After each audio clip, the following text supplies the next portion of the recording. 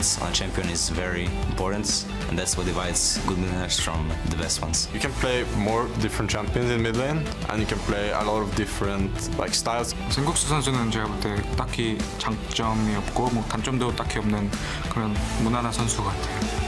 There's generally players that plays aggressive but smart, and then there's the players that just plays aggressive. Right now, the only guy that I think is same level or better even than me is Perks. I believe that Betsy is a really strong mid lane at the moment, probably one of the strongest. He's really good at pressuring the enemy, and he knows how to trade properly, which is really important. Fabian plays pretty much everything. It's very hard to outban him or outpick his champion. I don't think I'm much different than the other mid laners, like people who have a wide champion pool. 유럽 미드들이 물론 저는 2부에서밖에 안 해봤고 이제 처음 1부로 온 거지만 유럽 미드들은 되게 잘하는 것 같아요. I'm pretty proud because there are so many legends in EUS.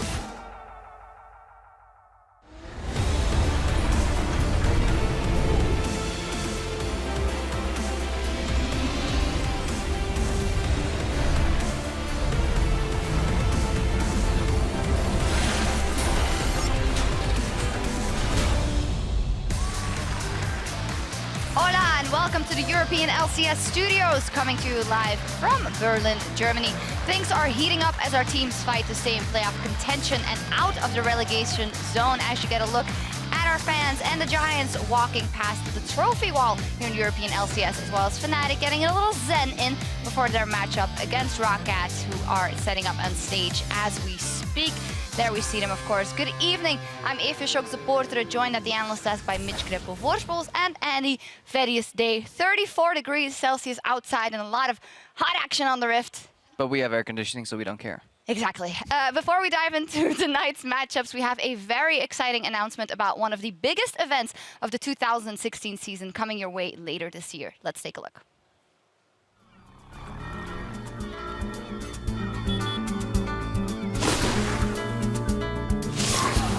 I don't know. He's got to fire. We will be closing out All Stars as your champions.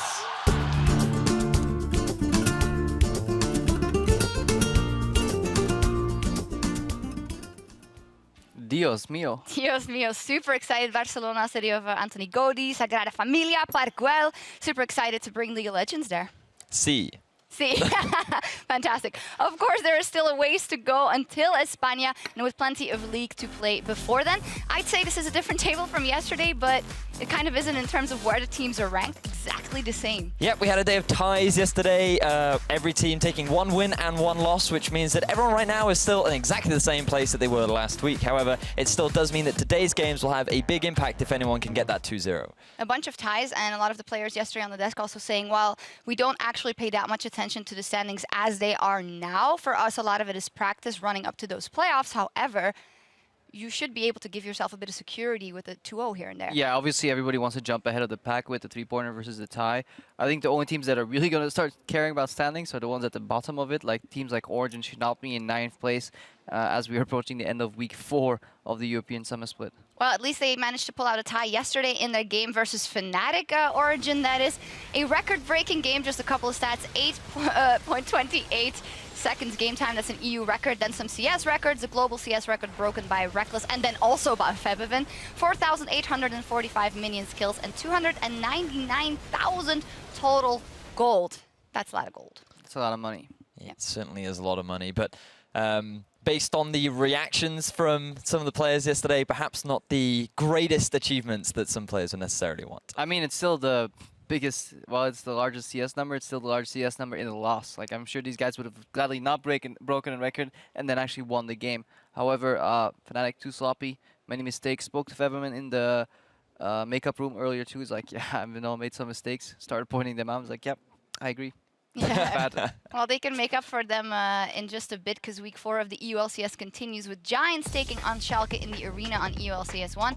And Roccat will battle it out with Fnatic in the studio on EULCS2. And then later, Vitality will load into Drift against G2. And Unicorns of Love are going to face H2K. I think the Giant Schalke one is actually going to be a big one in terms of standings because Schalke are trying to solidify themselves in something like that 4th place spot, trying to contest with the top 3 teams right now, whereas Giants, they're on the cusp of moving down into the bottom 4 and sitting in that top 6 playoffs. Yeah, very close matchup. I have my eyes on Vitality versus G2 Esports because I think that's going to be a fantastic match casting-wise. Definitely looking forward to that one. Why is that? It's me and Sifa. Ah. Watch it. All the rap references coming in. As always, after our final match of the day, we'll be jumping into the post-game lobby with a special guest, Senkux and Power of Evil, as mid-lane week continues. That's for the end of the day, but we still want you to hop on Twitter and send us in your questions for those guests at LL Esports with the hashtag AskAMidlaner. Anything from advice to compliments to anything What you do want you to eat know. for breakfast? What do you eat for breakfast? I would like to know what Power of Evil eats for breakfast, so maybe somebody can tweet that in and get that on the show. Yeah, let's do it. Now, let's dive into some more serious matters. The first matches of the evening, starting with Schalke versus Giants in the arena. Schalke had a matchup versus G2 yesterday, and they managed to beat them out in one, which is a very important win in the end for them, and Steve played a pivotal role in that victory. Yeah, he certainly did. He went wild on that Olaf in game 2, and overall Schalke definitely doing a great job of punishing what was somewhat big mistakes coming out from G2, to be fair, and it was just a very impressive performance from Schalke. Yeah, G2 they're continuing their low econ top style, which is fine, but it needs to be kind of supplemented with a lot of communication.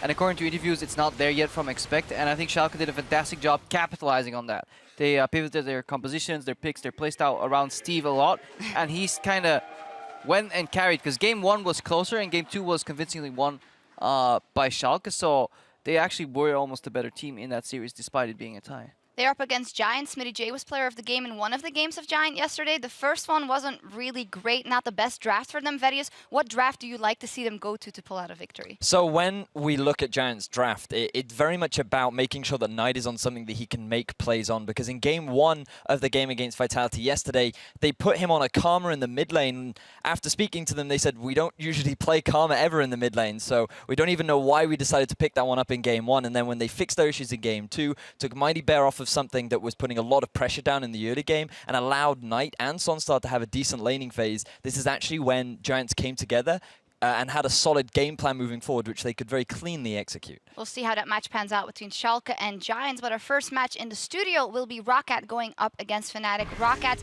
as said, they have been struggling with their early game yesterday, a tie versus the Unicorns of Love, and in the post-game interview with Betsy, also said, well, I take a lot of that on myself and Arax, the fact that those early games aren't going well, and even the late-game team fights aren't going well at this point. And then I asked the question, these two players have been playing together for so long, how come it is so up and down? I mean, one of the potential explanations for all this could be that Roccat used to be honestly a pretty bad team with a strong core, which was then Roccat and Arax and Betsy together, trying to play from mid and just carrying. So they knew what was going into the games. Like, these guys are going to play together. They're going to try and carry. We're going to not pay any attention to top or bottom lane. But right now, actually, Arax has a slightly better top lane and a much better bot lane that he can play around. So he actually needs to start making decisions. And from what we've heard and kind of seen, Arax is a bit of a rigid player. He likes to wait the game to go the way he wants it to. He has it planned out in his head, and when sudden changes happen, or when he needs to kind of go into a too large of a decision tree, he kind of melts down and gets caught overextending sometimes. And I think that's what's making them suffer right now. There's sadly too many options for him, and he's taking the wrong one too often. Yeah, that's an interesting way of looking at it. They're up against Fnatic. Where do they end now? After, you know, a top 2 team or a number 2 place team, but then they have that first 30-minute game versus OG, everything as planned, and then that slugfest, breaking all records, but not leaving us with the best feeling about them after that performance. I think Fnatic are fully aware of what went wrong in their game against Origen, and moving into today, we heard a lot from Featherman about how he took a lot of the responsibility on himself, and I think that he's a lot more motivated today and a lot more driven, and I think Roccat having to deal with this very powerhouse Fnatic that are coming into day 2 thinking we have to have a better performance, I'm a little bit worried for Roccat. I think the game goes easy for Fnatic if they draft something with more crowd control too, though. Sometimes these low engaged comps are very complex, and Fnatic, given that their style is erring on the safe side of things, it makes it very hard for them to play if they get slightly behind. And they're really good at stalling on games, and they play kind of efficient League of Legends, but I think they're better off with some crowd control. Small example is talking to Reckless again before today's matches. He was like, yeah, I wish I built Iceborne instead of Triforce. And I was like, yeah, I agree, because I was whining about that for like 20 minutes during the cast. So they definitely need some more slows and some hard CC to make the game a lot easier for them. How will it go bottom lane and top lane? As we said, obviously in the top lane, Gamsu, who we're not 100% convinced about, isn't a bad player up versus Rakat Perang, who has been starved out. Might that be a window? Yeah, I think Gamsu can definitely beat Perang up, and I think individual matchups, Fnatic just have the edge overall, and they have the better macro. I don't see this becoming anything else than a 2-0 for Fnatic. Okay, Fetty? It's interesting that you bring that point up, because looking at Rocket yesterday, the gold distribution was unbelievable with how many resources they actually invested into Steelback and how much they starved out Perang. So if looking into this game, we're going to have to keep our eyes on if Steelback can put anything up against Rex. Yeah, I do believe our casters are going to say a bit more about that as well. Our teams are setting up for picks and bans now, so it's time to say hello to our casters. Hi there. Hello. Hello. Hello, Shocks. Only Shocks, not only not Shocks. the Rest of you, not for you. I'm Daniel Sifa Dracos. This is the Dashing Martin Official Lunger, and we're getting ready to kick off our first set of games today here on the arena. Of course, Giants versus Schalke, no fear. And before we jump into this game, let's take a look at those lineups. On the blue side starting out today, it's going to be Giants. Of course, for them in the top lane, Smitty J. It was his birthday yesterday. Things may be a little bit harder today. Jungle Maxlor, mid lane Knight, 80 carry Sonstar, their support Hustlin, and of course, Coach Lozart. Of course, is a mix of course and Coach, which is perfectly fine. I like that you're mixing it up. One thing we don't see from Giants very often is mixing up things, except for yesterday in the draft. Which was the karma. Which was we the karma. weren't really excited about overall. And I think there's nothing wrong with sticking to comfort picks, sticking to one style of composition that you are comfortable executing, and it has worked for Giants. Yes, because when Giants do well, it's that holy triangle on the top side of the map with Smitty J, Maxlaw, and Knight together, who kind of carry Giants through the early to mid game into teamfights where Sunstar can then start becoming a bit of a carry. But that's Giants. They are playing against Schalke today on the other side with Steve up in the top lane, funny enough. We knew that was going to happen. I never get tired of Gilius that. in the jungle. Fox is the mid laner. Rallis the 80 carry. Spruttle support. And Nif behind the team. A coach who is honestly getting smarter and smarter when it comes to his drafts. I think Schalke this split has had some pretty good pick and ban phases. But I do think this team kind of lives or dies by Gilius. And it's something that we have said a lot, but I think that you're completely right in that. First week we praised this guy a ton. He suffered, his performances have been a little bit inconsistent. And when Gilius does well, when he gets other members of his team ahead, the team does insane things. We saw yesterday, I think a 10 CS lead generated for Steve on that Olaf after just a single gank from Gilius defined the pace of that game for them. Yeah, and that's the crazy thing about Gilius here as a player, because it's not only how Gilius needs to carry for him to do well, because I actually don't think he needs to go like crazy in the early game for Schalke to win. It's more, I don't want to see him have one of these really bad games. Like, he tends to go from either 10-0 or 0-10. I think if he plays less of a carry role sometimes, not as greedy in the way he plays, and kind of just follows the team around on the map, like always play to the strong side where he's needed instead of trying to invade and be the hero. I actually think Schalke becomes a lot more consistent. But then again, maybe from time to time they need him to go 10-0 because otherwise they would lose to, let's say, one of the absolute top teams in Europe. But I think Schalke needs to aim for the consistency, because I think they are actually a top 5 team right now. It's just sometimes you get these games where, especially Gilius, just falls down completely and then everything falls apart. Well, it's interesting that you say it, because we've seen this guy, I mean, on Elise, just carry games, single-handedly carry games. But yesterday, in their first game when he played Lee Sin, went for these crazy flashy plays. All the setups looked amazing, but when we look how the team fight actually unfolded, it never really seemed like the right choice. Game 2, he pulls out the Rek'Sai, much less exciting, but does exactly what the team needs, and they're able to pull out a win. And that's the style I want to see. But pick and ban here, Sifa. The first ban was one we talked about before we went on camera, because we didn't want to share it with you guys. It's only for me and Sifa. Elise ban versus Gilius. No, I think we share it now. Now we share it, that's true. A lot of priority placed on Gilius in the pick ban phase. Of course, taking usually these early game champs away, or the Nidalee away, or the Elise rather, Nidalee the other early game champ that he really likes. Olaf also being banned away from Steve. I think no surprises there after those performances yesterday. And Schalke, I feel like with some targeted bans of their own. Vladimir, of course, very standard, but the Azir, that's the Knight special at this point in the season. And I would like to see Trundle being banned as well. from Schalke. I think like that's been Smitty J's best champion. I think Azir has been Knight's best champion. So I would really like to see those bans. Unless Schalke feel like they can kind of bait that Trundle first pick and then get 2 power picks like in Italy potentially in their first rotation, because it is open. With these bans, Giants does not want to risk a last pick Swain, a pick that worked really well for Schalke yesterday against G2. Yeah, we saw Fox get ahead and just start shutting perks down completely everywhere. I think didn't even die in that game. I believe 6-0-6 is scoreline overall. Absolutely one of those champions that when you give it a lead, it feels impossible to win a game against it. Definitely the thing about Swain and why so many people like him and so many people hate him, because he's a snowball champion. Now, I was just about to say, if Schalke does not ban the Trundle, I'm almost guaranteeing, and now I'm putting myself out there, a Gnar pick from Steve against it, because they know Trundle will be first pick for Smitty J. It is far and away his best pick in the top lane. And we talk about that triangle for Giants, Smitty J, Maxlaw, and Knight, always doing well together for Giants when they do win. Often it's because they have champions like Trundle who can snowball out of control and just take over the game, like we saw yesterday from Smitty J. And well, we saw it against OG last week as well. Smitty J, of course, overall, 5 games on this champion, 3-2 his record, but his last 3 games with Trundle have all been wins for him. We saw him consistently being that split pushing threat, looks incredibly comfortable on this champion. I think an excellent comfort pick to prioritize, but the downside is that you're now leaving over some comfort on the side of Schalke as well. And I mean, we'll see what they actually end up locking in, but they should. Definitely would be a smart choice here if they want to finalize this, and they will. Jhin as well as the Nidalee locked in, so comfort for Gilius, and it feels like a little bit of a denial pick away from Sunstar as well, who had a phenomenal Jhin performance yesterday. Yeah, obviously Sunstar likes to play Jhin, but Rallis was kind of the first of the cool kids this split to really start bringing out a lot of Jhin. Obviously Reckless introduced the pick all the way back in Spring Split, but again, this is what Schalke have been doing. That's why they left the Trundle open to bait it as a first pick and then get the best available jungler for Gilius, where you can have a lot of early game impact. And of course, this Jhin pick, a lot of teams in Europe really value Jhin now as like an ST80 carry. A lot of them were like debate, is it Caitlyn, is it Jhin, as like the most focused AD carry. Right here, Caitlyn is open, she's available. And they still value the Jhin above it. You are Schalke right now. Really interesting. Maybe prioritizing the denial pick there, but there's also some pretty good makings of a poke composition already coming out from Schalke thus far. Of course, Nidalee Spears, as well as the potential for that long-range engage coming in for Jhin. And we know they like to run these long-range compositions. When they've been playing Jhin before, they always paired up with a mid laner who's very long-range poke. So we've seen Azir with it, we've seen the Varus pick with it as well.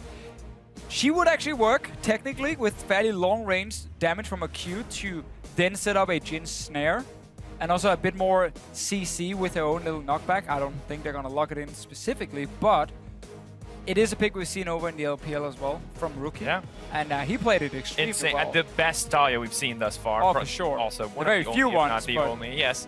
But hey! I want to jump in. There's the Gnar. As the Gnar does get locked in here, as we wait for Fox's pick, looking at the opposite side, looking at Giants' composition. First off, Freljord themed, can approve of that. Can't imagine that's what they're going for or what they're building around here, but getting the Ash. Is that not how you make comps right now? Because I know the pro players love the lore a lot. You know, they're like super into it. So Lissandra, Sejuani have to be the final 2 picks here for lore. And it would fit. That's a mid laner, that's a jungler. They all both offer engage against this poke comp from Schalke with the Jhin with the Nidalee. You're supposed to pull me back when I try to go into the lore. You're not supposed to follow me into the abyss that is lore references. They're obviously not going to pick that, but it would technically fit as a team comp. Like, Lissandra is a good pick, so... Yeah. But looking at this, they have, once again, kind of a more utility-focused AD carry for Sunstar, or at least some utility options for that long-range engage. But now with the Gnar locked in, as well as the Thresh coming in for Spraddle, it seems like Schalke, an interesting composition of their own, a lot of pick potential here, and how does the Gnar really fit into this equation? Gnar is mainly picked because he's a fantastic counter to Trundle up top lane. We talked about Lissandra, by the way. They're so close. This thing's on a blue theme, at least. And then, it kind of counts as well. This is why we don't talk about But Bro. yes. So Gnar again is mainly just a strong counter pick to Trundle. Gives you a winning lane up in the 1v1, and also is a very strong team fighter. And obviously when you run these Jhin comps, very often it's like 1-4 compositions you build around it. Because you don't want to put Jhin in a side lane too often. And you want to pair him with a mid lane who has long range damage himself to make sure Jhin can then apply the W and you can kind of poke people away from towers. So He doesn't fit that well in 1-3-1 comps. He does really well in 1-4 comps, and that's where Gnar is your winning lane now on the top side versus the Trundle to stop the split push. Obviously, Giants is going for full-on split push with the Ryze in one lane, Trundle in the other lane. This is a really interesting adaptation coming in from them with the Ryze pick, most likely for Knight in the mid lane, as well as the Hecarim jungle. We saw G2 pull this out yesterday, and it really did not work out for them. What is the theory behind Hecarim jungle? Why is this even a priority for Giants? I mean, first of all, Hecarim jungle has been doing really well in scrims. When we had Febivan talking about it yesterday on the desk, saying like this pick, also his perks, saying it's done really well, and that's why people are like picking it more and more. But as a pick itself, it offers engage. It's a tank as well. Great clear speed once you get a few levels. He can be abused early, which is where he can struggle a little bit. But once he hits level 6, really, really strong overall tank. And if you are Giants, you see what we're seeing and like, oh, is that a Jhin in Italy? So that's a potential of a siege composition. Well, we need engage. Hecarim is engaged. Ashe is engaged. Follow-up from a Braum. Like, Giants are basically just drafting around the fact they need to be able to engage on Schalke. Absolutely. Follow-up from a Trundle as well with the Pillar if you ever do get a good engage. Ryze with the chain CC. Braum as well with that ultimate. So effective when someone has already been locked up. Great for that chain CC. But the final pick now coming in from Schalke with these compositions is that Cassio for Fox in the mid lane. Opts for the cleanse, smart choice, but this is a really interesting pick. Again, this is a pick that, together with Jhin, is extremely effective when you're sieging on towers. And that sounds weird, Cassiopeia sieging on towers. She's not like a poke champion per se, but her new W, because it covers that massive area, you just put it next to the tower, and basically you can't step close to last hit minions anymore. Like, you can't wave clear anymore properly. If you step into that poison, you get Jhin W'd straight away, and you just get poked and you're gone.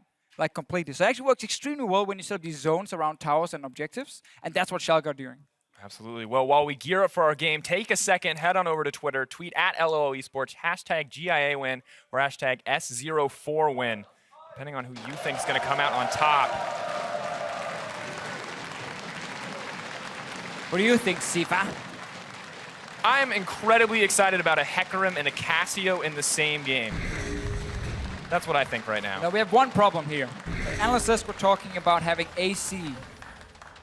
I don't feel like we have the same here at the caster desk. I am at least getting a little bit sweaty here.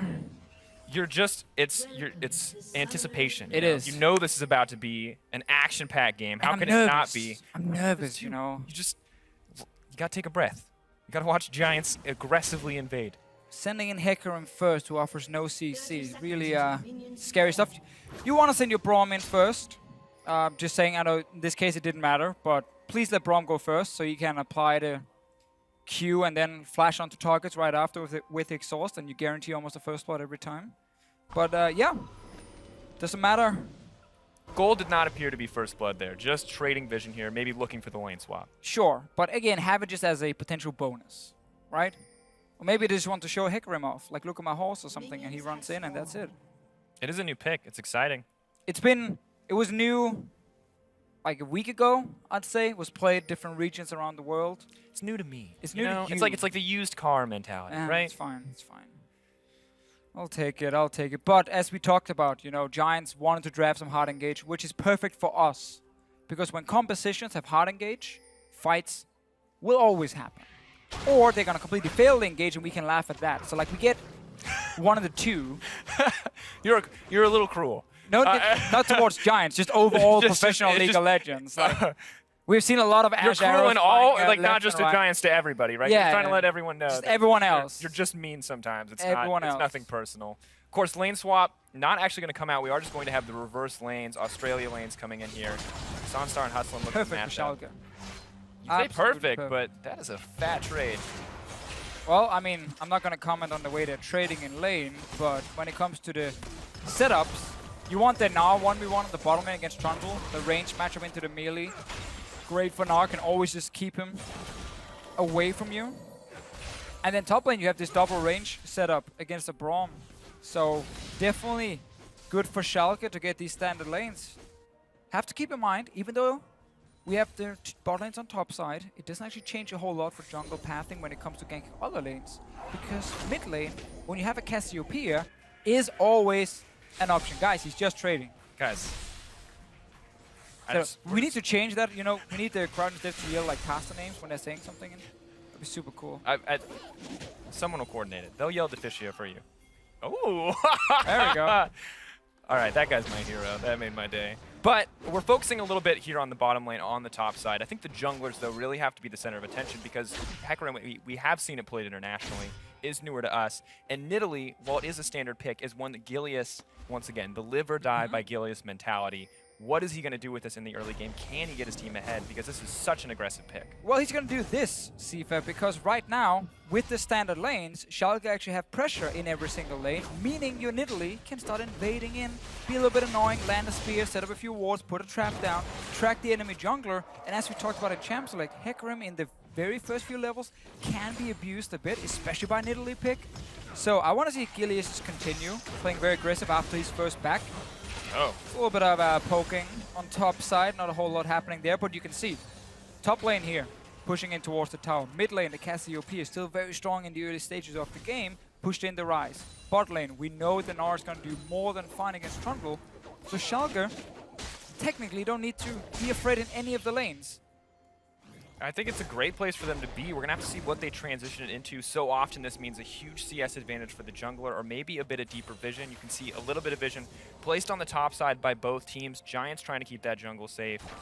And the Schalke in a similar boat, just trying to make sure that this duo lane, Jhin kind of vulnerable. You know, no escapes. Want to make sure that there's not going to be any surprise appearances there. But you really want to hit level 6, you know, on Hecarim. Get level 6 on Ashe as well. And then you can start really ganking this 2v2 lane like Thresh as well. He's great if you engage in the AD carry and he gets to step back and land on you. But if you just hit him, he's fairly squishy. He just dies, like instantly. He does nothing then.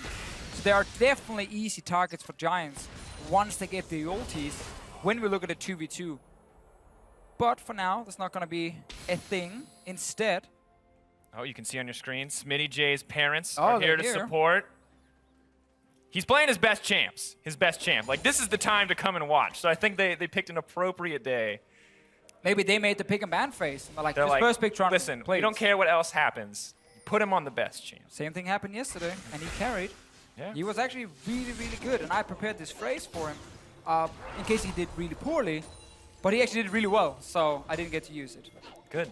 Yeah. Good. But right now, in this matchup, he actually should be losing a lot, so maybe we can use it later. True. And of course, 31 to 44, the CS differential. He's going to make up a lot of that under tower, but still at a pretty decent deficit early on. And Gilius just continuing to be kind of obnoxious here, putting in a little bit of deeper vision. Hasn't gone for any plays quite yet, though. No, he's been playing it very safe, honestly. Just been kind of warding the jungle to find max low, but again, you're not that afraid of the Hecarim just yet. Also, like Thresh, when Hecarim comes pre-6 and he charges towards him, you can actually just flay him, and he won't manage to hit you and knock you back. Just as ways you can stop the ganks early on. But for now, again, not a whole lot is happening. Schalke winning slightly in like mid and bot lane in this case. And that's fine for them, because if you are Schalke, you're actually kind of waiting for Ghostblade to be completed on Jhin, and then you can start grouping together with the Cassiopeia, and you can start forcing plays at dragons, at towers. Look at that W, by the way, where every time it comes down. Massive zone you cover. You can almost cover the entire river here. So if you are setting up for dragon first, you put down the Cassiopeia W, it's very hard to run at her. And of course, the grounded effect from that ability is going to make it difficult as they push forward in the game, especially if Fox is a huge damage threat, because if he can just hover on that range, stay away from the Rise, Rise isn't going to be able to flash in aggressively if he wants to, as long as Fox is careful about setting up those zones of control. I do think Thresh is a little bit of a weird choice here as a support pick, if you want to criticize anything.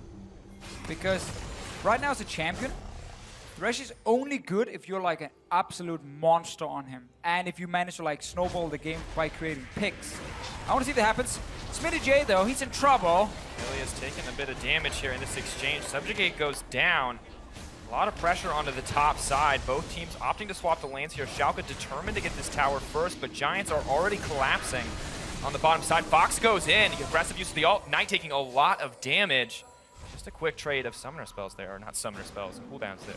But I think Giants, they managed to reach this tower a little bit earlier, already pushing it down. So yes, they lost flash on Smitty J. Still getting a tower and can take a dragon right after if they want to, because it's so even in terms of how fast they're killing these towers. Can also just say, you know what, it's an Ocean Drake, we don't value it that high, and instead just go back to our top lane. Make sure you always maximize the farm instead. But I think taking dragon is good, so I like this choice. Ocean Drake in the early game is very powerful as well. So it's a good swap by Giants, because they managed to swap very quickly and then actually reached tower before Schalke did. So even with smittyj losing flash, which you can then argue, should he have been there in the first place? No, he shouldn't have.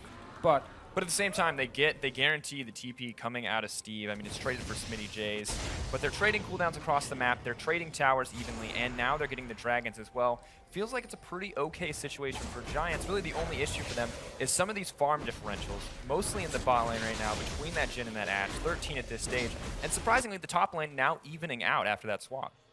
well, for now, keep in mind Steve is sitting with the wave right now, getting to push that out. Actually, will even out, you're right, because he will push down towards smittyj.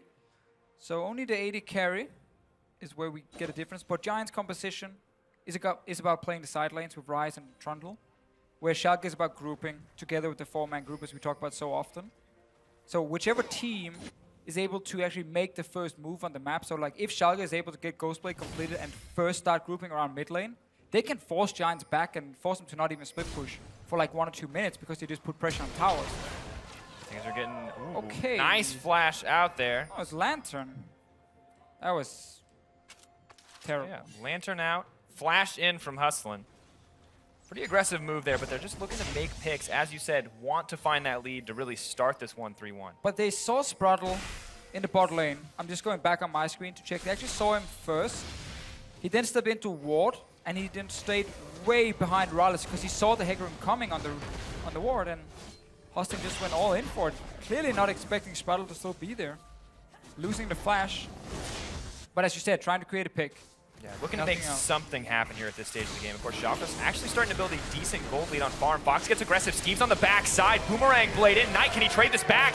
Doesn't look like it. First blood drops. Maxlore, is he next on the menu? Yep. Double kills. Back-to-back, picked up by Schalke. Steve, we just talked about how if Schalke gets the group first around the mid lane, they can really create some sick picks here.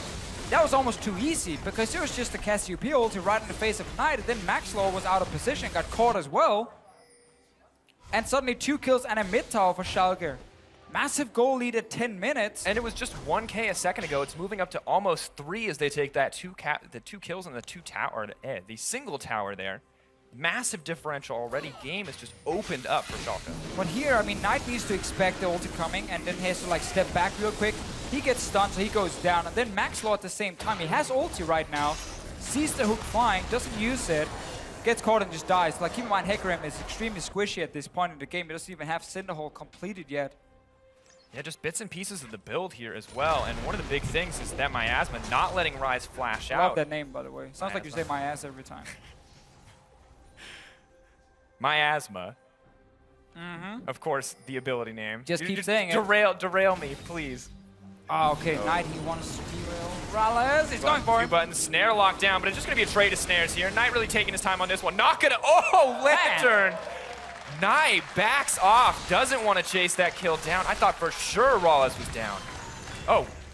Lands instantly. It's just blood across the map. Maxlore looking to make something happen. Good sidestep from Fox. In comes Gilius to back up his mid laner. Maxlore grounded briefly. Giants backing off. They're trying to make something happen, though. They want to get back into this game. But right now, Schalke is mechanically outplaying Giants in all these small skirmishes. He always manages to either sidestep or have a guy nearby who can quickly join in, know how to buy enough time. Spruttle twice now saved Mr. Rallis with the Lantern. In the right place at the right time. And now you have these first items completed. If you are Schalke, Morello's there, Ghostblade is there for Rallis. You can start grouping together with the foreman like we saw before and really create some picks because Giants, they need this Ryze to have full pressure in his side lane. Ryze really shines in the mid game. He's actually not that insane in the late game anymore because his damage is so hard to deal and you need so much time to deal enough damage as a Ryze. Too many things can stop you and force your way, stop your entire rotation. So he's really good in the mid game. Give him Rod of Ages, give him his Xeraths, give him Void Stuff, and he will be a monster. But mainly in the 1v1s, in the side lanes, and then if he can TP flank.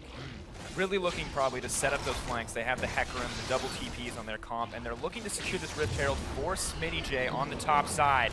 Talk about how frustrating that Gnar versus Trundle matchup can be with the range advantage. Rift Herald will help out a decent amount here. And it's really just a question of, will this alleviate a lot of the pressure that is currently in the top lane for Schalke?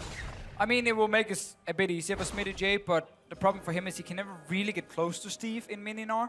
So it won't really save him like that. Instead, Schalke is setting up a pick on bottom side. Knight, he's going for another one. He took the bait. He's going to get locked up. Sure to fall here. Mid laner for Giants not having a good game as Schalke read him like a book. It's, again, because Schalke have this goal lead, have this advantage on the map, so they can always be proactive. They're always the ones setting up the plays. Knight steps just, honestly, near the river, and it's like, yeah, you're now overextended, we're gonna go gank you because you're top laner. It's not really a threat for us because we have Gnar.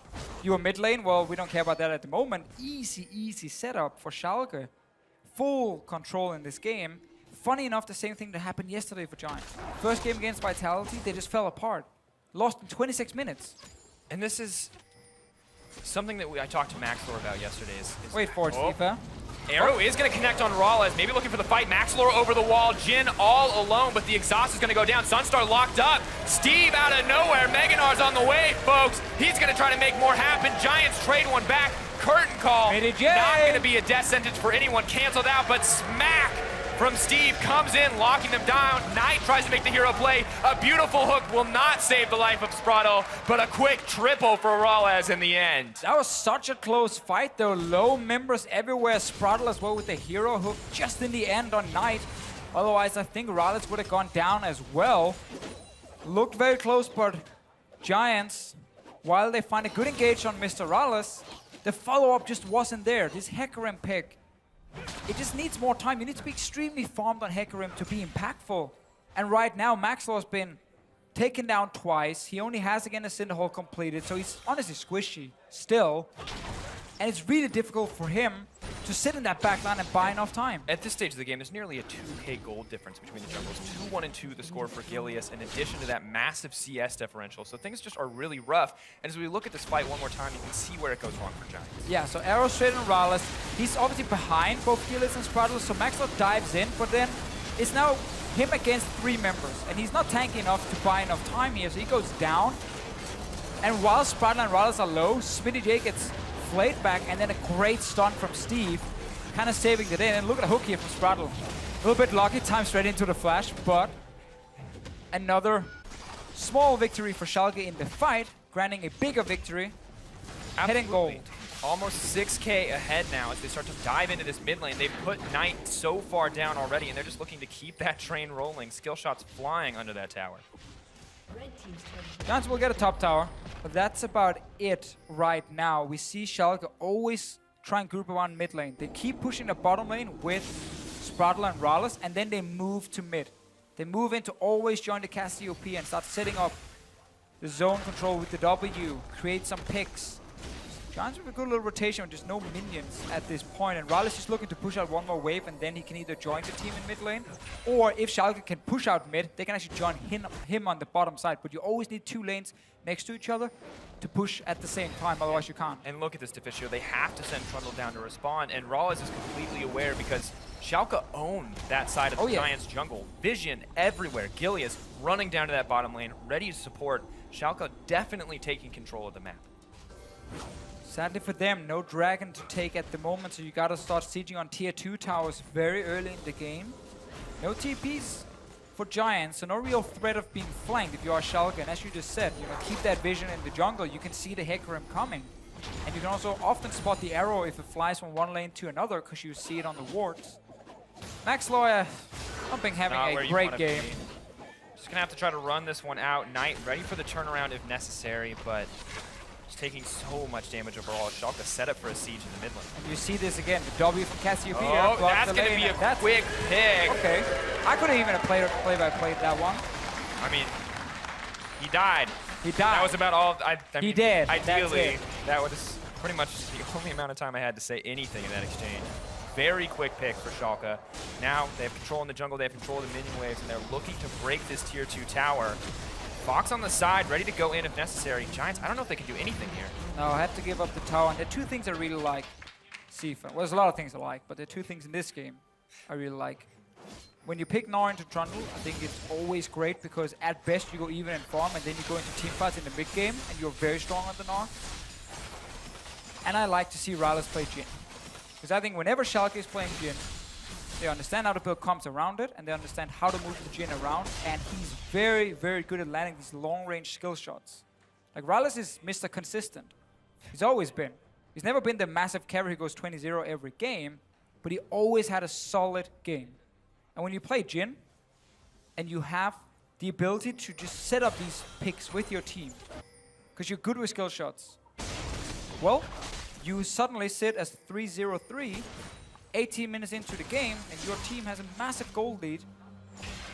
And this is one of the interesting things is I really like, as you said, this sets up for Rallis to be Mr. Consistent, but it also helps Gilius be consistent, which has been that huge point that we talked about at the start of the game, because Nidalee, much easier for her to get those kills when she has the snare follow-up across the map. We've seen Gilius be a massive threat in a lot of those bot lane exchanges, and really just feels like a much better team effort coming in from Schalke this time around. And exactly as we talked about before the game, we have a situation here where Gilius has not tried to be a hero on his own.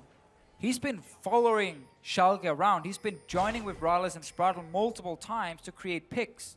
And he's been getting his kills in team fights, or that one gank in the bottom lane. He's not been like invading and solo killing Maxlaw. He actually played it very safe. He was like running around river, just warding in the entrance, and then he just backed away.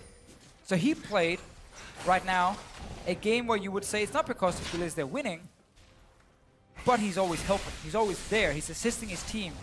He's making sure Rallis can always farm, and Sprattle got a call. Sprattle, chain CC comes in. Sprattle's gonna drop. Giants picking up their first kill, but the fight's not over. Steve into the back line. Meganar on the way. Smacks Smitty J into the wall. Fox burns down one member. The 2v1 for the mid laner, and Schalke just ripping through Smitty J on the back half. Rallis, so much damage. Sunstar, what are you doing? Burns down. Is that another ace coming in for Schalke, and a triple for Fox? I mean, this fight looked so good for Giants at first. Managed to create a quick pick on Sprattle, and Knight even got a great flank. And then Schalke turns it around completely. Gilius even managed to win the 1v1 duel like at the red buff after, let's say, 20-minute Baron. I think this is the earliest Baron we have seen in the EULCS this split. It literally just spawned.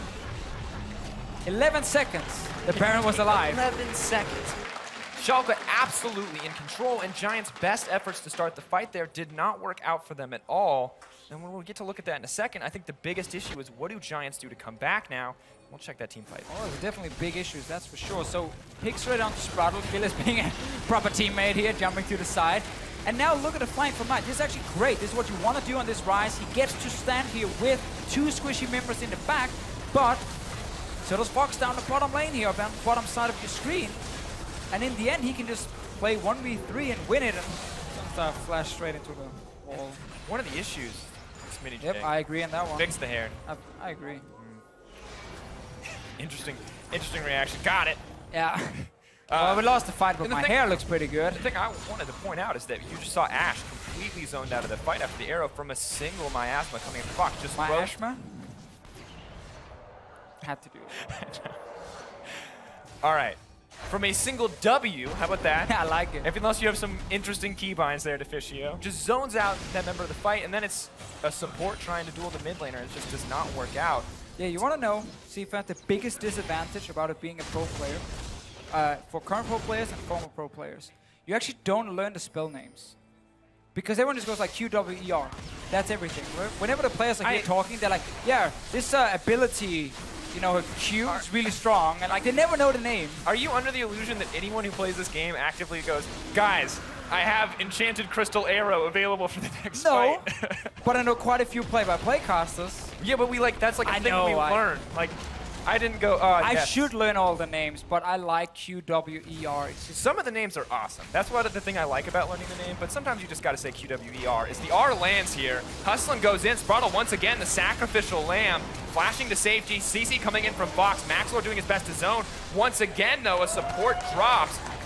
Gilius suddenly in the backline, Steve running forward, no Meganar available, but he does so much damage. Pop! Oh. My God, double kill coming in for Rallis. Snare to back it up. He's the man of the hour, and Giants set to fall once again. Sonstar not even gonna get the return kill. Schalke controlling the pace as they look to break the inhibitor line. Such a good game, Sifa, from Schalke every single time. Multiple members showing up here, the Cassiopeia pick, great ultis, even from the early game. 22 minutes in, they're pushing for next turrets. maybe to end this game. Hustler doing what he can to defend. Steve jumps forward aggressively. 22 minutes in, Rawless burning through the towers. I think they gotta run. Sansar takes so much damage from that spear, but Schalke backing off. Have to be happy though. Get the fight, get the dive. We can watch it one more time. Giants still trying to make things happen. And this, you know, it all looks a bit fancy. You hide behind the wall, you fire an arrow, but the problem is you're running 5 members straight at a Cassiopeia now. And your comp needs to flank to win these. But again, obviously we are in a situation where Giants are really far behind, so these fights will never go exactly the way they want them to go, and Rawless with some great snipes in the end, and rest of Schalke diving in, getting the kills. And that's the thing for Giants, right? They would have loved to play split push in this game. They would absolutely love to put Ryze in that side lane, but they tried. They were already behind when they did it, and he got ganked and died. So they basically said, you know what, boys, we can only fight our way back. We have to just pick some crazy team fights, try and outplay Schalke. If we fail, well, we would have lost anyway. Once you fell behind and you messed up in the early game, Giants in this composition, like when you play Ryze, he is so bad when he's behind. You just have to try almost, and that's what they've been doing, and that's why it looks even worse. And Rawless now eats the arrow. No follow-up going to come in here from Giants. Not in range for that one. SmittyJ locked down, potentially in trouble. Curtain call hits one, hustling. Body blocks for the team, but Knight's on the side. He's dueling the mid laner. Fox looking for the 1v1. Oh my god, the Cassio damage is insane. Steve, he's going to miss the ult. SmittyJ flashes to safety. Exhaust drops. Cleanse in from Fox. Smitty going to fall. Fox playing cleanup. Rawless suddenly available. Saves the crit for style points. His Thresh is going to pick up that one, and hustling. Tail between his legs, just has to run back to base. Shortest game this season was 25 minutes. Fnatic Unicorns of Love. Well, they got to hurry then. Schalke maybe looking to set some records here. Was it 25 minutes exactly? Oh, I don't know that specifically. Because that's the big one here. 25:05. All right, 10 seconds. They're going to do it. They can do it. They got time. Let's see. Schalke on the way to close out this game. Fox taking a bit of damage here, but at the end of the day, the game will end, and the fastest game of the 2016 summer season now belongs to Schalke with that commanding win. Quick day at the office, Seifer, it seems, if Schalke can do this. We saw an 80-minute game yesterday. No one's having it today. No. Schalke is making up for what happened yesterday between Fnatic and Origen. Game 1, though, and again, I just want to say this happened yesterday in Giants vs Vitality. The first game was 26 minutes. It was even for like 5 minutes. Mistake. Vitality completely snowballed out of control. Yeah. Giants fell apart. They came back in the second game, and both Pulse and I, who were casting the game, were kind of like, ooh, they got stumped. Like, Vitality should be able to win that next game and show they're a better team. But then Giants came back, changed up the pick and ban phase, and played much, much better. So I don't want to count them out. But Schalke had a great game here and were way better than Giants. And I don't think we can count them out at all. What I want to see is more adaptation, as you said, coming in pick bans. And we saw them hover the Lissandra for Knight, and that has been an insanely good pick for Giants in the past. And while it may not have the most comfortable laning phase, while it may give up a little bit of pressure against that Cassio, who's just so terrifying, I still feel like it is the right pick for this team in that scenario, because Ryze hasn't worked out, Karma hasn't worked out, and with the 0 off the table, I feel like you need something that you know is going to be successful. But I think if you pick Lissandra in this game, compared to what Ryze wants to do, it's actually a lot of the same. You want to sit in that side lane in the mid game and push up and then have that TP. Either you TP flank yourself or people play around your lane and move to your lane and you dive, whoever is standing there defending.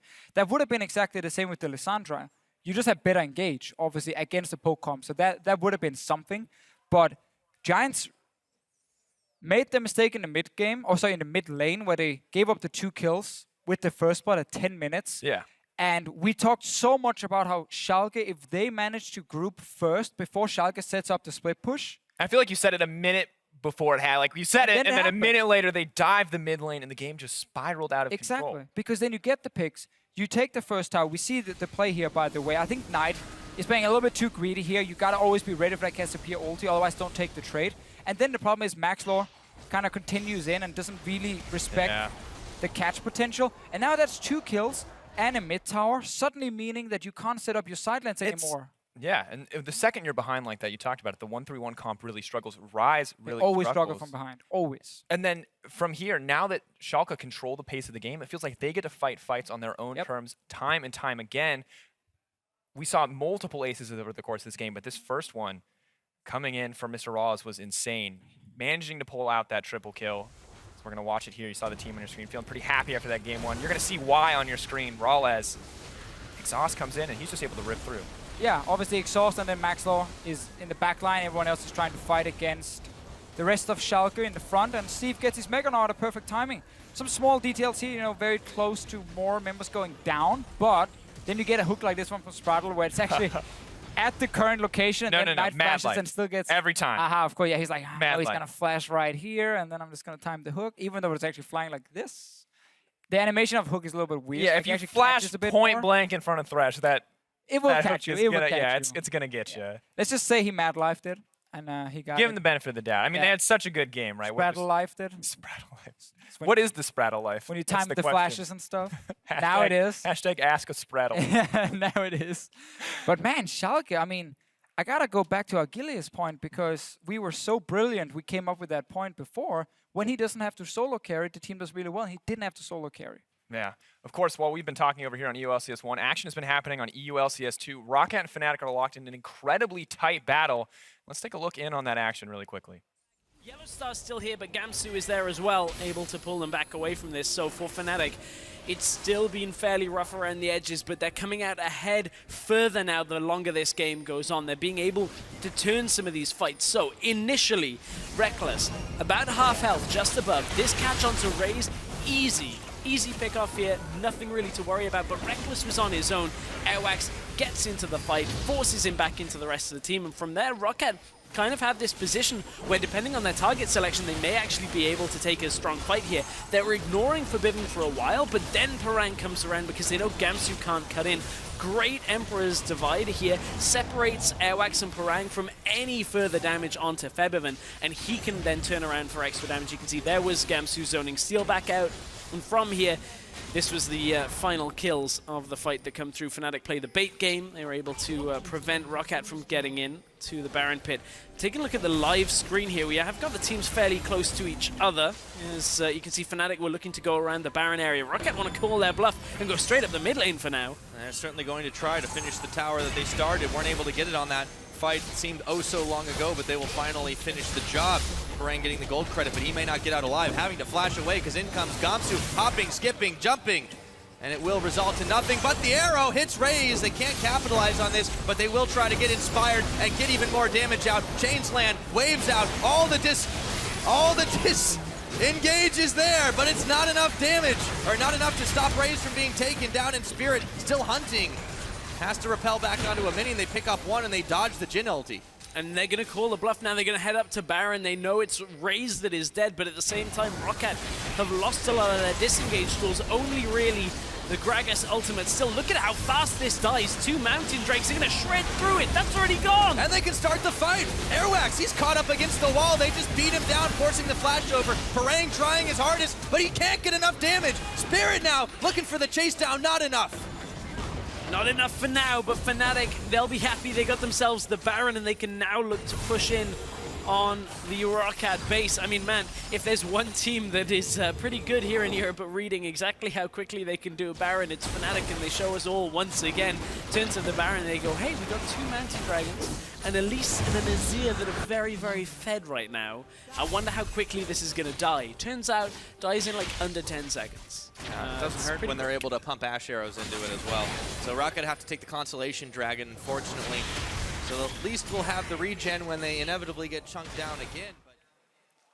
Really close. I mean, much closer game than we initially thought. Of course, Fnatic do look like they're taking control now. It's the EULCS, dude. Every single team can take a game off every single team. Which is the best and worst place to be. As a play-by-play caster, always exciting. I feel like as a color caster, you're like, how do I know? Sometimes you just want to have like a few top teams where you know they're really good and everyone else can try and copy them. But if every team is so close, you know, it's hard to know who's actually doing everything correct and maybe who's doing things wrong. Yeah. There's still a high chance Fnatic and G2 and H2K will win the games. Yeah. I think, but it's always, you know, in a situation where it can be 1-1 very easily. Absolutely, and I think it's a very interesting place for it to be. Of course, guys, if you want to catch the rest of that game, you can head on over to EULCS2. But here on EULCS1, it's time for us to take a quick break, and we'll be right back after this commercial.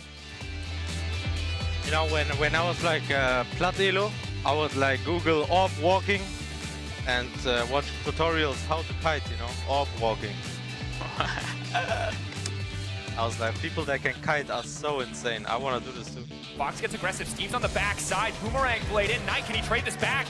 Doesn't look like it. First blood drops. Maxlore, is he next on the menu? Double kills. My God, double kill coming in for Rales. Snare to back it up. He's the man of the hour, and Giants set to fall once again. Sonstar not even gonna get the return kill. Oh my God, the Casio damage is insane. Steve, he's gonna miss the ult. Smitty J flashes to safety. Exhaust drops. Cleanse in from Fox. Smitty going to fall. Fox playing cleanup. Rales suddenly available. Saves the crit for style points. The fastest game of the 2016 summer season now belongs to Schalke with that commanding win.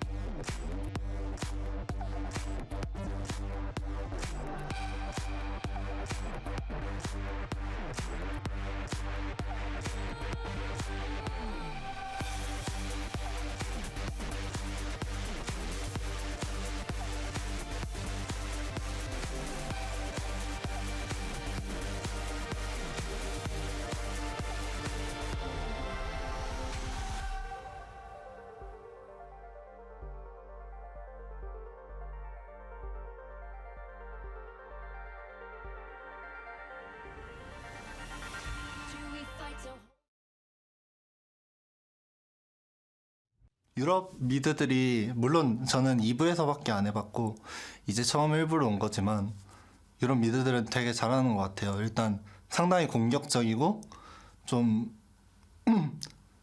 상대를 압박하는 걸 되게 좋아하는 느낌을 받았는데 한국은 아무래도 한 번 죽으면 리스크가 커서 웬만하면 수동적으로 하거든요.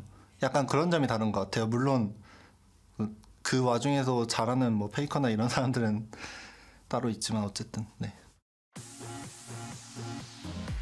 Welcome back to EULCS as Week 4 continues. Did he just say we don't have a faker in Europe? I see 10 fakers in the mid lane. Every game. Every season. Not every game, that'd be weird. Every game, 10 fakers. Why we got mid lane week, by the way. Of course, mid lane week. We're gearing up for our second game between SO4 and Giants. Of course, 1-0 so far for Schalke. And after that amazing performance, you talk about mid laners. Who more deserving than the man in the mid lane for Schalke? Fox for that player of the game. Man was an absolute monster on this Casio. And 6-1-8, I mean, I don't know if I'm eager to refer to every player in Europe as faker as you are, but that was an insane EU performance. faker, right?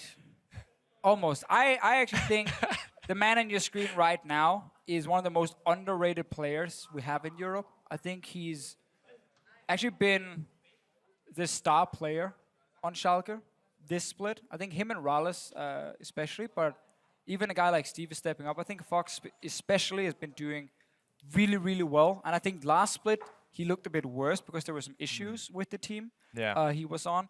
Now, he's been solid. He plays extremely aggressive in the lane, so he can take some of these champions who wants to snowball early and try and execute with it. I think he's really good, and I think he deserves player of the game here and the praise we're giving him. So, as we gear up for Champion Select here in Game 2, Casio isn't a super high priority pick. No. Do you ban it away? No, I don't think so. I was the last pick, keep that in mind. Now they swap sides, so you would have to blind pick it potentially this time around. I don't think you need to ban it after this one game. I think it is a fine pick. I think it's a pick we might see more of in this current meta. I don't think it's ban worthy. I think Vladimir is still up there. I think Azir, Victor, these picks are still much, much better. I would rather ban them away. Also, you got to keep in mind we have picks like that Jhin, which will probably be very contested among both these AD carries, because Rallis had a great game on it. Absolutely, and Sonstar had some great games yesterday, and the potential to set up those picks from so long range. The thing for me is it feels like in that game, Ashe was like a B-tier Jhin. Ashe does so much for a team, but in that game, the only thing it felt like Ashe did was launch arrows, and in that regard, the snare that came in from Jhin, such a short cooldown, still used in the same exact way to keep those fights going. Yeah, and obviously Ashe, once she falls behind, like Ashe is one of these champions like Jhin where you need to be proactive to be really impactful on the champion. Very hard to do anything once you are behind. Giants sticking to that Swain ban, clearly not feeling confident playing against it. I feel like when you're on red side, you can leave it open. Because now you give stuff like this, and I'm sorry, but I value Azir way above Swain. So unless Giants have like counter picks prepared like a Virus pick and they want to run like pick Jhin here. I would pick Jhin here if I'm Giants, and then take an AP jungler, either now or next rotation, and then last pick Virus as your mid laner, and you pick this poke composition that does really well against the Azir. I like the Elise. I don't think you had to take Aurelia here. I actually would have preferred Jhin. I do really like, I think the Elise is good for multiple reasons because you're taking Yes, away from I agree Gillies on as that well. You've already banned away the Nidalee, and I like that Schalke start with the Azir because it takes it away from Knight. But you're right, the Aurelia is a pretty big question mark. Still kind of a strong, potentially snowballing, split-pushing champion, which I like Smitty J on, Sure. but it's not one we've seen success on in the past. Well, I like the pick overall. I think she's one of the strongest top laners. I just don't think you had to pick in this rotation. If Schalke locks in Jhin and get to run a composition they have run before with Jhin Azir, you have the same setup we had in the last game, just even better for Schalke, because the very long-range poke from Azir combined with Jin's poke as well is so strong. And also Elise doesn't offer hard engage right now for Giants. I really think this is the correct choice from Schalke, and I think they're punishing right now Giants for not putting value on that Jhin in the first rotation. They could have gone Jhin Elise, which I think would have been great. Yeah, even if Jhin does get shut, I mean, like, whatever poor stages of the game Jhin has, you're not using him as your primary damage threat, right? He's there for the engage for most of the game, and it feels like a perfectly safe blind pick. Now they have the Gragas, they have the Jhin, and Schalke have the core of a very strong composition. 2 carries picked up, good engage, good disengage, zone control. This is just, feels like textbook good drafting coming in from Schalke. And not just a strong composition on paper, but for this team specifically, it's been the comps they've been doing really well with. So Giants are not only giving Schalke strong picks, they're also giving Schalke comfort picks, which is something they had in the last game with the Jhin as well, and combined with Cassiopeia in that game, worked extremely well for them. I think Braum here makes sense against the Jhin. Braum is not great though when it comes to blocking poke over a long period of time on the tower. He's very good if it's like, we're just about to engage, block the 2 shots coming in, and then we go for it. And you have a Giants lineup right now who does not have any hard engage, who has physical damage top laner, obviously a physical damage AD carry. So if you pick a Varus as your last pick, you're really stacking physical damage here against the Gragas and potentially a tank pick top for Steve. So that wouldn't really work that well for you.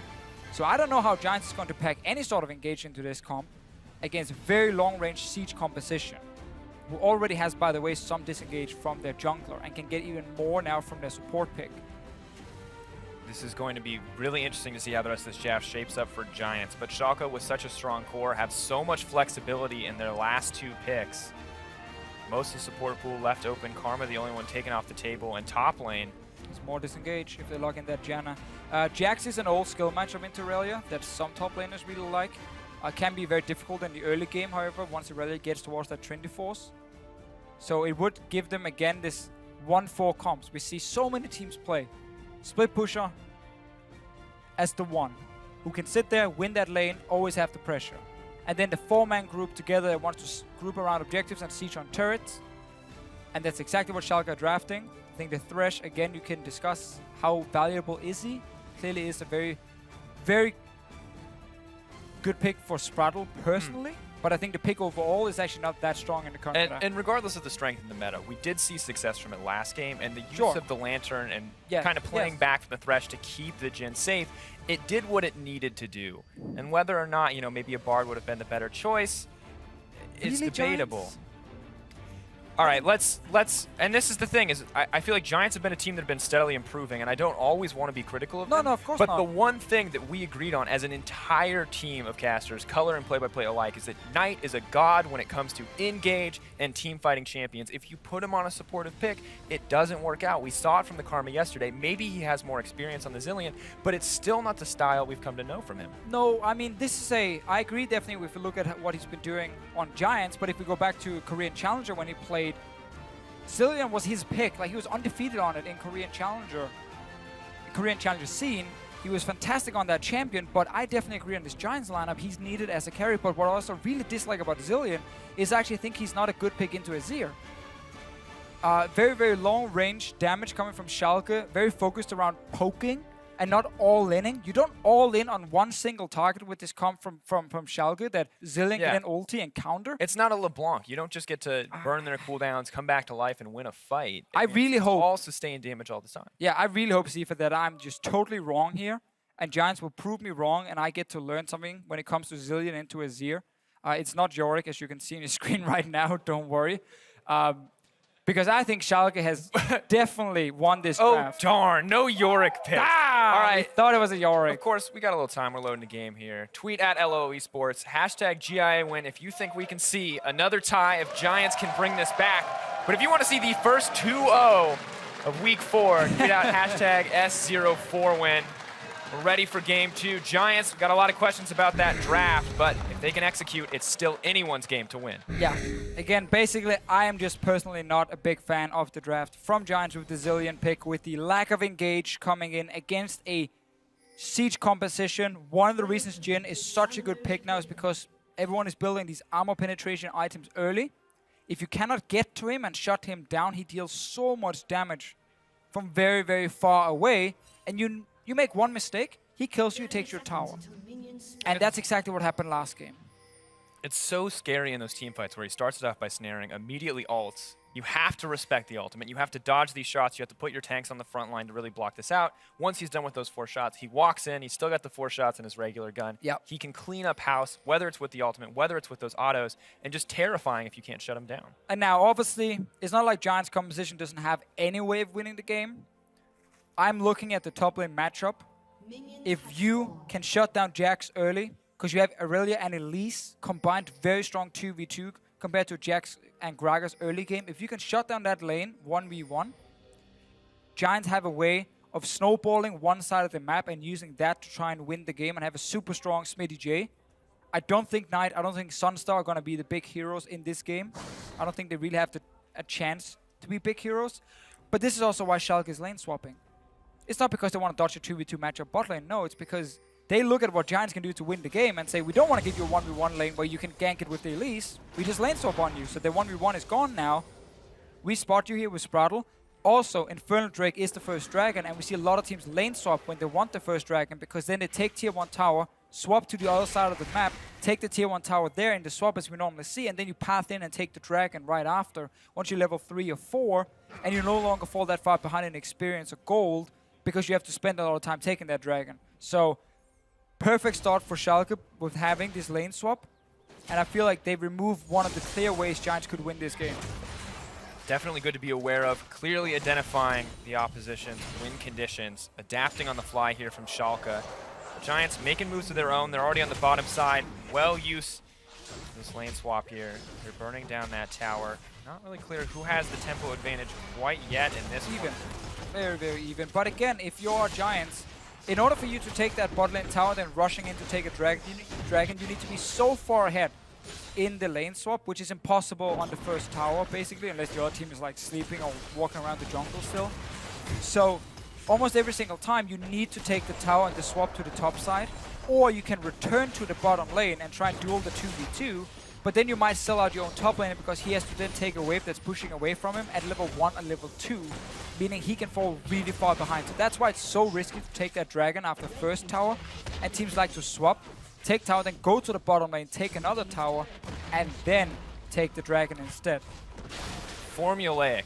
I think a lot of these teams are used to adapting to these lane swaps, and it's something we've seen, as you said. Take that second tower, shift to the dragon, especially with an Infernal. Wondering if Giants are going to have any kind of adaptation here, maybe to contest this. But so far, Maxlor not moving up. I mean, one of the ways you can punish a team if they want to take that dragon is when they send that top laner back to the top side of the map. So like after they take the bot tower, the top laner will always sit there and just try and farm whatever he can. Then he recalls often and he goes to top side. You make sure that wave is not being pushed out. You make sure he has to overextend for it, and then you gank him. You kill him, you shut him down. So you say, yes, okay, you get an Infernal Drake, but we shut down your top laner, who in this game is a Jax. If it's Schalke taking that dragon. You can see now they're down on the bottom side. Steve has been doing okay for now. It's about what happens in 2 or 3 minutes. That's where we can see if Steve gets to have an impact in this game. And Smitty gets interrupted. Good interruption coming in there. Rawls and Spraddle bearing down on this tower. It looks like we're going to have a swap back here. Giants setting up for the standard lanes. This is interesting because we talked about Aurelia needing to find a lead, but what Giants aren't respecting here, Schalke are absolutely standard lane terrors. Every time they get leads in games, or every time they play standard lanes, they usually find most of their leads there. So while it does feel like the right choice for the composition, maybe not the right choice for the team, because Schalke historically incredibly successful in those standard lanes. We saw it last game. And this is something Giants can do now, because basically what happened top was Steve saw Sunstar and Hostlin move into the lane. So he instantly went, okay, I'm going to push out the lane, because that's what you always do when you see the enemy AD carries show up, because you didn't deny how fast they can push and you get extra farm. Maxlor is trading right now with Gilius, and Knight is moving behind. Looking for the double bomb. One goes down. Gilius picks it up. Looking for the stun. Flash pass, trying to make it to safety. Can he get over the wall? Knight trying to body block. No! Fat Man finds a way out. Gilius walks away with his life. Quick on the feet, man. Quick on the feet. But, as we just talked about, Sunstar Hostlin showed top. That's why Steve pushed it out. Then Giants realized, okay, we can actually put Aurelia top to catch that big wave coming, so we can swap to bottom side. What they did lose, however, was a lot of farm on the AD carry. So they valued getting Smitty J that farm on top side. It's either mind games from Giants doing it on purpose to get this wave pushing towards Smitty J, or it's them being very slow to react. Let's just say it was mind games from them. Once they saw the push, they knew exactly what to do. Swap Smitty J to top side. Sacrifice Sunstar, who's not the way for you to win this game. So it goes back to our point of how can Giants win? Well, Smitty J needs to have a great game and shut down Steve in the mid game together with Maxlor. And that's why they put him top and value him getting farm over Sunstar. Yeah, and currently no massive lead for him, but we're going to have to see how that develops. But meanwhile, in the mid lane, Knight really taking some time to roam up to try to back up his team there, maybe looking for that first blood, but it costs him a massive amount of CS in the mid lane, about a 10 advantage in favor of this Azir. Of course, Zilean going to even it out on this wave to be about 6 or 7, but still building this up overall. No one wants to lane against each other, because now the wave is pushed so far down towards the tower of Schalke on the bottom side. So they're sending Steve down to catch that wave and get to push that one out. And then they want to go and defend the top side. They don't want to risk Giants moving in and diving Steve with the big wave on top tower, on the top tier 1. As you can see, Giants are moving with the entire team because they could collapse on Steve there.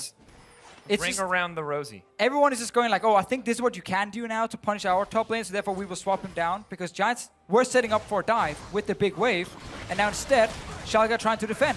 Maybe looking to make a play here, 3v3, but the tower there to back up Schalke. His TP knight comes in, Jin misses the W, SmittyJ ready to go forward. 5 members of Giants, 4. Not keeping it. Nice Steve bomb. Good stun. Rawlez, is he going to go down? First blood for Giants. SmittyJ set to fall, but a great ult from Knight. Maxlore goes up, comes down, makes it out, and Giants walk away the whole team to get an advantage. Great execution there from Giants. Yeah, one of the really good things about Zillion is how good he is at tower diving, because first of all, if you're defending under a tower, it's very easy to connect the double bombs, and then second, he has that ulti to save whoever is tanking. Normally, it's very risky to go for these dives where you only have 1 member extra, but really well executed by Giants. You see here, wait for Knight to join, and then he's the key member with the double bomb. Because now look, you're stuck on the tower, it's so close to each other. Good. Great double bomb, they dive onto Rallis, and then the ulti from Zillion onto SmittyJ. Really well executed by Giants. Still fun to see how both teams are constantly predicting each other, and like Schalke knew a dive was going to be set up. That's why they moved Steve away to make sure he could keep farming, because they also know what Giants wants to do. And what's really interesting, we praise Mr. Rawlez for being incredibly consistent overall through these games, kind of like a workhorse, consistent guy on the team. That's the first time he's given up first blood this season. And it wasn't his fault, honestly. Like, he couldn't have timed, or he couldn't have positioned much better. If you consider the fact there was 2 members on the other side of the tower that got stunned, and then it just managed to reach him as well with the damage. Really hard for him there. Schalke are now slightly behind. More importantly, we got to look at experience and the extra farm in individual lanes. And more importantly, Aurelia is now ahead. This is what we talked about. This is the Giants' win condition. 16 CS in advantage, the completed Sheen to make that trading so much easier. And I mean, if SmittyJ can keep growing this, Giants could just run away with the game. Yeah, he got a massive wave on his way now. Gilius is winning the farm in the jungle, but that doesn't mean that much. Elise doesn't need a lot of gold to be effective. Like, especially late game, she's just more or less a CC machine. That's what she offers. So you can actually sacrifice your jungle there and obviously gain more for your top laner. And you see Maxwell again around top side. I like how Giants are sticking to our story, so we don't have to change our narrative at all. We can just keep talking about all this pressure around the 1v1 top lane. He's always there to make sure SmittyJ doesn't get killed and loses the entire wave. And Gilius is here to make sure Steve can push the wave out and not risk SmittyJ freezing it. So both junglers... And kind of a tough place to be in as a jungler, where your presence is so required just for your laners to get farmed. But Sonstar locked up there. No follow-up. I always get excited. Every time I see a threshold hit, I'm convinced somebody's going to die. Well, if Jin had level 6, more could have happened. But actually, no. Braum would have blocked it anyway, and we would have gotten excited for nothing. Don't be a downer to fish. You I'm never sorry, know. I'm Some sorry. people flash aggressively, you know? I'm sorry. You E in. Go for the arcane shift. You want to fight that fight. Last game at 10 minutes, Schalke got 2 kills on the tower and won the game. This game at 10 minutes, the same will not happen. And I can say that because we're already at 10 minutes and 30 seconds right now. So it's a very safe. I feel like you keep bet undercutting yourself as a Shaghouse. You're like, we don't have to change our narrative. Yeah. It's like, I can make this statement because the thing that made it true already happened. I mean, we can that's safely the thing, say right, that Steve, Sonstar has a kill. Yes. The key is to make points that no one can disagree with. So either you make a point and you make sure you cover yourself by always saying, in this situation where the game is this long and this item has been picked up, this will happen or could happen. And not just say, yeah, you know, I think Gilius will be a stronger team fighter than Elise. No, no, no. You gotta make sure you really explain it. Otherwise, people can It jump doesn't sound on like it. you really explained it. It sounds like you. I explained absolutely nothing You there. threw in a bunch of caveats to back it. I didn't try and I make don't a feel point. like I'm learning what I wanted to learn. Well, it wasn't supposed to be something. I'm just saying, you know, be careful when you make big statements. Actually, no, don't. Make your big statements because people want to hear it. Well, I want to hear it. I don't know. I'm a big fan of bold statements. That's why I love like pro player interviews where they just talk smack, you know? Making Talk the bold smack. statements. Maxlore does manage to secure that red buff, so a small advantage gained for Giants. Gold, though, remains even. Despite the kill, CS advantage in the mid lane as well as in the jungle, very much in favor of Schalke at this point. You're not wrong. It's nice thing about being a play-by-play is I'm allowed. Yeah, to you just get point to out make things that those are on statements. the Now we get a TP. And I think Gillis is thinking there's a fight, but then TP shows up. Oh, moving forward, looking to lock down, trying to disengage. Hustlin suddenly in the back line under turret. Giants grab another quick kill. Man, Gillis, he was like, they're hiding in that bush. I'm going to get them, I'm going to find them, we're going to win this fight. And then TP already started from Smitty J. And you saw Gillis just flash out instantly. Yeah. He was like, Well, nope. Good proactive play coming in there from Smitty J. Gilius looking to set up the play. Smitty J says no. They grab another kill, and now they're moving on to the first dragon of the game. Giants happy to have that Infernal. Perfect. Another small lead for Aurelia to pick up, and the CS continues to be in her favor despite TPing down to help. Yeah, this looked so good for Schalke when the lane swap started, but now more and more things gone wrong. There's no vision back there, so Gillis just sees all these guys. It's like this is a perfect engage for him. And you can see he doesn't have vision. Someone on his team told him, like, there's a TP. And that's the panic flash out, runs to safety. And then the big question is, was it Gilius making the call, hey guys, let's fight here? Or did someone say to Gilius, hey, go there, we can win the 3v3? Because it's hard to like start blaming a player when it's always team communication deciding these kind of things. If it was just him calling, guys, I'm going for it, and he completely missed the TP behind, well, then it's his mistake. And he just cost another kill and an Infernal Drake. So a big win for Giants. Second Drake, also Infernal, so even better if Giants can keep this lead going. Trinity Force is completed. It's the big one we mentioned. Fantastic for Smitty J. And Steve fighting out blue buff. Just figuring out what he can do with his time right now. He doesn't really have a safe lane to go to. And now we can see that same dive happen one more time from Giants because they've swapped Sunstar to top lane. Max Law takes a huge chunk of damage there. Barrel in. No fight quite yet. Fox sitting on the back lines there. And Schalke is ready again, Sifa. Ready again for the dive. They do not want to put Steve in top lane when a big wave pushes in because they know Giants can set up these tower dives with the TP from Knight every time. Azir cannot follow because he doesn't run TP. So that's why they once again swap Rallis and Spraddle up here. It's always about making sure your top laners can farm for both teams. Giants, they group up in the bush. Not looking to let anybody farm, but they will get spotted out there. Denies any potential playmaking opportunities.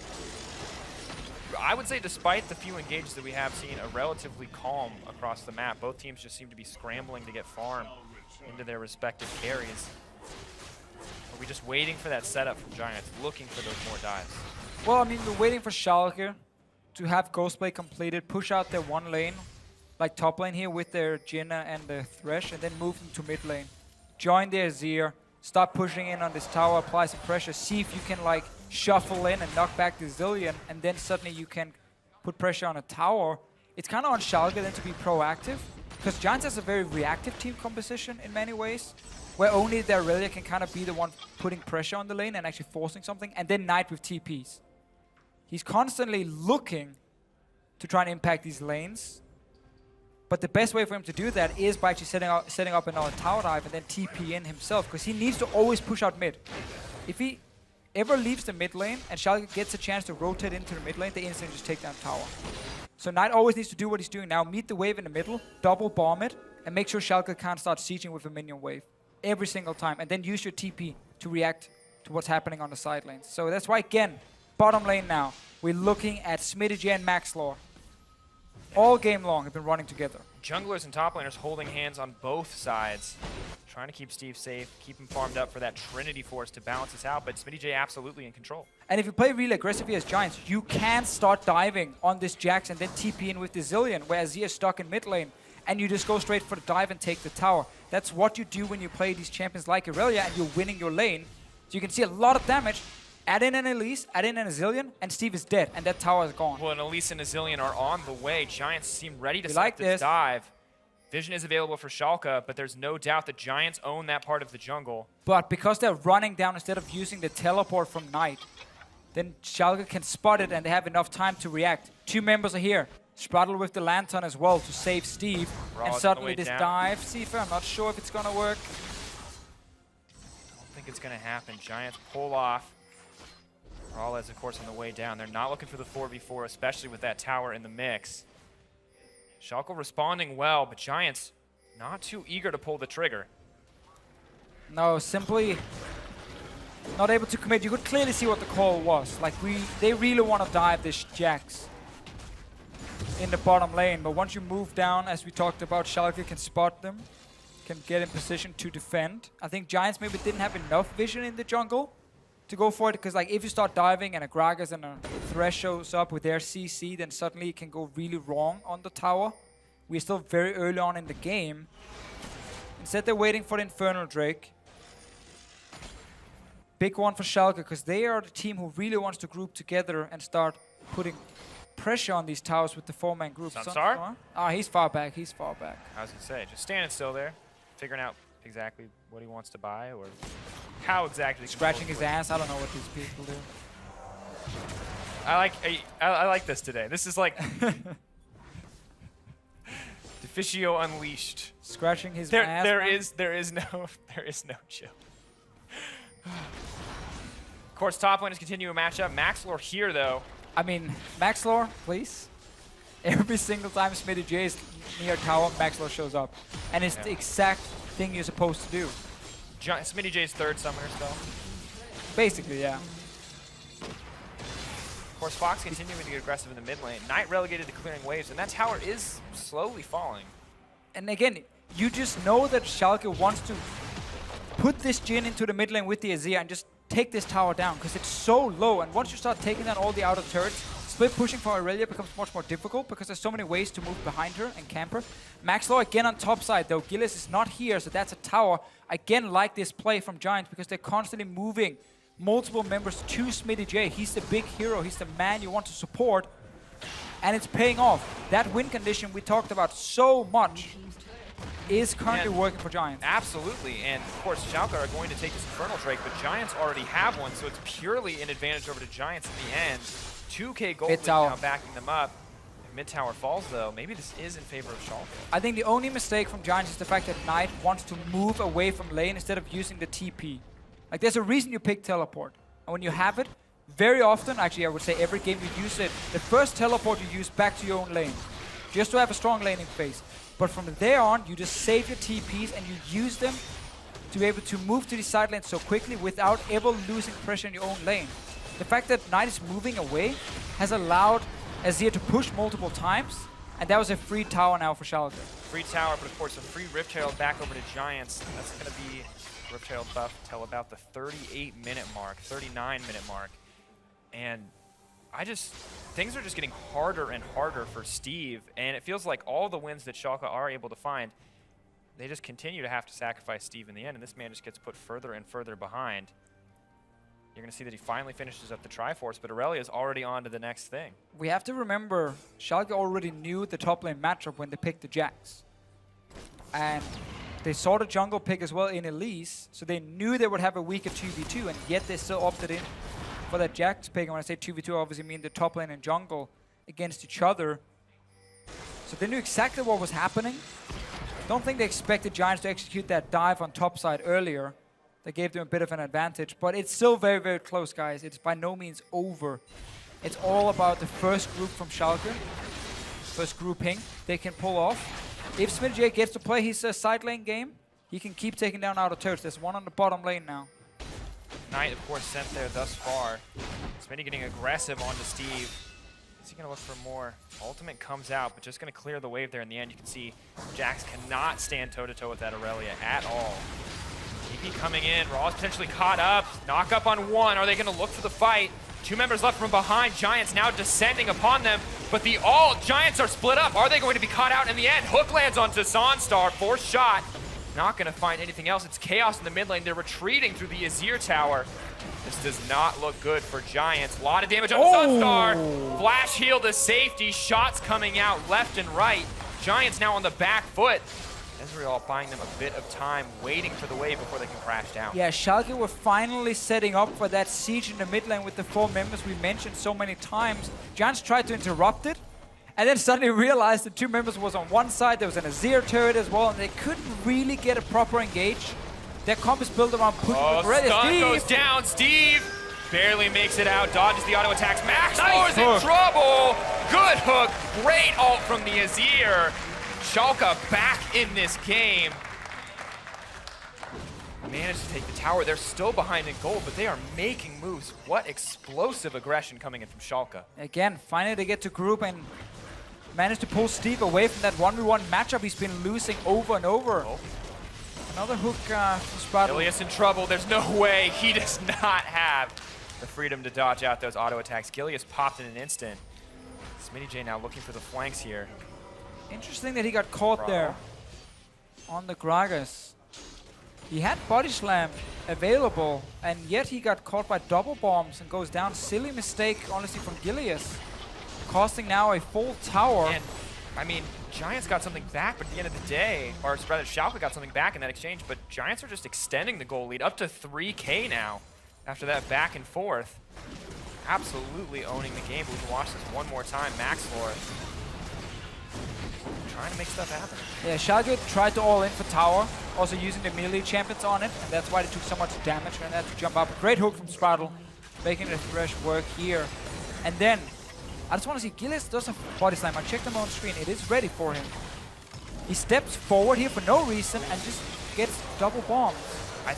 I mean, maybe overestimating his ability to read where Knight is going to throw those bombs. Knight, playing the mind games, is able to land it in the end. But there wasn't even a minion wave. You had no reason to step forward. Because, like, they're not going to walk up there and start hitting your tower without minions. Anyway. Continuing to hit those double bombs. Gilius, Gilius definitely needs to calm down here. It's good to be aggressive and on that front line. We love to see those playmakers, but you have to temper that aggression. But this is still fine for Schalke now because they get to group again. And SmittyJ is in the mid lane here with the team because there's no TP for him, there is for Steve. Knight trying again with the double bombs. Don't bring it into the team. It's not... No delivery system, my friend. That is not what you want. Hey guys, look what I found. Oh. If we were playing Catch the Bomb, all I'm saying is Gilius would have a great... Yes, I definitely agree. 2K is also used to holding on to that big barrel, so it's pretty easy. Mixing it up. Imagine Gragas is a pretty strong guy. Degenerate alcoholic, but a pretty strong guy. He's trying to beat a front line here. Maybe looking for the engage. Steve caught up. Lantern's available. Is he going to be able to? Yes, he is. Making it to safety.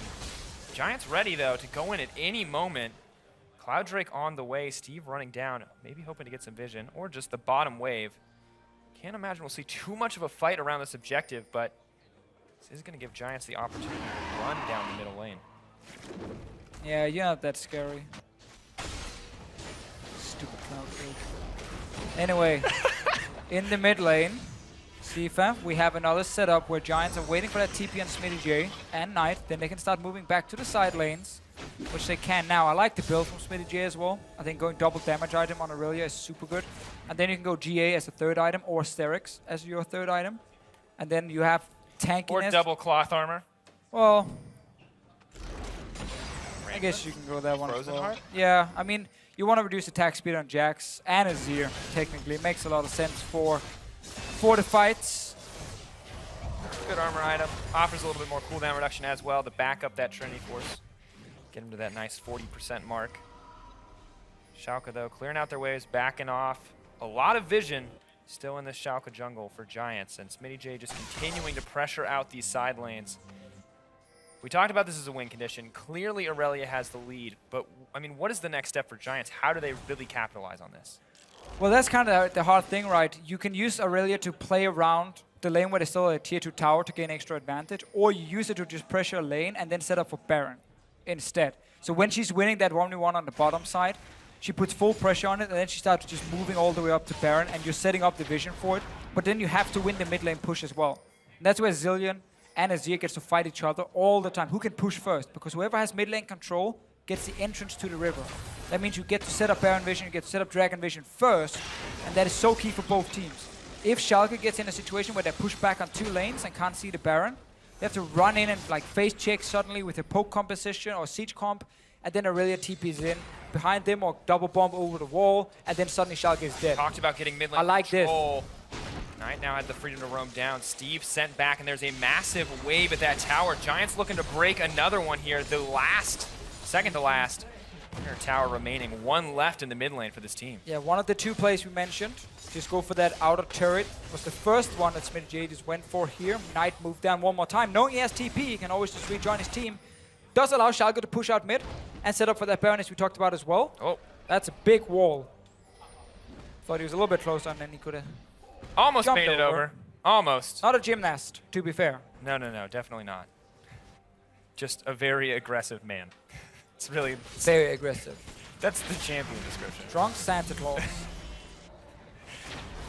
It was actually... What if if the lore department at Riot ever got really lazy, do you think that would be the description for they started writing drunk descriptions? Santa Claus. He does have the Christmas skin. It's true. And we can be reasonably assured, like with all Gragas skins, that he is drunk. Yes, we can. I don't think there's a single skin where it's not. I mean, when we look at the, we don't know let's what's talk in the about barrel. champion identity. We don't. It does say Grog, and I don't know if that is specific. Also, the purple bubbles tend to be poison in most skins. Poison. Oh. So is he I think that's actually Gromp buff. As a side note, I don't think. Well, that's just when he drinks it, yeah. The blah, yeah. Coming down. That's how I drink. We got to figure this out. Different place to focus, of course. Enough about Gragas. Skirmishes goes to clear out here. Looking back, Cloud Drake still not taken up by either side, but it seems like a decent objective for Giants to pick up, just to clear it out for another one. But Steve is going to be the first one to take this. Yeah, so Giants have kind of lost all tempo in the game for the last 8 to 10 minutes. And when they were looking for that big mid-game power of the Aurelia, where they were pushing down, setting up these dives, they got a lot out of turrets, but never really managed to secure an objective they could use to win the game. And now Steve has gotten a bit more time. He's gotten a defensive item because he has to build a bit for team fighting as well. He knows he can't really win the 1v1 at the moment, so he needs to have more impact in a fight. This is the Baron setup we mentioned much earlier for Giants, forcing Schalke to move in blind and potentially get flanked. But all from the Jin coming out. TV from Aurelia, where she's going to go. She's in the back lines. Gilius maybe trying to run out. Equilibrium Strike comes down. SmittyJ locked up, but it might not be enough. Jumps into Gilius. Gilius set to fall. Giants. Quick pickup here. They're turning their sights back on the Baron, and Schalke have to react. Exactly the setup Giants were hoping for when they started the Baron. Schalke moves forward. You then TP in behind them, and you get a kill. Still 4 members alive, but they're very healthy on the side of Schalke. Knight's ultimate available as well. Ultimate going to miss from Hustlin. Steve ready to go in at a moment's notice, but no jungler to smite this one out. Blocked. Hustlin hooked up. He's set to fall. Flash forward from SmittyJ. Jumps into the back line. Is going to get the revive off from the Zillion. Jax manages to grab the kill on the support. SmittyJ comes back up. 80 carry drops. Giants taking control. Fox running for his life in this exchange, and Giants growing that gold lead even bigger. Are they going to go for the Baron again? Ooh, again, a little bit risky for them. SmittyJ is fairly low, but he got a bit of health back here. Azir's going. No, Azir's out of mana. I actually think this is fine for Giants. There's no TP anyway. Gillis is on his way, but he's pretty far away. Blue buff goes down, though. Mana bar slowly building up. Dodges out the ultimate Baron. 2k health left. Hook goes in. Is going to hit Sonstar. That's not going to be enough in the end. Giants take the first Baron of the game 30 minutes in, extending that gold lead to 7k. Yeah, we just talked about how Giants kind of slowed down the tempo, but this was the play we also mentioned they could go for. Set up that Baron, push into bot lane, and then TP flank once the phase check happens. So fight starts very early on. Great engagement from SmittyJ onto Rallis, and then he knows he will get the Zillion ulti. So second time around, he can jump in again and take down Rallis. Really difficult to deal with Aurelia when she has even a Zillion ulti to help her. And she's sitting on these 2 damage items. So much power. Yeah, and the Frozen Heart now completed as well, so that much harder to deal with for both the Jax and the Azir in these extended kind of team fight situations. And I gotta say, we were really skeptical about how the Zillion would play out for Knight, but he's been doing some good work. Well, because Giants were able to play around SmittyJ for the first 20 minutes, their composition actually, again, as we said, had a way to win the game. But SmittyJ has been the guy to look at all game long, and Maxlaw has not left his side at all in this game, and they've just been able to make plays together, open up that win condition for Giants. Question is if they can close out the game, because the further we get into the late game, the better it is technically for Schalke with this Azir. But when we look at it, it's really been a team effort coming in from Giants. Such high kill participation on every member, but Knight, wait up to respawn. Drop him. Gilius looking for the bomb, isn't going to land. Great flash coming in from Knight.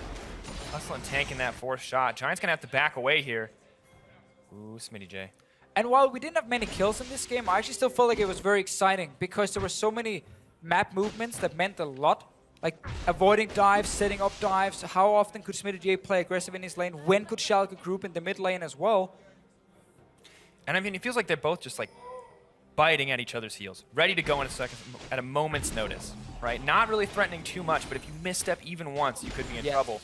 This could be a misstep from Steve. Is SmittyJ going to go for this? Dash in, maybe looking for it, going to walk away from the stun, is still going to connect. Good dueling coming in from Steve. Actually was winning out there for a second, but SmittyJ now chasing down. Knight comes in, just going to be the escape. Good patience on the bomb. Steve, Counter-Strike comes in. Can they burn him down? They are going to do it. SmittyJ and the rest of Giants pick up another one. And this time we got Knight and his teleport at the right time. Really good use of TP from him to make sure they could secure that kill. And poor Steve goes down. He was actually back in base at first, Knight, and then SmittyJ jumps in. That's why he was waiting, because Knight had to push out that bot lane and then go for the play. And once again, Schalke getting pushed. And Giants, they're set up on the flank. If Schalke try to defend this tower, they will get dropped. Fox, of course, sniffs it out. He's going to keep his team safe there in the end, but Giants just continue to grow this gold lead. 8K at this stage of the game, now splitting up across the map. Elise and Aurelia pushing together the remaining 3 members. Yeah, the Baron to play, the bottom side. see if it meant everything for Giants. Gave them a way to actually push a bit further in with more members, not just SmittyJ only. Everyone suddenly had an impact. But it's, again, also fun to see how you look at like Sunstar in this game. He's not really been needed to do anything. Like the entire game plan was just play top lane, top lane, top lane. And that's why Ezreal fits in to these compositions, because he doesn't need help. He can just kind of sit, farm safe in his lane, stack up 2 or 3 items, and then in team fights, you know he's really far back. You know he can always add utility with his Iceborne Gauntlet. And you're just kind of helping your team. You're not the big carry by any means, but you're not useless either. Definitely a good spot to be. I mean, it's the dream as an AD carry, right? We're like, all right, my top lane is super fit. I'm just going to land a few skill shots here and there and slow someone down. It's great because you know no one's going to be focusing you. Yes, When Aurelia that terrifying. You have the freedom. You can like walk past their team casually, like miss position horribly. And if they do, you just call them out for it. Be like, guys, come on, I'm not the carry. You got to focus Aurelia, man. Why are you going for me?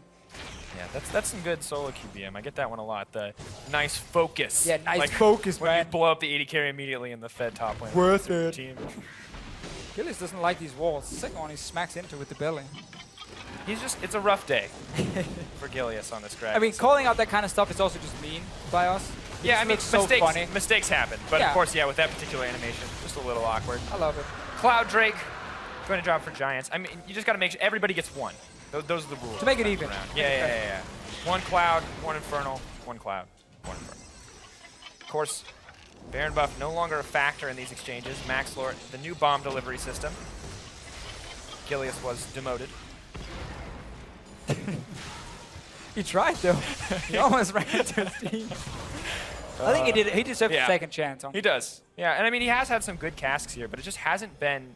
Schalke just have not been in control for so long. Nope. Playing on the back foot, and Giants with such a massive gold lead, they don't really have the tools, unfortunately, to break past these inhibitors, though. And I think Schalke would look back at this game, even if they managed to win it later on, I still think they would look back and argue, was Jax the correct choice? Because, as we said, you know, with Jax and Gragas, you can't win the 2v2 against Aurelia and Elise. So you always have to just give up that pressure in the 1v1 for the first 15-20 minutes and literally just allow Jax to push down with the Elise. Allow the Aurelia to push down with the Elise and just always give up a wave here or there, give up pressure, and try and like find farm elsewhere on the map.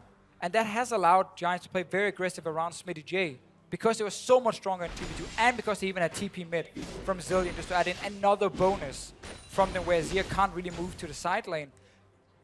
Massive gold lead, 8,000 gold.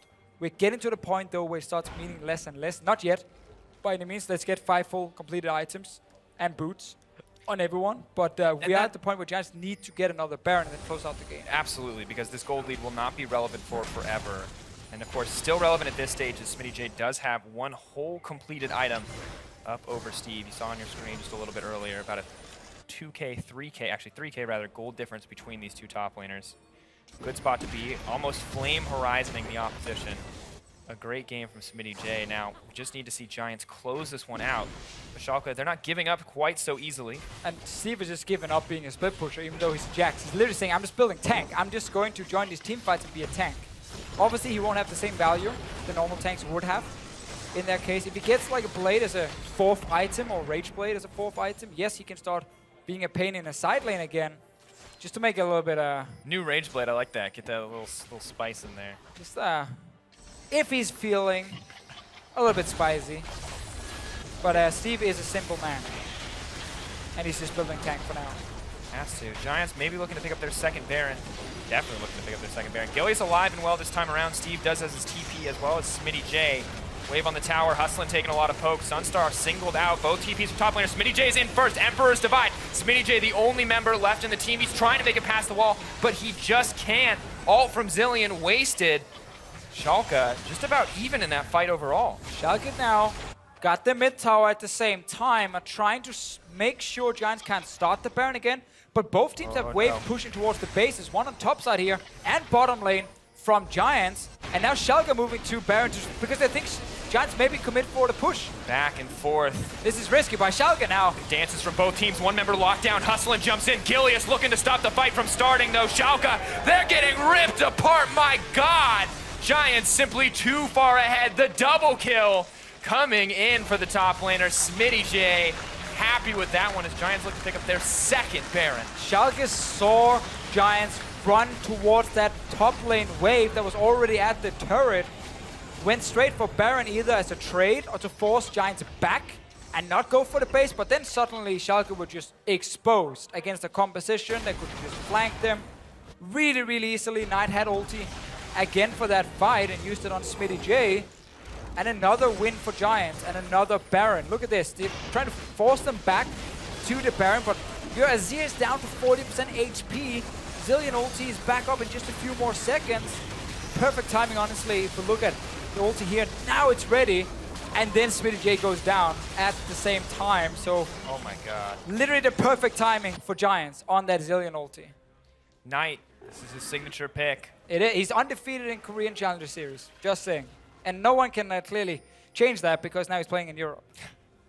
Good spot to be. Of course, Schalke, I mean, just falling so far behind this game. It's a 12k gold lead, 11k at this stage, although the gold lead continuing to grow for Giants as they take control of this jungle. But the bottom line is they have to start breaking inhibitors because it's still just a waiting game for Schalke, waiting to scale up, match up on these items, and look for those late game fights. And it really is insane how Giants have managed to use Aurelia and how useless this Jax pickup has been for Schalke, together with the Gragas, combined, two of them. Like, everything else looks so good for Schalke with their composition, with their Azir, the Jhin together, something that's been working so well for them in the past. Against a comp that wanted to kite, like kite poke, that doesn't work. But then because Aurelia into the Jax matchup was so heavily in favor of Giants with Elise as well, it's allowed them to get this massive advantage, and they should be able to win this game. Second Baron for them now. Yes, okay, Blade is coming for Steve. Still pretty far away from it. Lozak sitting there watching. Incredibly focused coming in from Lozark. Vitality, of course, gearing up for their set after this. Happy to watch how this late game unfolds. This one, I mean, not a close game at all. Once again, incredibly dominant. Giants taking a little bit longer to build this lead. The question is, can they end this? They have so much pressure on the map. Towers are slowly burning down, courtesy of this Baron buff. An Elder Dragon just now spawning. Maybe this is the opening Giants need to finally break through the inhibitor line. Yeah, they're basically afraid of overcommitting because their comp again doesn't really have that many ways of starting fights safely against the late game Azir, against the Jhin as well, because they don't want to risk throwing it away. And Knight is getting caught out and he's dead. It's going to get hooked up. Nice pick coming in from Schalke. Remaining members are going to be able to grab the Elder Dragon, but that's going to make it much easier to deal with the pressure here. Yeah, just Knight staying a little bit too long on top side, getting caught out. One kill for Schalke doesn't really mean that much else. They can't really push anything. They know Elder Drake's been picked up. They know Giants is going to return with the Elder Drake, but you remove 40 seconds of only a 2-minute buff, so that's quite a lot. Definitely a good spot to be. You can see Giants still with the Baron buff, although that one's set to fall off. Just a little bit of time here. Probably won't even be able to push in any more waves with the power. Looking at how far behind Schalke are, as we jump into this team fight. I mean, Knight, of course, playing on the front line. You can see exactly what went wrong here. Yeah, just no reason for him to stay. Elder Drake was already secured with Schalke B. so far back in their own base. So a mistake from him. However, still Elder Drake for Giants. And I mean, it's so hard for them to dive. What? But at the same time, Schalke, I mean, look at this. Mr. Raw is level 14, Desanstar is level 7. Yeah. Massive difference in items here. Schalke, I mean, yes, they have the tool to clear out these waves, but do you think Giants can just go for the dive here? Their lead is massive. It is, and you do have Zillion as well. Like, whoever you send in first who dives for the back line, you can Zillion ulti the target. The problem is for Smitty J, he's not really able to flank, like, in the base and get, like, that great engage straight onto Rallis. And they're respecting the damage Azir can deal here on 4 items as well. Like, if you do overcommit your squishy targets, they will go down very, very quickly. The thing for them right now is just about being a little bit scared of overcommitting. Gilius apparently is not scared. He stands in front of his base in the lab. Maybe they want the engage here. Well, Smitty J is gonna give it to him. Dashes in, tower breaks. Giants getting aggressive. Schalke just have to run away. Gilius, maybe you shouldn't have spammed laugh, buddy. Knocked out of the fight, and now the inhibitor goes down. Smitty J continues to run forward. Giants finally breaking through here. Lane in the mid wave, they may just rinse and repeat. Yeah, we finally got the engage in just to force Schalke away from the tower. That tower was very low though. This one is full HP. Still, we can see the damage Smitty J can deal with these 3 items. 3 damage items on Irelia. He's maxed out now. Yeah. 2 tank items as well. Like, he's such a monster in this game. It really worked out for Giants. It's always funny then when you have some of these games with these setups. If you watch a second game of this one and Smitty J, then like say a mistake happens in the early game and he doesn't get this lead, then that comp just falls apart completely and then you start again criticizing it. But here, Giants have really made it work. And that's the thing, is we talk about the potential for weakness on both sides. It was a similar story for Schalke. I mean, we're seeing the other side. You need to find a lead. If you don't, your comp is going to suffer. And Schalke, they gave that lead up. Yep. Now Giants absolutely in control and executing the comp the exact way that we said they had to if they wanted to win this game. And then also just the Jax, again, you can point it out, how weak it is when you fall behind. Not really anything you can do. Like, Jax needs so much time to be useful. I don't think we're aiming for an 80-minute game, but we have seen Giants really put value on securing big objectives before going for any sort of pushes. So we might just get a 3rd Baron set up from Giants, and then try and push in and win with that Baron buff. You can already see Smitty J back to split pushing on the bottom side. Maybe setting up for the Baron is the right choice here for Giants, but I mean, no reason not to if you can secure it cleanly. Yeah, now it's definitely the right time to do it. Nothing else you can really do on the map. But every time they do it, it gives Schalke a chance to like get a great fight where maybe they jump on Giants when they're in the Baron pit, or maybe Gilius can steal it away. Giants still in full control. 20 seconds for Baron spawn, pushing down. We saw how much damage Smitty J can deal if he dives onto Rallis or the Azir with the Zillion ulti as backup. Moving forward here, Gilius and the rest of Schalke relegated to clearing out these waves. Baron finally going to spawn. You can see the big purple worm winding his way around the pit there. Surely must get tired of that route every single time. I mean, to be fair, if we follow the Monty Doa theory that there's just a giant pool of Barons below the rift, that they don't know that it's the same rift. And this one's set to fall. Gilius comes over the wall. Can he steal it? Knocked up. Is he going to be able to get this? Bombs are going down. Oh my God, Gilius! Hero play coming in. And Irelia dropped as well. Are you kidding me, Schalke? They're turning this one around. Maxlor set to fall once. Oh my God. Fox is hungry for blood. They take the tempo back in their favor. Sprado moving forward, maybe looking for the hook. Giants, you said it yourself, they took a risk and it completely backfired. I can't believe Gilius managed to sneak in and actually even get into the Baron pit in the first place if you consider the fact that Giants had full control in all lanes. We're going to Knight. No. Knight, burned down, he's going to respawn. Stun is not going to hit him. Schalke, are they going to be able to get it? Knight, is he going to fall? Yes, Schalke, they're taking control again. Steve, dodge out with the counter-strike. Are you kidding me? Can they end the game? Well, they're pushing in. Steve at 1 minute on Knight here. 12 seconds on Smitty Jack. Oh, are you kidding me? The hero for Schalke. Gilius first. Fox neck. They got minions. They got minions. Are they going to end the game? Are they going to turn this around? Oh my God. Oh my God. Are you kidding me, Schalke? They wanted the first 2-0 this week, and they earned it. What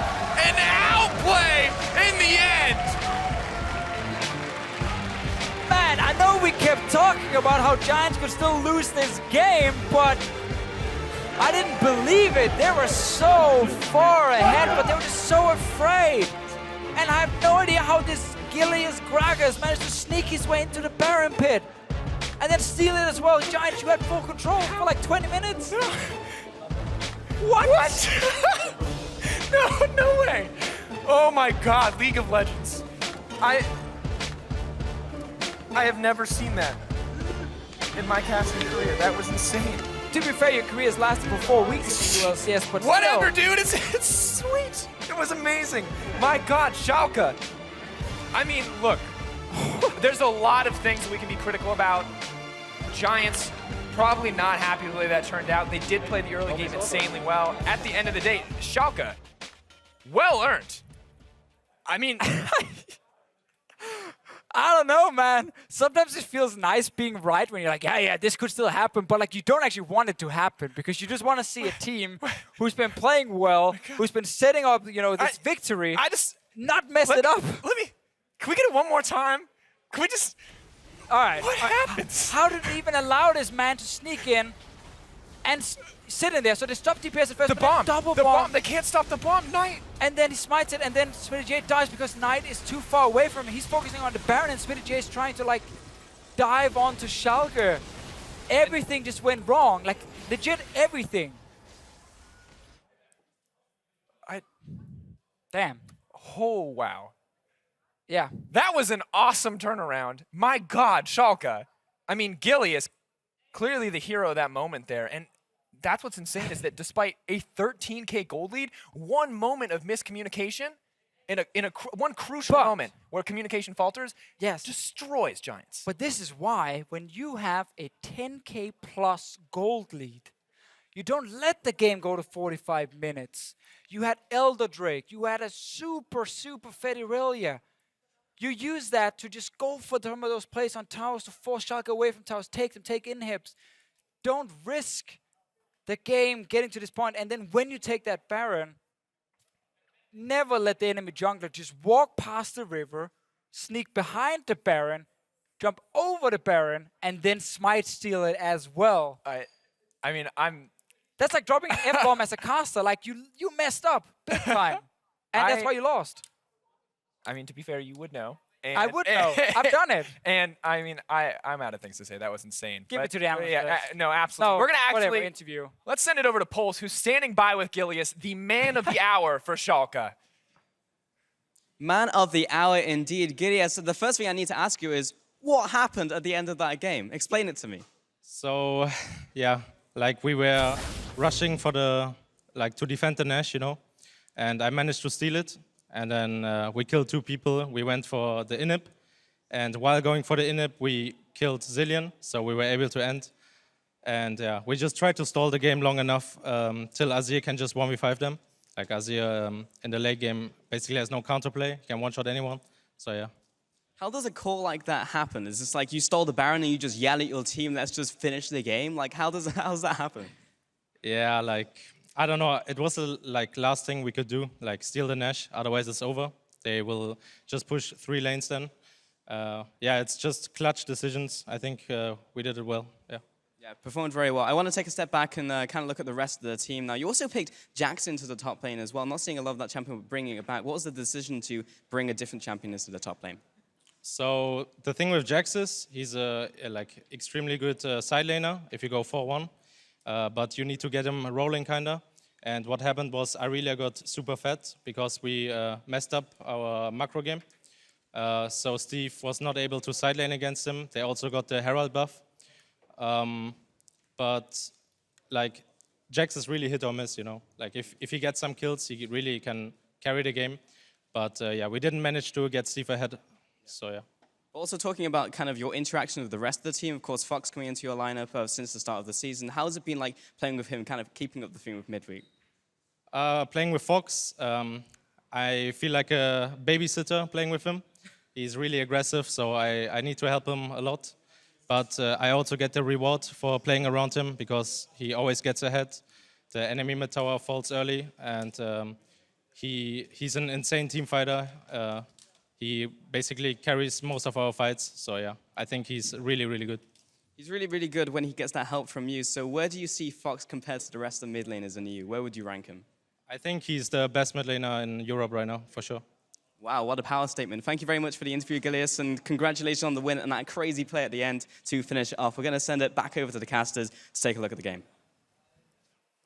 Thank you very much, Pulse. We've had a minute or two now. We got to hear from Gilius how he felt about it. We've been able to process our feelings in that absolutely insane game. But I feel like there's no one else we can give player of the game to than the man that made that win happen. Technically not. I mean, he won the game right there with that one play. Stole the That's all Baron. it takes. At the end of the day, of course, our player of the game is going to be Gilius. Absolutely stunning performance coming in from him. And I think the thing is that it's not like his performance over the course of the entire game was amazing. But sometimes League of Legends comes down to those one plays. You know, that one Baron steal, that one team fight. And when it mattered most, Gilius was able to execute and win his team the day. Sure. I think we have to give a shout out to Smitty J. Absolutely. Such a great game from him. And the entire Giants team, the way they played their composition, really were setting up Smitty J to win the game. And as Gilius said in that interview, you know, they didn't manage to get Steve ahead. They made some mistakes in the macro game that allowed this ability to snowball. And then they suddenly have to win the game by stealing the Baron at 45 minutes and winning that fight as well. And the big difference here is that, I mean, while Schalke made mistakes in the early game, when the stakes are relatively low in a lot of situations, I mean, you make a mistake around the Baron pit, and that's a completely different story here. Definitely agree. Yeah. Overall, of course, it's now time for another update on the action from EULCS 2. Fnatic just took the series 2-0 over Rawcat. But of course, there's still a lot to come here in Berlin, so sit tight. Series 2 between Vitality and G2 is coming up next. We're gearing up for our second game between SO4 and Giants. Nice bomb. Stun. Rawlez, is he going to go down? First blood for Giants. Smitty J set to fall, but a great ult from Knight. Come. Okay, I got it. Kill him. Kill this. Nash. Go Nash. Is he going to be able to get this? Bombs are going down. Oh my God, Gilius! Hero play coming in. Oh my God, are you kidding me, Schalke? They wanted the first 2-0 this week, and they earned it.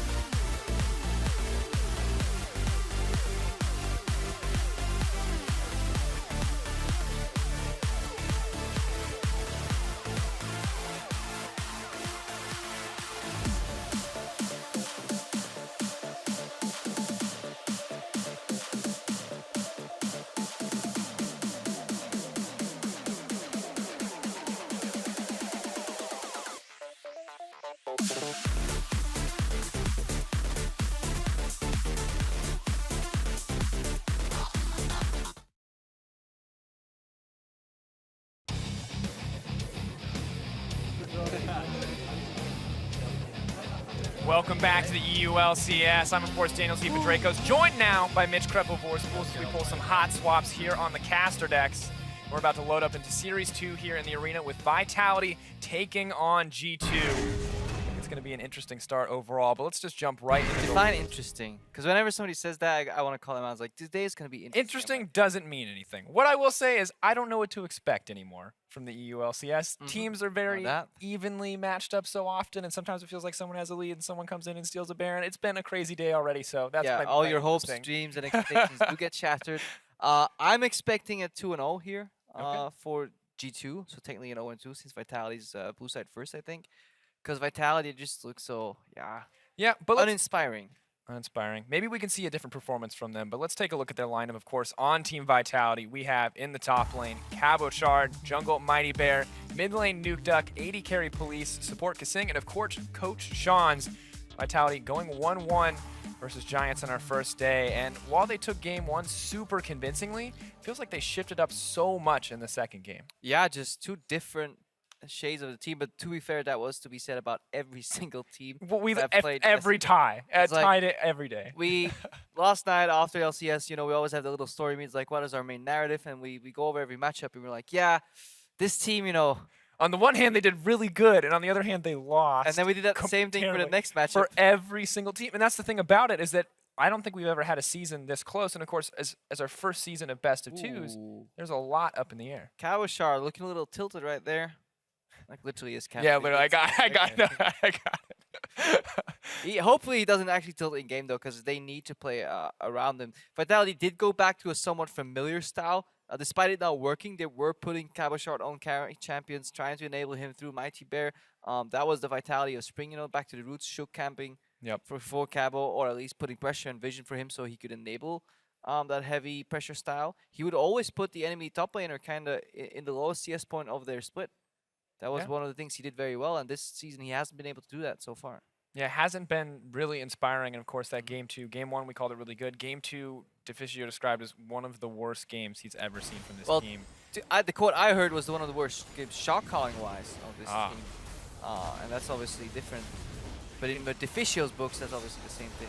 Yeah, shot calling pretty important. You can see it's a little bit of a disaster here coming in on this side. As honestly was Giants outmatching Vitality in terms of like top lane triangle. The Cabo, Mighty Bear, Nuke Duck triangle couldn't stand a chance really against Knight, Maxor, and Smitty here, and they carried. And that's something Smitty just attempted on in the previous game too. He almost managed to carry that game. Absolutely a god in that game. His team gave him a small advantage, and he ran away with it. It felt like single-handedly. And overall, Vitality, though, as they've started to adjust, I got a chance to talk to Sean at the start of the week, and he told me that like this team right now, it's not the top team. They want to be middle of the pack, and they want to focus on getting that team dynamic down, figuring out how to coordinate a team. And I think that makes a lot of sense from what we've seen from them. As you said, kind of sticking to the Vitality strategies that we saw last season. I mean, you have to adjust expectations. You can come in and it's like, yeah, we want to be the best. But maybe just take little steps, We want to be decent at the game first. We want to get our fundamentals down. Then we can start challenging. Exactly. You got to figure it out. You're putting together feels like almost an entirely new team. Obviously, a lot of the members remain the same, but with a new support, or not a new support, a new AD carry, a new jungler, does shift up how the team works immensely. But of course, on the opposite side, their opponents, it's going to be G2 Esports in the top lane. Expect Jungle Trick, mid Perks, AD carry Sven, happy birthday, and support Mithy. I don't think he can hear you. Coach Youngbuck. I hope not. That would be a severe oversight. So maybe I should have saved that for later. But as it is Sven's birthday, Perks did come out, not birthday related, and say on the desk, I will solo carry. Yeah. I mean, bold statement coming in from the mid laner after a cleaning pretty up his rough arms and his elbows. You don't want any. He's of ready. That, yeah. Don't want any of that nasty elbow crease. Preventing you from carrying the game. So these tests are nice and fresh. Bit of water. It's in the way. That's how you develop the Why technique. aren't you a play-by-play caster, by the way? That was excellent breakdown there. Because these little gamer things, you actually start drinking sideways from a bottle if you play enough years in esports, and you can't stop doing it. So you're sitting at a dinner table talking I've always wanted to ask why you do that. Now I know. Because you just you sit there, you take the bottle, and you put it in your mouth, and like you have this weird eye contact during it. And it's like, why are you doing this? Because every gamer needs to keep their eyes on the screen 24/7. So you can't just tilt your head back to drink, because you lose focus, you lose the minimap. Cannot interrupt. And the nasty little headsets in the way all the time. So that's why you do the sideways gulp. I like that breakdown. Excellent breakdown of perks of being a pro player, of sitting at the desk. Let's talk about G2 the team though. Outside of just how they are physically performing on stage. I mean, they're still stuck in the whole like kind of archetype of having a low econ top lane. Expect isn't getting many resources. Generally, the jungler passes away from him too. The problem is right now, and that's something Mithy alluded to in an interview too, is that Expect's communication is very basic right now. So then he's not feeding information, because low econ players can make up for the lack of resources by taking over jobs from other people. Whether it's timing, shot calling. That's why supports generally are the ones shot calling, because they have the lowest impact in the game, like damage-wise, etc. And they have a lot of free time. That's why they can take on burdens like shot calling. Kikis apparently used to be a very vocal member, was really good on TPs, was really good at feeding information throughout the team and sparking discussion. Expect is obviously still building that up, and we can see that in the gameplay. His teleports are not on point, very often late. He's not on the same page with the team, and he can't solo carry either, force the team to play around him because he's not getting the resources. Absolutely, and of course, continuing to draft around him as well. That Aurelia pick for him, a moment of comfort. I mean, it feels like it's there in every single game, and it overall felt like a pretty big weakness in their game or their second game. It was a horrible yesterday. pick. I mean, the last pick Aurelia into Trundle. Apparently, they think it's a good matchup though, but unless we are gravely mistaken, and we've seen the matchup played out wrong like 5 times now, where the Trundle always wins, and everybody else is wrong, then perhaps they should reconsider that matchup. Yeah, and even if it's a 50-50, it didn't really feel like it made sense within the team comp either. So I'm kind of hoping to see some adjustments here on both sides in terms of draft strategy. Vitality maybe straying towards something that they're a little bit more comfortable with, because unfortunately the story for both teams yesterday was questionable Aurelia picks, and I'm wondering if we're just not going to see it at all these games, or how exactly it's going to be drafted around. It's also priority. One of those champions that does incredibly well in scrims and solo queue, and then when you get to the stage, suddenly people learn to respect your damage. Yeah. And if you don't get that first kill, the snowball goes down. It's something Fevin talked a little bit about in PGL as well, how it's very hard for a lot of these European teams to correctly gauge the power of champions in scrims, because allegedly scrims always end in 20 minutes. Either one team is crazy snowballing or getting snowballed upon. So that is a bit of an issue right now over here in Europe in the practice environment.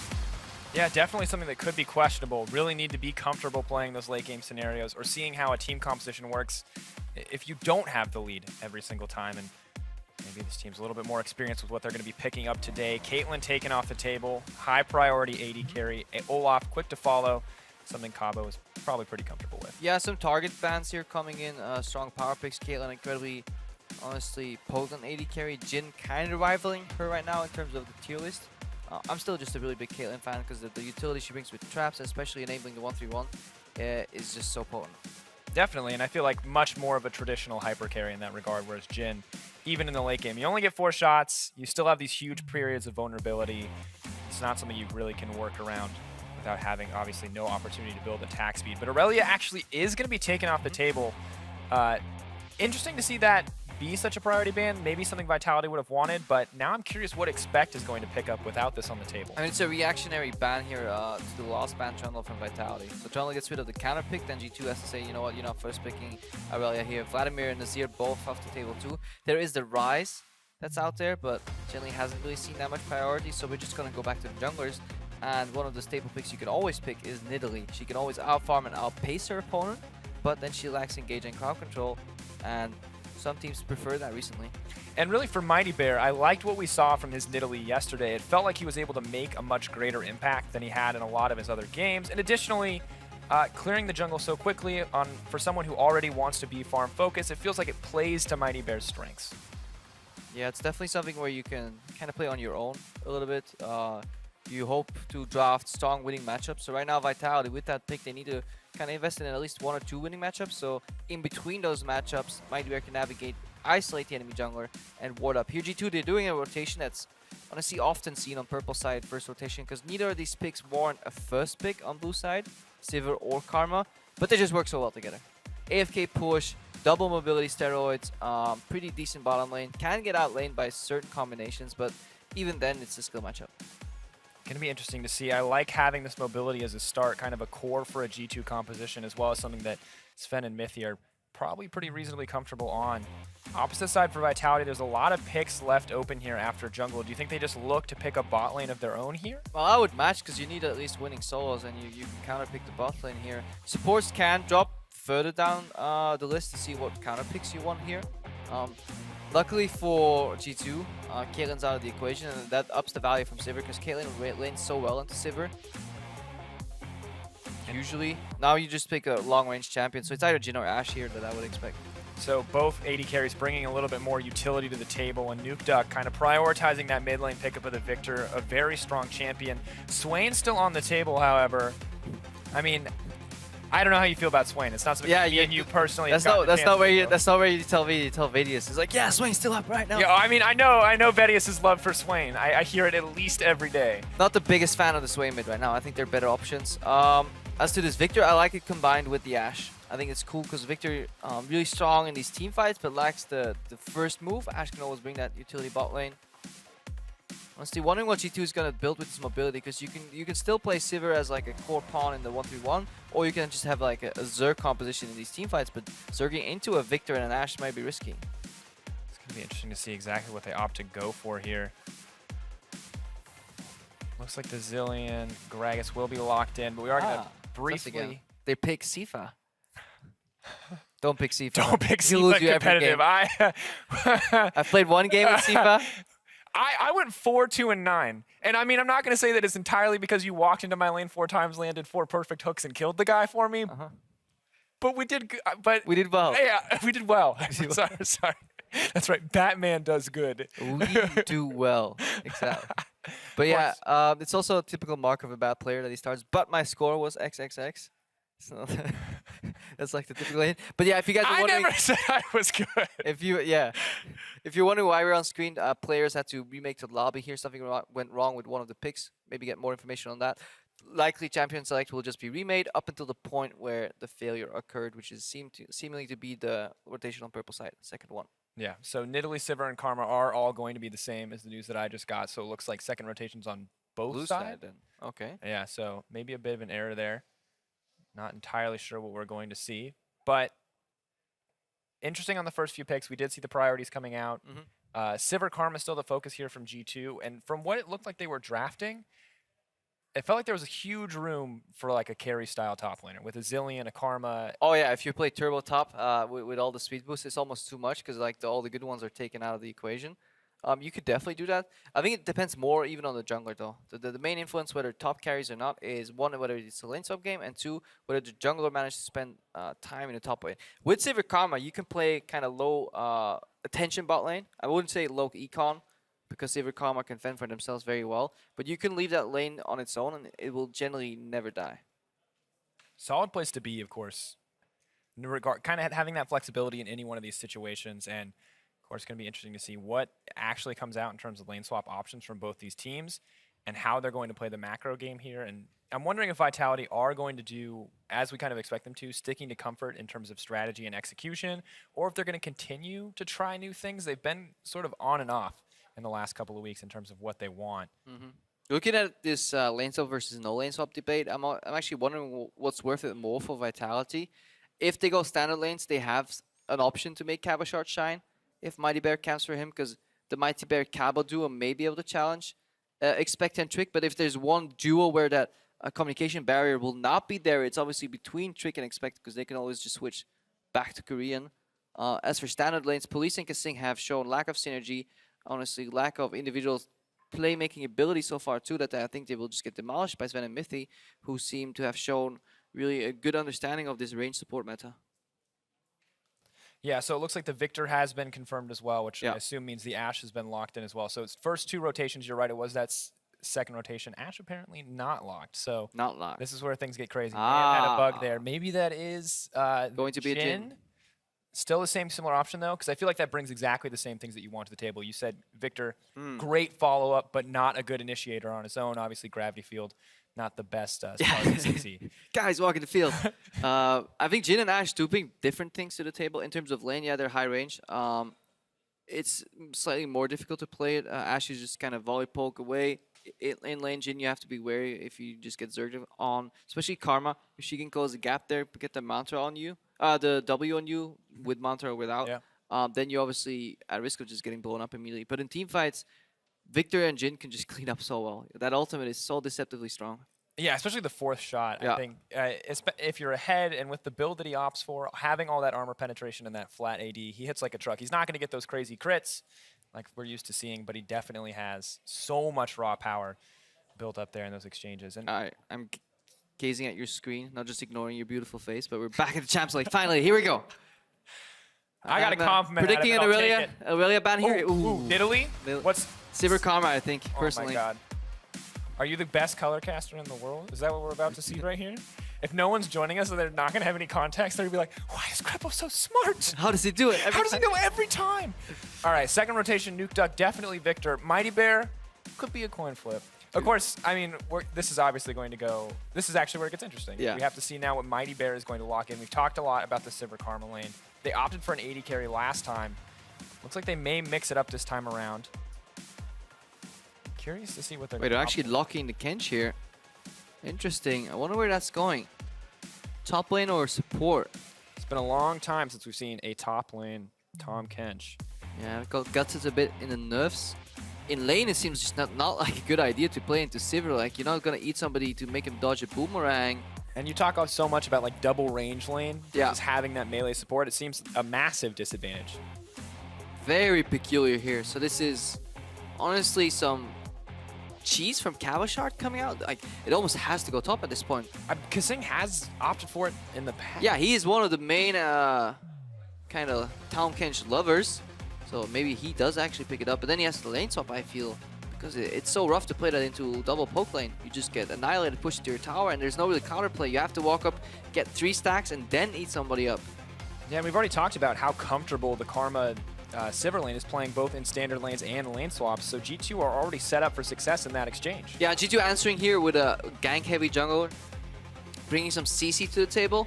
So that means that Trick can play around Xpex lane in standard lanes. It is also hinting that they're going for a pure 1-3-1 with the Ryze in the mid lane. Ryze technically a flex right now, but very likely going to Perks in the mid lane. So it is that type of style that they're opting in for. 1-3-1, Sivir, Elise, Karma in the mid lane, Ryze on one of the side lanes, and then a strong counter pick top laner in the other side lane. Interesting option, of course. Perks Ryze suffered a lot in what we saw yesterday.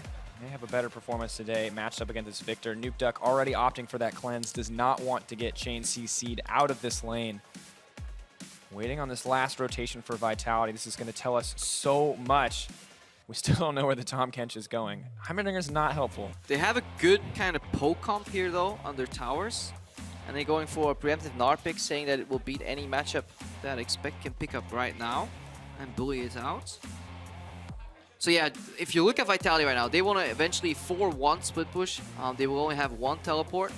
And then they want to group it in the mid lane tower, hit a laser, anything. Tahm Kench tongue poke, a spear, a trap, and that can then enable the Jhin W, lock him down and blow him up here. The answer is obviously going to be rushing from the front, double flank from the sides from G2. So they will have very limited windows. If Vitality have good vision denial, that's obviously going to be paramount to their victory. G2, they need to either win individually in the lanes or start snowballing with these double TP plays. I really actually like what Vitality are pulling out here. I've been enjoying the Jhin pick and seeing how it works in these team comps, and from what we saw of the last set, I mean, we saw Thresh Jhin used by Schalke in both games, and the Thresh felt like so often was used just to save the Jhin in these kind of tight situations, and Tahm Kench feels like it does something very similar. But with the final pick now on for G2, opting for the Fizz despite the nerfs we saw on 6-12. Yeah, Fizz is actually a really good matchup into Gnar in the first few levels. You can just close the gap. We saw it yesterday being played too. You can outduel him in the first few levels. Eventually, Gnar will get the lane priority. So that's when Fizz needs to start joining other fights. or you just need to get a kill here. Fizz is always running TP Ignite with the help of Elise. That's a super strong 2v1 with a lot of gap closing ability here to maybe corner Cabashard and put him down. So we need to see if Mighty Bear forgoes any farming advantage to maybe keep Cabashard in the lanes. Which will be interesting, of course, because Mighty Bear has been primarily that farm-focused jungler. We haven't seen him have as much impact in those lanes, but with these compositions locked in, I like what G2 have built. This is a very strong kind of run-at-you composition. Yeah, it's a very strong run-at-you comps, but these have one weakness. If they fall behind once, it's almost game over. If you get slightly behind, you have to run into this team. You can't obviously defend very well. Jhin will W you under the tower all the time, so G2, they're looking for a snowball. And that's what we saw from them in Game 2 yesterday. They fell behind, wanted to snowball that Hecarim pick, that Aurelia. It didn't work out for them at all. And we have to wonder if they're going to have better luck this time around, or if Vitality can just play safe, maybe look to put G2 behind in the early game. And I mean, that's never where you want to be. And as you said, especially with this composition. But of course, take this time, head on over to Twitter at LOL Esports, hashtag VITwin or hashtag G2win. It was all ties yesterday. So I don't know what you're expecting, but let us know. Of course, gearing up game 1 in our second set. Teams already getting ready to make their way out of the base. We talked about it already, Crepo. G2, very comfortable lane swap or otherwise, but how are we feeling about the Jhin Tom Kench lane? Yeah, Jhin just usually wants to keep his distance and have some peel. I think this is definitely where Vitality would want to lane swap, because I don't think they're going to take that 2v2 and come out of it with even CS. If they do, I'd be very impressed against, one, this matchup, and two, it being Sven and Mythi. Yeah, of course, strongest bot lane in Europe, despite a few hiccups in their last few games. But you already mentioned that Fizz also has a pretty decent 1v1 matchup into the Gnar as well, so it seems like maybe the lane swap for Vitality overall is just better across the board. Yeah, especially if you then dodge the first few levels and get Cabashard ahead. Fizz doesn't really snowball with too many items. This is why G2 is going for the preemptive swap. So again, this is not them attempting to dodge any matchup themselves. They want to match in top lane. Trying to get a read on the situation. Of course, still a decent amount of time to maybe look for this, but Vitality seem very content to just set up for what they believe to be standard lanes. Of course, zero information gained from either side after those early wards. It might be the double mind game. When it's this apparent that the matches have to be flipped, going into your Sandalades is actually just a preferential choice. They will find out by invading here, though.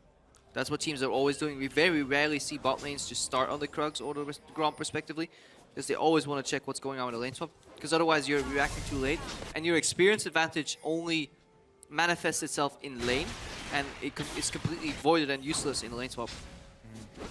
Not going to find that in the end, so G2 get out-red by Vitality here. Jhin now free to farm up on the bottom side as Kasing looks to poke in on that jungle, threaten at least a little bit of harass. Now we kind of have to get to that stage where we judge the lane swap. Perkz, though, taking a ton of damage here in the mid lane. Yeah, Victor, if he has the lane prio very early, has very easy laning against this Ryze. There's not much that Perkz can do.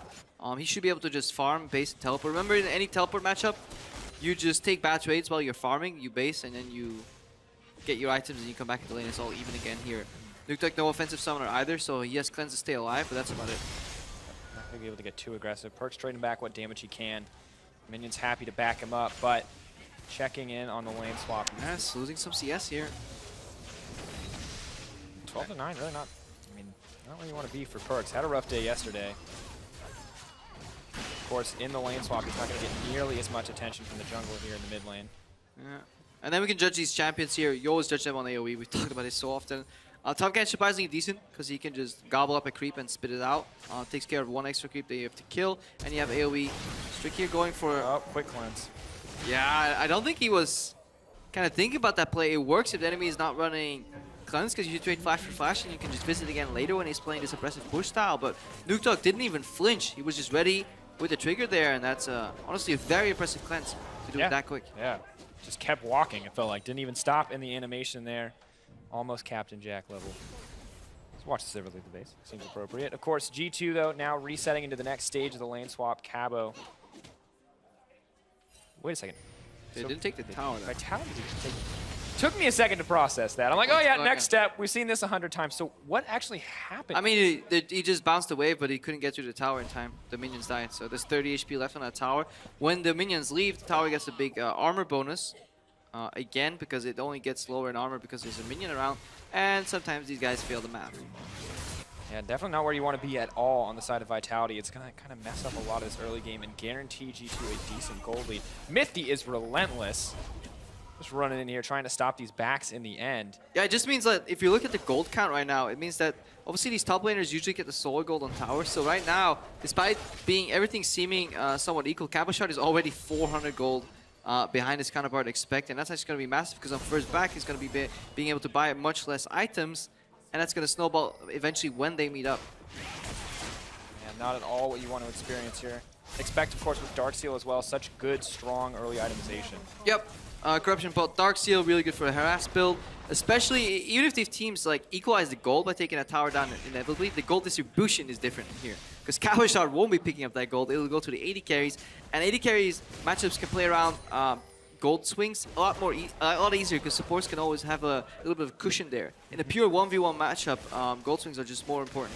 Yeah, significantly more important, of course. Cabo going to see what he can pick up here on the top side. And we talked about what would happen if G2 fell behind, but talking about Vitality, 4-1, looking for this split push. Going to be much more difficult if Cabo continues to suffer in these exchanges.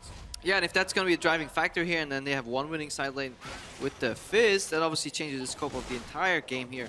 Because if Vitality won't be able to group mid as quickly, they can't force the secondary side lane teleport split push to join the fight immediately. And with the amount of wave clear they have from Karma and Sivir, they can actually decide the pace of the game. Exactly where G2 want to be, and we've seen how quickly they can snowball again. Cabo. He got it this time. Backdoor bonus, not enough. Thank God there's no vision in that bush.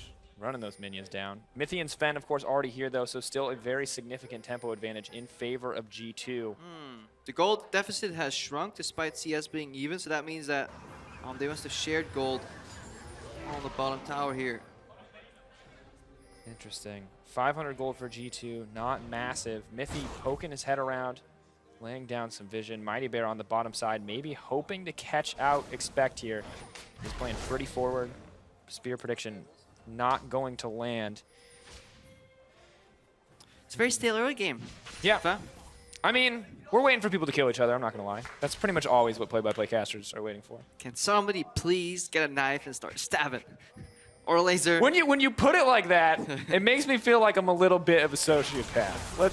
I prefer, that's why I refer to as action. It's not violence, it's action. Of course, tower will finally fall, as we mentioned earlier. Gold not going to go over to the favor G2. I would see it here too. Calisteer being picked up on a very early base by Perks, and suddenly all is well in the world. Yep. Mighty Bear showing his face in the mid lane, but as you said, Perks, now that he has those items, now that he has that fundamentally infinite mana pool, pretty free to farm up, to get aggressive. And Nuke Duck, yes, he has the cleanse still available, but the rise damage is still incredibly oppressive here. And both these teams are taking lane swapping to the extreme because the first dragon is a Cloud Dragon, and nobody cares about the Cloud Drake. So you keep going for the mirror swaps all the time. If it's like an Infernal or a Mountain, we'll see bot lanes meet in the bottom of the map a lot sooner, maybe after first, second tower, but now we're going for the extended base race strain here as well. At least now it's getting interesting. Who has the biggest cojones and who has to back off? Looks like G2 are going to start this one sooner. They have the Elise as well. The Victor's coming from the side, so one good sweep. If he waits for the minion wave to settle, he can actually take a out. Yeah, this is really good wave through with the Chaos Storm. Oh, Cannon Creep goes forward though. Still have Spiderlings on it. They are going to be able to break the tower. This is a weird game that we're so excited about. Oh, and now mid lane is under siege too by the Rise. We see some people basing it, so they're not going for the early inhib. G2 already backing. This is a... What is happening right now? Of course, it's very dangerous to take an early inhib because it gives a free freeze to the enemy top laner, and you just starve your top laner on the map. And if you have kind of a bit of a scaling comp like G2, I think you don't really want to do that. You want to make sure that Expect can be funnel farm, especially if you have poor macro. So I think just taking the tower down and swapping is fine. It's just, yeah, it's peculiar to say the least. I just feel bad for the Cloud Drake. All this action, he's not getting. Hey man, at least he's alive. That's true. I guess I shouldn't feel bad for the Cloud Drake. He sees all his sisters and brothers die pre-8 minutes, but he himself lived a long relative life. Like in dragon years, this is a lifetime, you know? Like dog years are like, what, 7 times a normal year? Dragon years are like 10 years for every minute. He's gonna be like 200 by the time he finally drops. Why do you think they call it an Elder Dragon? He spawns when he's like 350 years old. I like that we've set this up. I hope someone is like committed to this enough that this becomes a part of the lore. Hey man, we have a lot of room in our lore, luckily enough. No one's ever really explained where the elemental dragons come from. We know about their lifespans now, though. We figured it out. It's gonna be a grandpa soon. I know. It's a rough life. Gonna break the 100 mark. Good for you, little Cloudbreak. Little, I guess he's not little, I guess he's a grown man. Grown, full dragon almost. No longer. Definitely no longer. Let's see how long he can last this game. We'll keep you posted. We'll give you the updates. Give you the Cloud Dragon timer. Oh, myth. Oh, Mighty Bear got it on the way out. Nice. Mighty Bear. Happy to grab that one. Gonna balance out the gold a little bit, although it's still relatively even. 59-41, the CS differential here for the junglers. But in the mid lane, Perkz is starting to really dominate out here. 73-91 in Perkz' favor. You're getting really into it. You're leaning in the screen almost. I'm ready. It's also just really comfortable. To It's just very hard for me to even see my monitor right now because I have another monitor. I have this play-by-play, literally leaning in front of the screen, waiting for action. Every minute passes where nothing happens, his face is drawn like an inch towards the monitor. So hopefully somebody starts killing somebody soon because my vision will be entirely obstructed by Sifa's glorious beard. I hope so too. I would like you to be able to give commentary outside of my facial features. But I mean, if worse comes to worse, I think I'm happy to make the sacrifice. I hope you are too. Great filler material. All right, we're still in the lace up, guys. So there's really not much going on. Expect is now catching a wave in the top lane. Let's see how long it takes him to kind of push that out and what Vitality is doing with the remaining pressure on the other side of the map here. Because the slower top lane pushes, the more room for action on the other side of the map here. But Mithy's actually going aggressive. Snare. Mighty Bear flash away, still gets locked down. Kasing here with the tongue to back him up. TP coming in. Mithy is gonna have to flash out from the stun. Ulti from the Jhin. Cabo moving forward. Mithy's only level 4. First blood. And this plays in what we were just saying, right? What is Vitality going to do with the pressure they can put, right? Because Expect is being slow in the top lane. So G2 have committed to making their top side the strong part of the map because that's where they're being slow on the plays. They're going simultaneously for an invade on the bottom. That's honestly a mistake. You can't do that. You can't push out your top lane slowly while going for a play in the bottom. Watch this again. Like, look at how slow Expect is approaching this play, and Mithy is still going in here. So what's Vitality going to do? This Gnar's already in the bottom lane. He doesn't care. He can just join the fight immediately. And where is Expect? This is another play initiated by G2 Esports where their teleport is late to the party because the communication just isn't there. It's a rough life, and of course First Blood may not give too much of a gold lead, but it will mean the end of the life of our dragon here. He made it to about 105. May you rest in peace. 115, rather. So of course, Vitality happy to have that extra movement.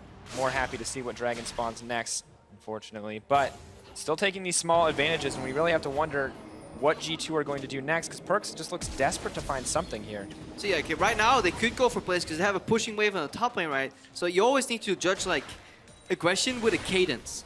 Whenever you have one of the side lanes pushing right now, what Expect is doing right now is building up a massive wave. What is the reactionary play? Well, Cabashot is basing and he's going to catch that wave. So now Expect can base, he can move to the bottom side of the map and potentially invade enemy red jungle to drop some wards. G2 can now dictate what part of the map they want to play on, what's going to be their strong side, because somebody is stuck dealing with some farm. Now, if Cabashot pushes out immediately, he can counteract that, or Vitality as a team can play passive to funnel farm into their top laner and get him CS advantages. So these are some of the choices that these teams are continuously making. The speed at which they push side lanes out with, or just generally which part of the map they want to play on. And it feels like the name of the game changes when you commit so hard to these lane swaps. It's no longer big choices like where you really want your jungle pressure. It becomes a game of wave control. And yeah.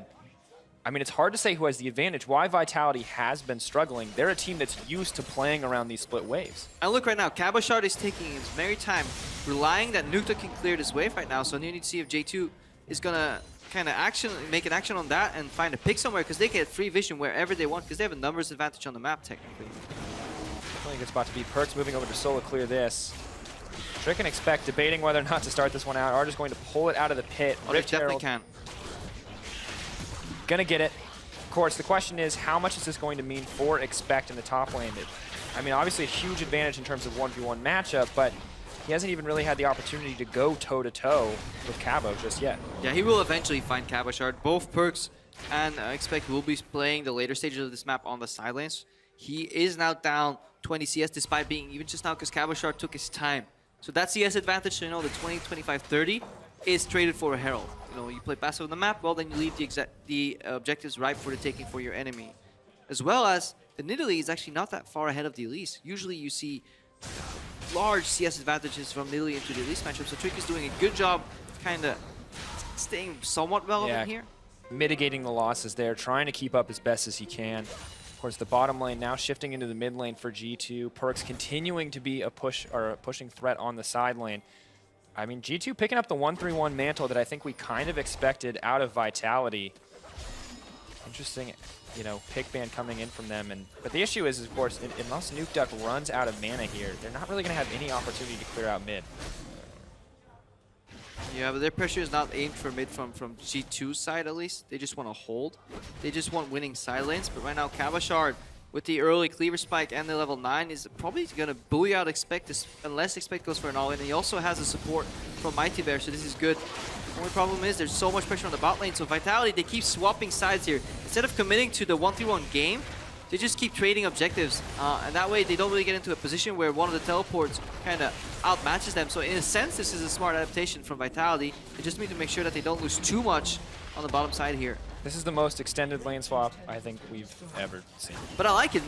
Trading sides makes you go even against a 1-3-1 who kind of wants you to lock into these lanes, because otherwise, Expect can TP bot or Perks can always TP top if Vitality matches. They're TP down, so this approach is actually pretty smart for them. Stun goes down onto Nukeduck. Does have Cleanse, is going to use it in the end.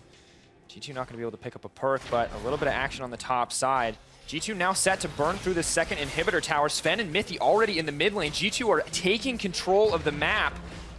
And despite this reaction here from Vitality, they don't push through. They don't commit with their numbers advantage and allow G2 to just keep playing on the bottom side, so they don't base in time. So this is a good start, but they don't see it through.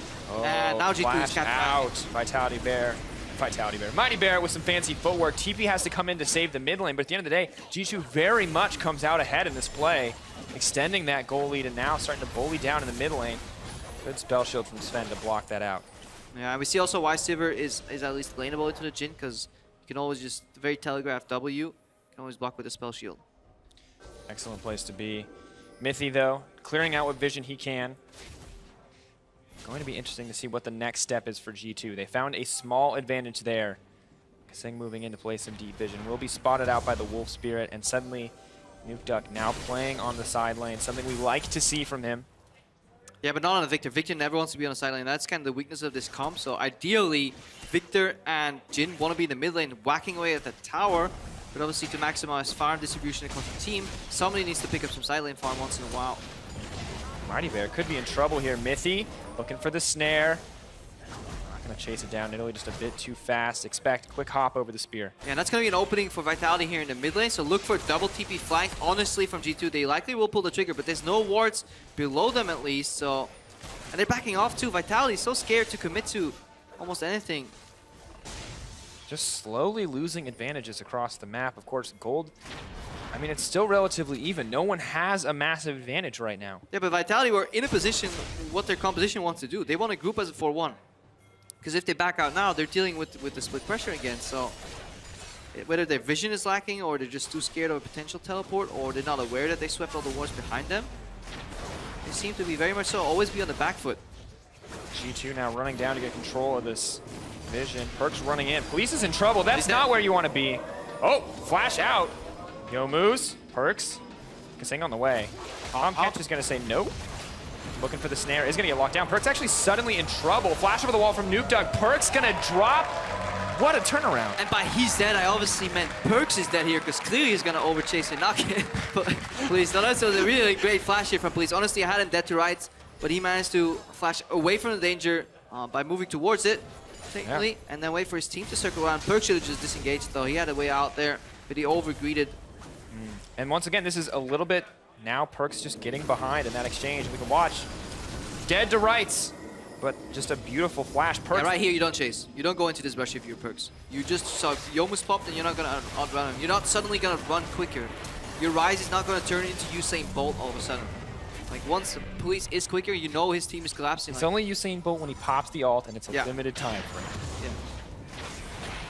Really interesting that Perkz has tried to commit to that. I mean, maybe just eager to make something happen, but now they're giving up another Cloud Drake. Of course, not the end of the world, but as these start to stack, it's going to make it easier and easier for Vitality to respond across the map. Yeah, the one thing about Cloud Dragon is it's not that useful as a stat, but at least it amplifies your Elder. If this game goes slow, and G2, despite having a really good late game comp, they run into Elder Dragon on a poke composition, they're going to be in a whole world of pain here because Vitality could get another Dragon that's a triple stack. That means they're dealing over like a 182 damage on every single poke. That's going to add up then. Absolutely, especially with a tanky top laner like Fizz, who really can't afford to be taking any form of true damage at all. Very reliant on those defensive stats. G2, though, they're moving into the mid lane. They are going to be able to break down this tower, start to extend that gold advantage despite giving up those dragons and those kills. Both teams suffering a lot here from Vision. 1-3-1 is a strategy that's been plagued by just the lack of double sidestones in the current meta. That's why we sometimes see junglers like Rek'Sai, even Elites go back to the secondary sidestone after some items to really just layer some wards in between the lanes. And then people like this Ryze and this Fizz can play ultra aggressive. Right now, Vitality in position, because there's no objectives to be taken. All the towers on the map are already gone, so on the side lanes at least. And you can see Expect with no TP, good opportunity for Vitality if they want to siege, if they want to set up as you said they should. I don't think they're aware. I don't think their timing is accurate because Expect used it earlier to mid lane, I believe, but I don't think Vitality is accurately tracking that because if they were, they could have just hard pushed here into the mid lane. They're almost over-respecting G2 Esports at multiple points in the game. They're playing so safe. Maybe not feeling quite as confident as they did last season. Much further down in the standings. Sean's talked about getting back to basics, but I mean, you just can't. Sometimes you need to make proactive plays. G2 continuing to look for something. Vitality continuing to just back off and play safe. Really waiting for G2 to make a massive mistake. And then the jungling continues, sadly. Yep. I want these guys to commit. I'm just looking at like their strategy and my face can't get any closer to the screen, Crepo. Can we get some action? Yeah, I know. I see Sifa nudging. He's like, hey man, do you wanna chime in with some beautiful points here? I was like, no, because there aren't really that many points to be made. Yeah, they're doing the same thing that they've been doing. Yeah, when the goals of the compositions are so clear, on one side the 1-3-1, on the other side the 1-4, and one side doesn't even want to play towards their strengths. Like Vitality, they're playing net neutral. Like they're just neutralizing G2's pushes wherever they can. They've traded every tower that they can so that they didn't have to choose. They didn't lose an inhibitor. They picked up a loose dragon here once in a while because G2 made a mistake. Like the style that Vitality is playing right now is like half of what Fnatic does. Fnatic always take the smart choice. They never go for a risky kind of out of the box maneuver, but at least they commit when they have the macro advantage. Vitality go halfway. Once they get the macro advantage, they say, nice, we got the advantage. Let's go back to our base. Yeah, really cautious play, counting against them, feeling like they probably could have a decent lead at this stage if they had just committed on some of those, I mean, potentially riskier opportunities. They have choked out the vision. There's very few wards. There's a couple of pink wards here though, so if you look at teleport opportunities, it's almost at Raptors for G2. There's a lone ward here, top left. That's a trinket ward. That's it, so they're having a hard time kind of knowing where the enemy is and then committing, and there's no side lane turrets to suddenly kind of siege on either due to these extended lane swaps, so the map is almost too large for some of these teams. Yeah, you see Expect waiting in the brush, spotted out by that trap in the end. Perkz continuing to push on the side lane, matched up against Cabo, but the rest of G2 now moving up to the top side of the map. Defiance used, chasing down Nukeduck. He's really caught out here. Snare gonna drop. Perkz gets pulled into the center, but Nukeduck is set to fall. Gnar on the way into the fight. Cabo, he has the Mega, but can he get it out? Hopping through, trying to get Perkz. Good flash. Police locks him down and picks up the kill. Ult comes out. Will it be the curtain call for G2? Are they going to drop? Just going to be... G2 find the opening pick here. Perkz moves in from the bottom lane to the mid lane, and he surprises Nukeduck, who wasn't ready for that maneuver. Vitality was shifting their attention to the top side of the map, then shifting back, and suddenly, out of nowhere, after all this kind of patience and posturing around, G2 finally find an opening, and the gold lead increases to 3,000 gold.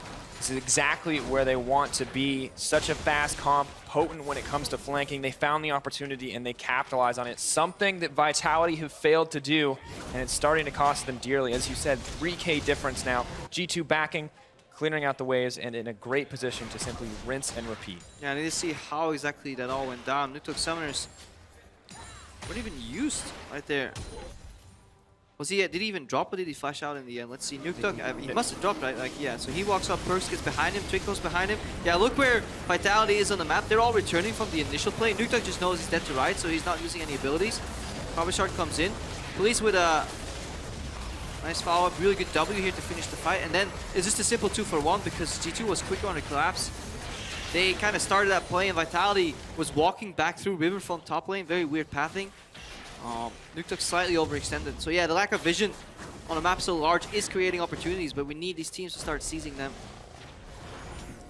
G2 though, as I said, rinse and repeat. Vitality now looking for something. They're setting up a bait around the Baron pit, but Perks, he still has that TP. He walked his way up into mid lane last time, and now he's looking for the flank. Nukeduck caught out again. Liver die by Nukeduck. The Vitality mantra costing them so much as he gets dropped. The rest of Vitality there on Baron, but Expect goes into the team. Police caught up. Kasing to save the day. Cabo, he has the Mega Gnar, but will it be enough? Mighty Bear in the back of the pit.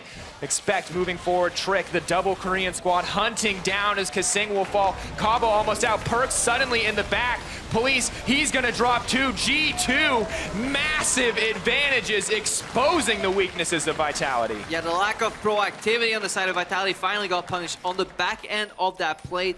Previously, they left some wards around, and then it was a simple pull the trigger, TP behind. Nukeduck gets caught out again. Vitality had no goals in mind. They kind of started the Baron, you know, just reactionary, had to peel off, and suddenly they find themselves 4 kills down, and now it's super easy for G2 to close out this game. Absolutely. Baron buff empowering them. Amazing wave clear on their team, and a constant threat that they can just dive in. Fizz, of course, still has the Eve of Doom buff, or rather the Hand of Nasher buff. I can't remember. They keep changing the names on me, man. But still a potent split pusher. I'm going to watch this one more time.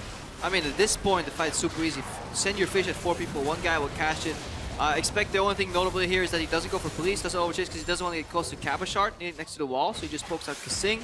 The Drake comes in, but Perks is from the bottom side again. Mighty Bear is forced to peel off to the right side. It is just cleanup duty. After the initial pick, once the Victor goes down, such a cornerstone of this composition, Vitality is honestly, yeah, it's just going to get swept here. But it's so sad for me to see this. This game delivered almost nothing of value. There was no plays to be made on the side of Vitality. At least go down fighting. At least make a proactive move. Because all this trading shenanigans, it's good to negate the 1-3-1. But then once you are grouped as 4, at least push through. Go for the poke siege. Enable your composition. Yeah. Why else pick this Jhin Victor combo? And on the one hand, we have to be happy with teams who are good at playing defensively, who know how to neutralize the strengths of an enemy composition. But at the end of the day, you have to kill people to win the game. You have to take objectives, and you have to make aggressive moves. It's not a game about... it's not tower defense. It's League of Legends. You got to commit more, and Vitality just... At least in tower defense, in the games that I played on the old Warcraft engine, you had an attacking component, you know? Respawning all these minions that went to the opposing team's towers. I always played offense. Let somebody else build my towers. I like that. Not really an option for Vitality. No one on their team to play offense this time around, unfortunately. But G2 more than happy to play offense across the board as Expect threatens this inhibitor. Honestly, I don't know what Vitality can do here. Oh, 1-3-1 just loves Baron buff because they get stronger on each and individual lane. They can just peel back. They don't need to take any risks. These cannon creeps will do most of the work too.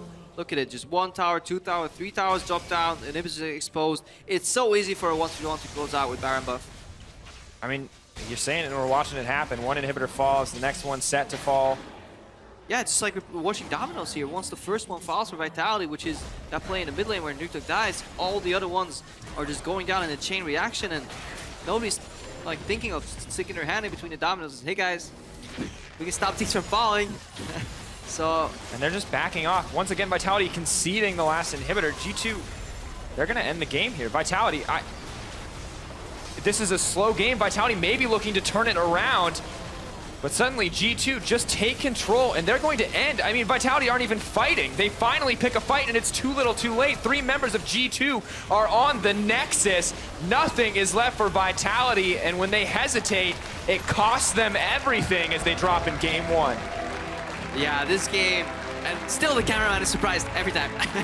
No, this game was a sour taste in my mouth, honestly. Vitality, yeah, just like felt like they didn't come to play here. They had, honestly, not a bad composition. I like what they brought to the table. 4-1, siege in mid. If somebody gets caught, you can Tom Kench them out.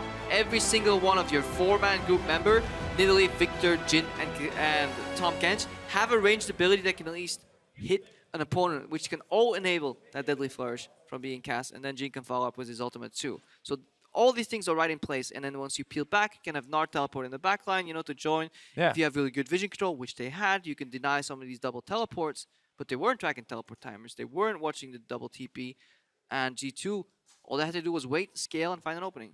Absolutely, and that's exactly what they did. The second they found those flank opportunities I felt like Nukeduck died twice and the game was over. Yeah. That was, I mean, we saw some picks traded back and forth. We saw... We could have like a package of this game is like lane swap, 2 Nukeduck deaths, Nexus blows.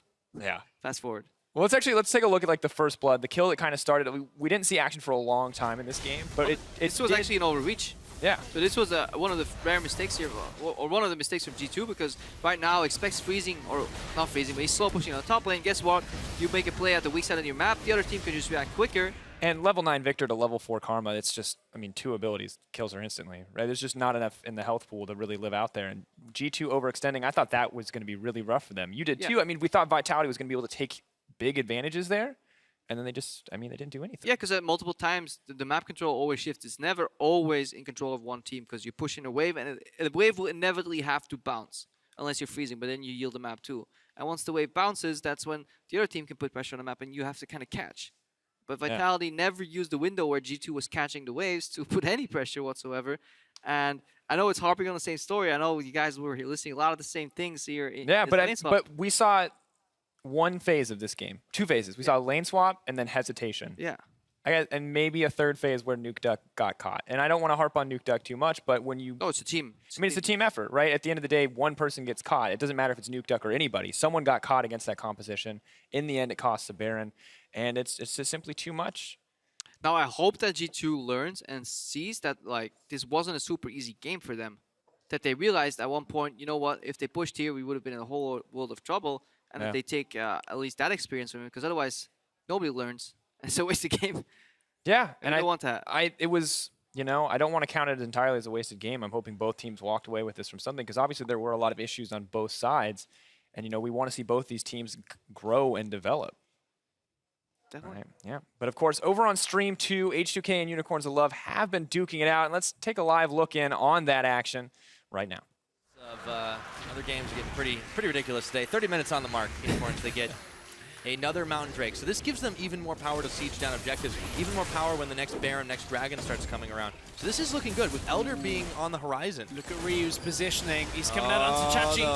Chachi turns around, looks for Ryu, but that is a big Gnar against the wall, and they actually leave Chachi bleeding against the wall, but Exile coming to the rescue means he won't die. Chachi had a Guardian Angel there as well, so it was a matter of H2K deciding on whether they all in to pop the GA and risk ending up dying when they come back out, or you just are content with the damage onto Chachi, force him back. Oh, good cancel from Freeze, gets himself out of there, so that's now the Bard ultimate and the Jin ultimate not available. EUL continue to push. A little bit of damage here and there, chipping away at the base. H2K trying to hold on. Unicorns, though, this game performance from them, it is so much better than what we've seen in the last couple of weeks. They're starting to climb back in, and H2K, a team that we looked at as being one of the tops here in Europe, is on the verge of falling down to one of the lowest in the rankings. And a lot of it has been because Move in the early game was putting the pressure onto Jankos. However, that's transitioned from there. Oh, they got Freeze! Oh, they do! Exile with the big burst. Chaos Storm is in, but they're able to go through the journey into the wall. Chachi into the back line. This man just doesn't care. Straight through the box they all go. Chachi on a rampage now, and that's surely going to be inhibitors, if not more. Oh, Exile once more! And he gets it! Woo! Fancy footwork. One inhibitor down, they look for another. Odo's got Mega Gnar, but there's no team here. There's no team, and there's no end to the game for H2K with a happy ending at least. It's going to be Unicorns that are pushing in for the win. Oh, if you thought this had a happy ending stretch. Interesting, of course, see how that game is unfolding. We're going to take you away right as the game is about to end. Nope. If you want to watch that, you got to go to stream 2. But you don't want to watch that because you want to watch us, obviously. Yeah. But what a surprise. Unicorns are actually beating H2K. That is insane. That, like, well, in a weekend where everybody's tying, and obviously this game is going to turn around and G2 is going to get tied by Vitality too, because that's in the script. No, we had a 2-0. We had 1-2-0. Schalke were not a fan of whatever script we put together. Yeah, Gillis is like, you know what? F that script. I'm just going to steal this Baron. We're just going to turn this around. Yep. But no, it's surprising that they're actually winning that game. Loving the Bard Ashe combo. Yeah. Really fun lane to watch. Yeah, and of course, if you want to see that, EULCS2. But here on EULCS1, as the players get ready to load up into our second game, we're going to take a quick break, and we'll be right back with our coverage of the European LCS. Mid lane gives you kind of, like, you can play more different champions in mid lane because you can be more safe easily, and you can play a lot of different, like, styles of play. There's, like, the most, like, champions that are the most special, the ones that have like the most weird dynamics, for example, is usually the ones being played in mid lane. So like the really different champions are being played there, the standard ones, it's just a lot of diversity, I think.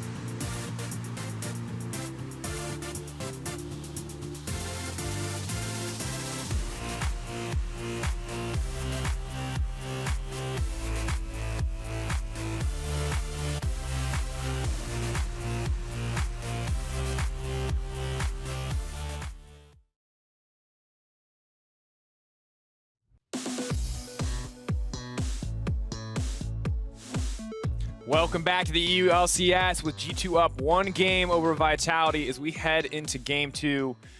We're both relatively disappointed in that game. How it played out exactly. I don't know. That was the greatest game of League of Legends that I've ever seen in true CLGU fashion. I enjoyed that. Are you impressed that they could end it before 70 minutes? Yeah. If you look at like if you watch the duels interview between Diamondprox and Froggen that came out recently, Diamondprox would have probably rolled over in his grave if he would have passed by now.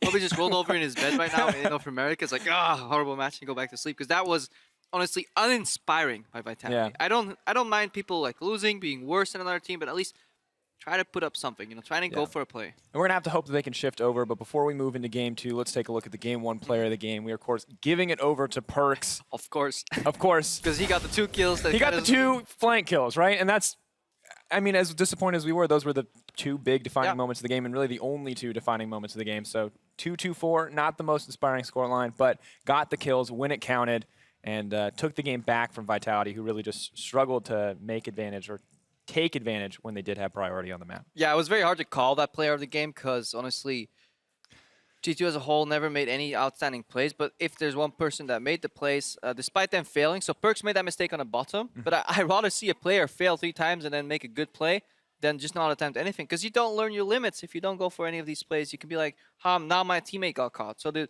whole Vitality roster could be like, boy. If Nukeduck did not get caught right there, we would have won this game. And that's the wrong mentality, because just the lack of proactivity is much worse than just a failed attempt or at least a mistake somewhere. Yeah, it's a much bigger issue than that, and I think clearly identifying what went wrong is a really important part, of course, of adapting and coming into this game too. And we have to hope something from G2 as well, because while there is a lot of onus on Vitality to kind of adapt here, there's not as much pressure on G2 given that they had the win, but there was still a lot that went wrong for them in that early game. Yeah, they just left some windows open. They could have been further behind, so maybe they need to look at whether they assigned their roles correctly, whether the freeze from Cabashard put them back if they can enable Expect just a little bit better. And also, they just didn't find any good wards for these teleports, because in many situations, Vitality backed off because they feared a double teleport from G2. But G2 couldn't actually not act on that play because they didn't have the necessary wards in place. So that is something G2 Esports need to look at. If their main counter to the enemy engage is double teleport, then you need to have the wards in place to enable that play. Absolutely. Playing around exactly what you want to do. And I think Vitality, of course, giving, as we said, too much respect over the potential for the double TP, not playing around enough what they want to do, way too concerned with what the opposition were doing. And do we think this is a drafting issue? Was there a draft issue on either side, or was this purely execution in game? I think both drafts are playable and winnable and have clear win conditions or identities, so I don't think there's any issue necessarily in a draft. Let's see if they take a different approach here. Now GT's obviously on the boost side. There's a little bit more liberty to target ban enemy champions and pick up potentially really strong pick. And that strong pick on first rotation boost side dictates kind of the nature of your composition. You don't always go into a game saying like we're going to play this comp because you don't know what your first building block is going to be. Absolutely. Have to be ready to adapt to whatever the enemy is going to ban out or prioritize. Vladimir, standard these days, taken off the table. Cabo getting a lot of attention on the side of G2. Aurelia and Olaf taken off the board. Wondering what their third ban is going to be. I won't talk about Swain this time. Nope. No more Swain. No more Swain. Not excited about it. I wonder if he decides going to get rid of the Azir. It might just be Vitality up. There he goes. Just two mid-lane picks that have proven to be very strong and stable. And the Rise didn't have that big of an impact in the early game. So likely will go through. In terms of top tier picks, we're looking at Nidalee here. That is still strong. We're looking at the likes of Jin Caitlyn. That are still worth picking up. Karma has pretty high value for G2 Esports as a team. Mitty has been picking a champion a lot recently. And despite that one over-aggressive move, we saw him dominate other games in the past on this Karma pick. Knows how to use that snare to maximum effectiveness. And I feel like gets so much more out of the champion than we see from other supports. Yeah. But Victor now taken off the board as well. Nidalee to follow. Not wanting to risk giving that one over to Trick. But Caitlyn, something we saw banned last time, is now open. Doesn't look like it's going to be the priority, however. Yeah, I didn't really agree with the Trundle Hover immediately because there's always a Gnar counter pick from Cabashard. So why not just lock in something else and put some pressure in that top lane matchup at least, because that's the one that's most easily broken, I feel.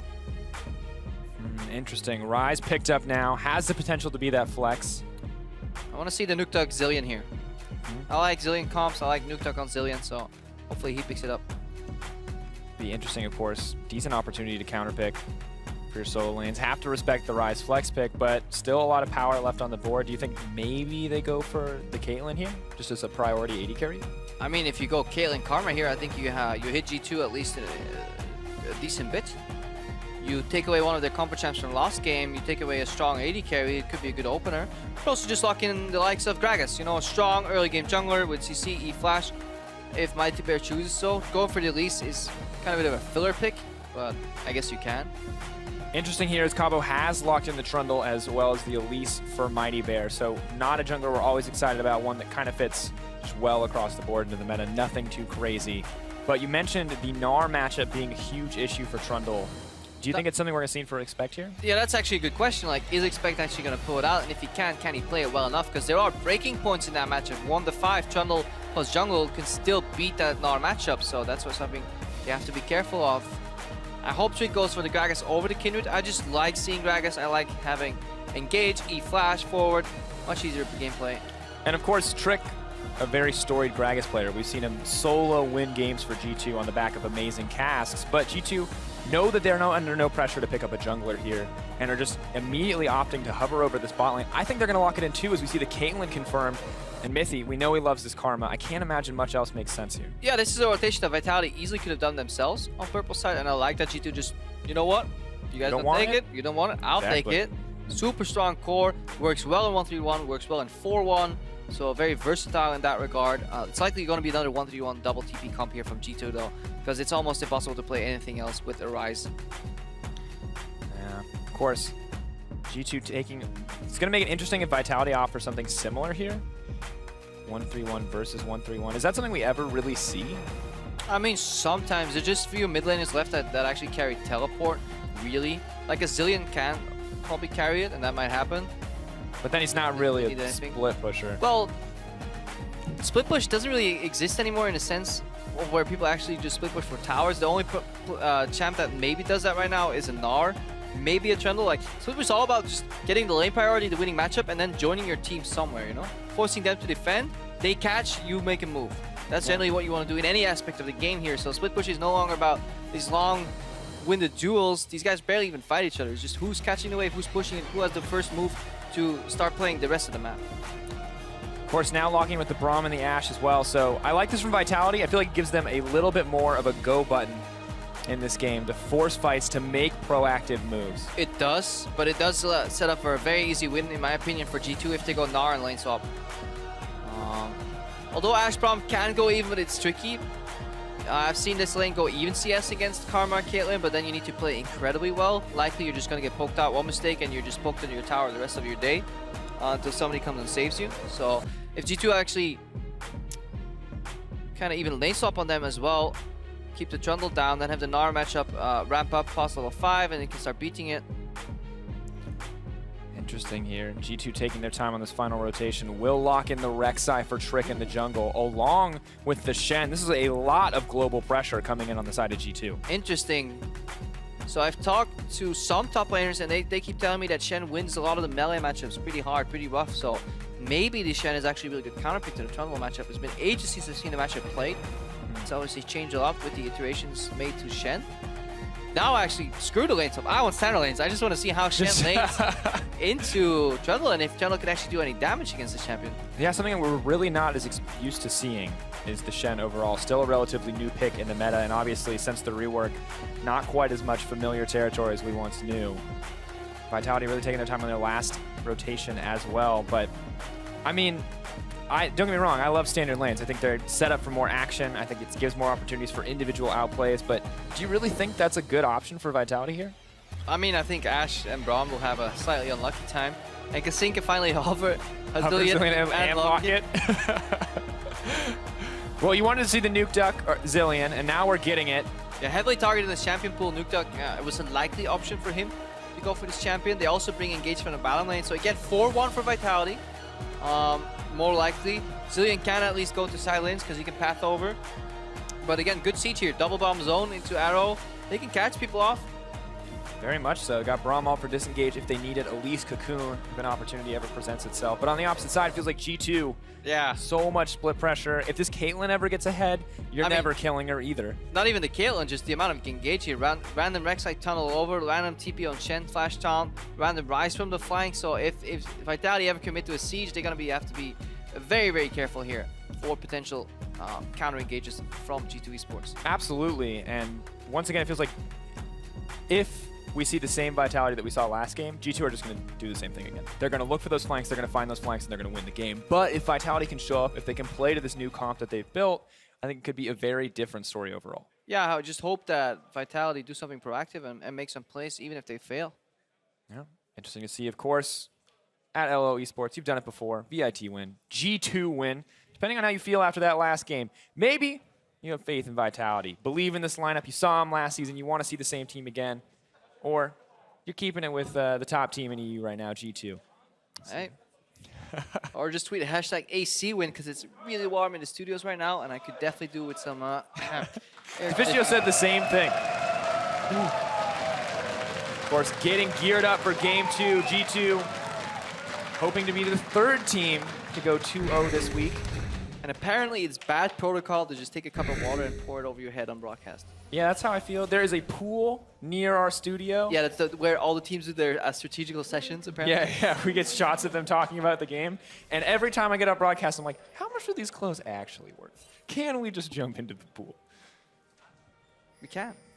You now have permission. Oh. I didn't know you were in charge of making that decision. Yeah, I'm actually executive budget manager here at Riot Games. And we'll get you more clothes. All right. Matthew throwing out some poke. Of course, no guarantee we're going to have 2 or standard lanes here, but I'm hoping that both teams opt for this. I think this Ashe Brown lane likely wants to dodge. It's kind of unrelenting poke. And Mitty also brought the Ignite to the table. It's only going to make it worse. So no respect for the late game Trundle or the Zillion with the exhaust. Oh, wait a second. I think Vitalities are gods of the mind game. I think they knew once they were spotted that G2 were going to swap again. This is exactly what we saw last game. G2 are out mind gaming themselves. Yeah. Are they though? Maybe there's like another 2 layers to this mind game and we actually don't know who's stupid and who's smart. This is what you have to ask the players. But right now, let's just assume that Vitality... I thought you were going to say I have like a question. This is where you ask the players. Yeah, because they can hear me clearly. No. Ask the audience. It's like... audience, what do you think? Did Vitality out mind game G2 Esports here? And then call the audience and lock it in. That's your final answer. Get your support. Phone a friend. Phone a friend. What's the third option? Make it answer disappear? I don't even remember. Is that the third option? I think it is, actually. Remove one of the answers. I always remember Cash Cab was my favorite one because it's like, ask a stranger on the street. And that was like always such a gamble. Every episode, you'd be like... Never existed in our iteration of this show. What was it? Who Wants to Be a Millionaire? No, Who Wants to Be a Millionaire was the horror one. There's another game show called Cash Cab where they just like were in a cab playing the game show. And they'd be like, yeah, you can ask a stranger on the street. So you always have this like lady like, what does this mean? That's American television. No, I'm out. I'm out. I'm sorry, I'll keep it to hip-hop and British TV. And British TV. We can go to the weakest link eventually, but let's hold that one in case it's another long lane swap. Of course, both teams taking the first step as expected. Gonna have to see where this goes. Maybe both teams want 3 turrets again in the early game, or 4, or 5. Maybe these guys just really like killing structures. Maybe like they're the reverse Bob the Builder, you know? Yeah. Can we deconstruct it? Yes, we can. Although to be fair, they're not really deconstructing it. I don't feel like they're taking it apart. They're kind of just inefficient deconstruction is still deconstruction. Also, apparently, like, deconstruction is now a culinary term. Really? Yeah, you can have deconstructed something, like a deconstructed pancake, so you just get the ingredients. Like, who wants that? I want my pancake. What? It actually exists. I know, I believe you. How do you not notice? You're like the ultimate hipster. You're I'm not supposed with to notice. food. No, I'm from Portland. All I know is beer and coffee. You gotta give me a break here. We don't actually eat in Portland. That's our secret. Just liquid diet? Like liquid diet. Beer, coffee. Park's getting a blue buff, apparently. Interesting adaptation here. Yeah, it's a blue buff diet. It actually is an interesting adaptation, so we actually finally have something to talk about. With these lane swaps, obviously Rek'Sai never needs a blue buff. Can hand it off early to Perks. And then he can start pressuring this matchup a little more. But we need to see if these teams keep swapping the map around here. They seem very equal in tempo. Just a slightly quicker on the side of G2. They're back in the bottom lane right now. Mitty, yeah, Mighty Bear. Mighty Bear finishing the last remains of his jungle on his weak side before he's going to path over again to where more of the dots are. If you have issues finding your weak and strong side, just count the enemy dots on one side and your dots on the other and see what's larger. Also account for people that may be ganking. It's like, I don't see anybody. The world is my strong side. What is the? Oh god, it was like 3 years ago. There's a video like the Garen bush theory. Like, oh yeah, if you don't, so see on the map, they're in the bush, like always in the bush. Just assume that you are never safe. Play against Fnatic, you're in the bush. I feel like it's such a universal European strategy now that we have a lot of death bushes. A lot of teams would like to set up, wait for those baits. Oh, maybe with the stun. A lot of trading here going on, but once again, just moving through the lane swap. We've seen it once before. We'll watch it again. Perks and Nukeduck, the only aggressive lanes. Yeah, Nukeduck still has his teleport available, so he can just take bad trades and just focus on the CS. As long as he doesn't lose any damage on his tower. Well, second tower's set to fall. Next Drake is Ocean. So this actually could shift the game pretty dramatically, given that people were very content to ignore the dragon for 110 dragon years last year. This puppy here only makes it to 55. Technically, we didn't count in the spawn time. Oh, that's true. I don't want to do that math. He's like 30. He's in his 30s right now. Yeah. Midlife crisis. No, he's young. Midlife crisis. Ocean Dragon. Why would you do this to such? He's too young to die. Yeah, Sven takes him home. On his birthday, he gets gifted the Ocean Drake head. Murder is a gift, Crepo? In League of Legends, murder is a gift. I don't know how I feel, man. I feel like I've learned too much about this game today. This game is pretty brutal. It's like we send birds and then poof, they just die. This is a really long range hawk shot. That is a pretty long bird. That's going against man. See, he's dead right there. Why did it just?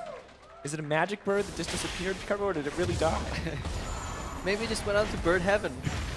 Went to the farm. It just went to the farm. There's a lot all of our childhood pets, where they all live forever and roam free. Pretty crowded farm by now. Serious issues with the farm theory. My pet rabbit once went to a farm. Oh. Yeah. Rough life, my friend. I don't want to get too deep in this. Yeah, it'll get sad. No, I have a reason why he went to the farm. I don't think it's suited for broadcast, so I'll just continue with the game right now.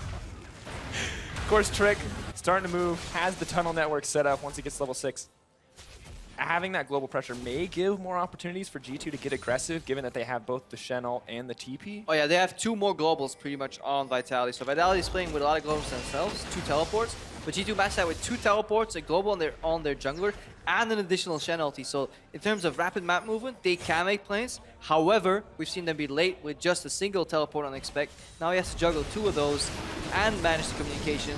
And Vitality can always reset the fight with the Zillion ulti too. So if they get caught, they kind of get out of jail free card once. Well, Expect only level 4 as well as Cabo Shard, so not going to be the best setup. G2 still have all the vision on the bottom side. They know that Cabo's moving down, and they're poised to take this tier 2 tower already. Caitlyn, of course, notorious for clearing these out.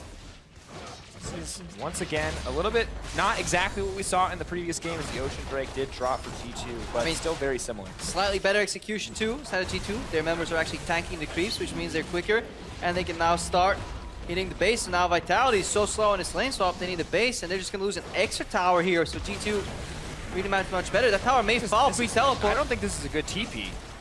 I mean, he's here. There's 4 members though. G2 just going to back off. Defiance used by Mythy. I mean, G2 definitely take advantage there. 800 gold in addition to the Ocean Drake. Infernal next to spawn, so having this tempo advantage is pretty big.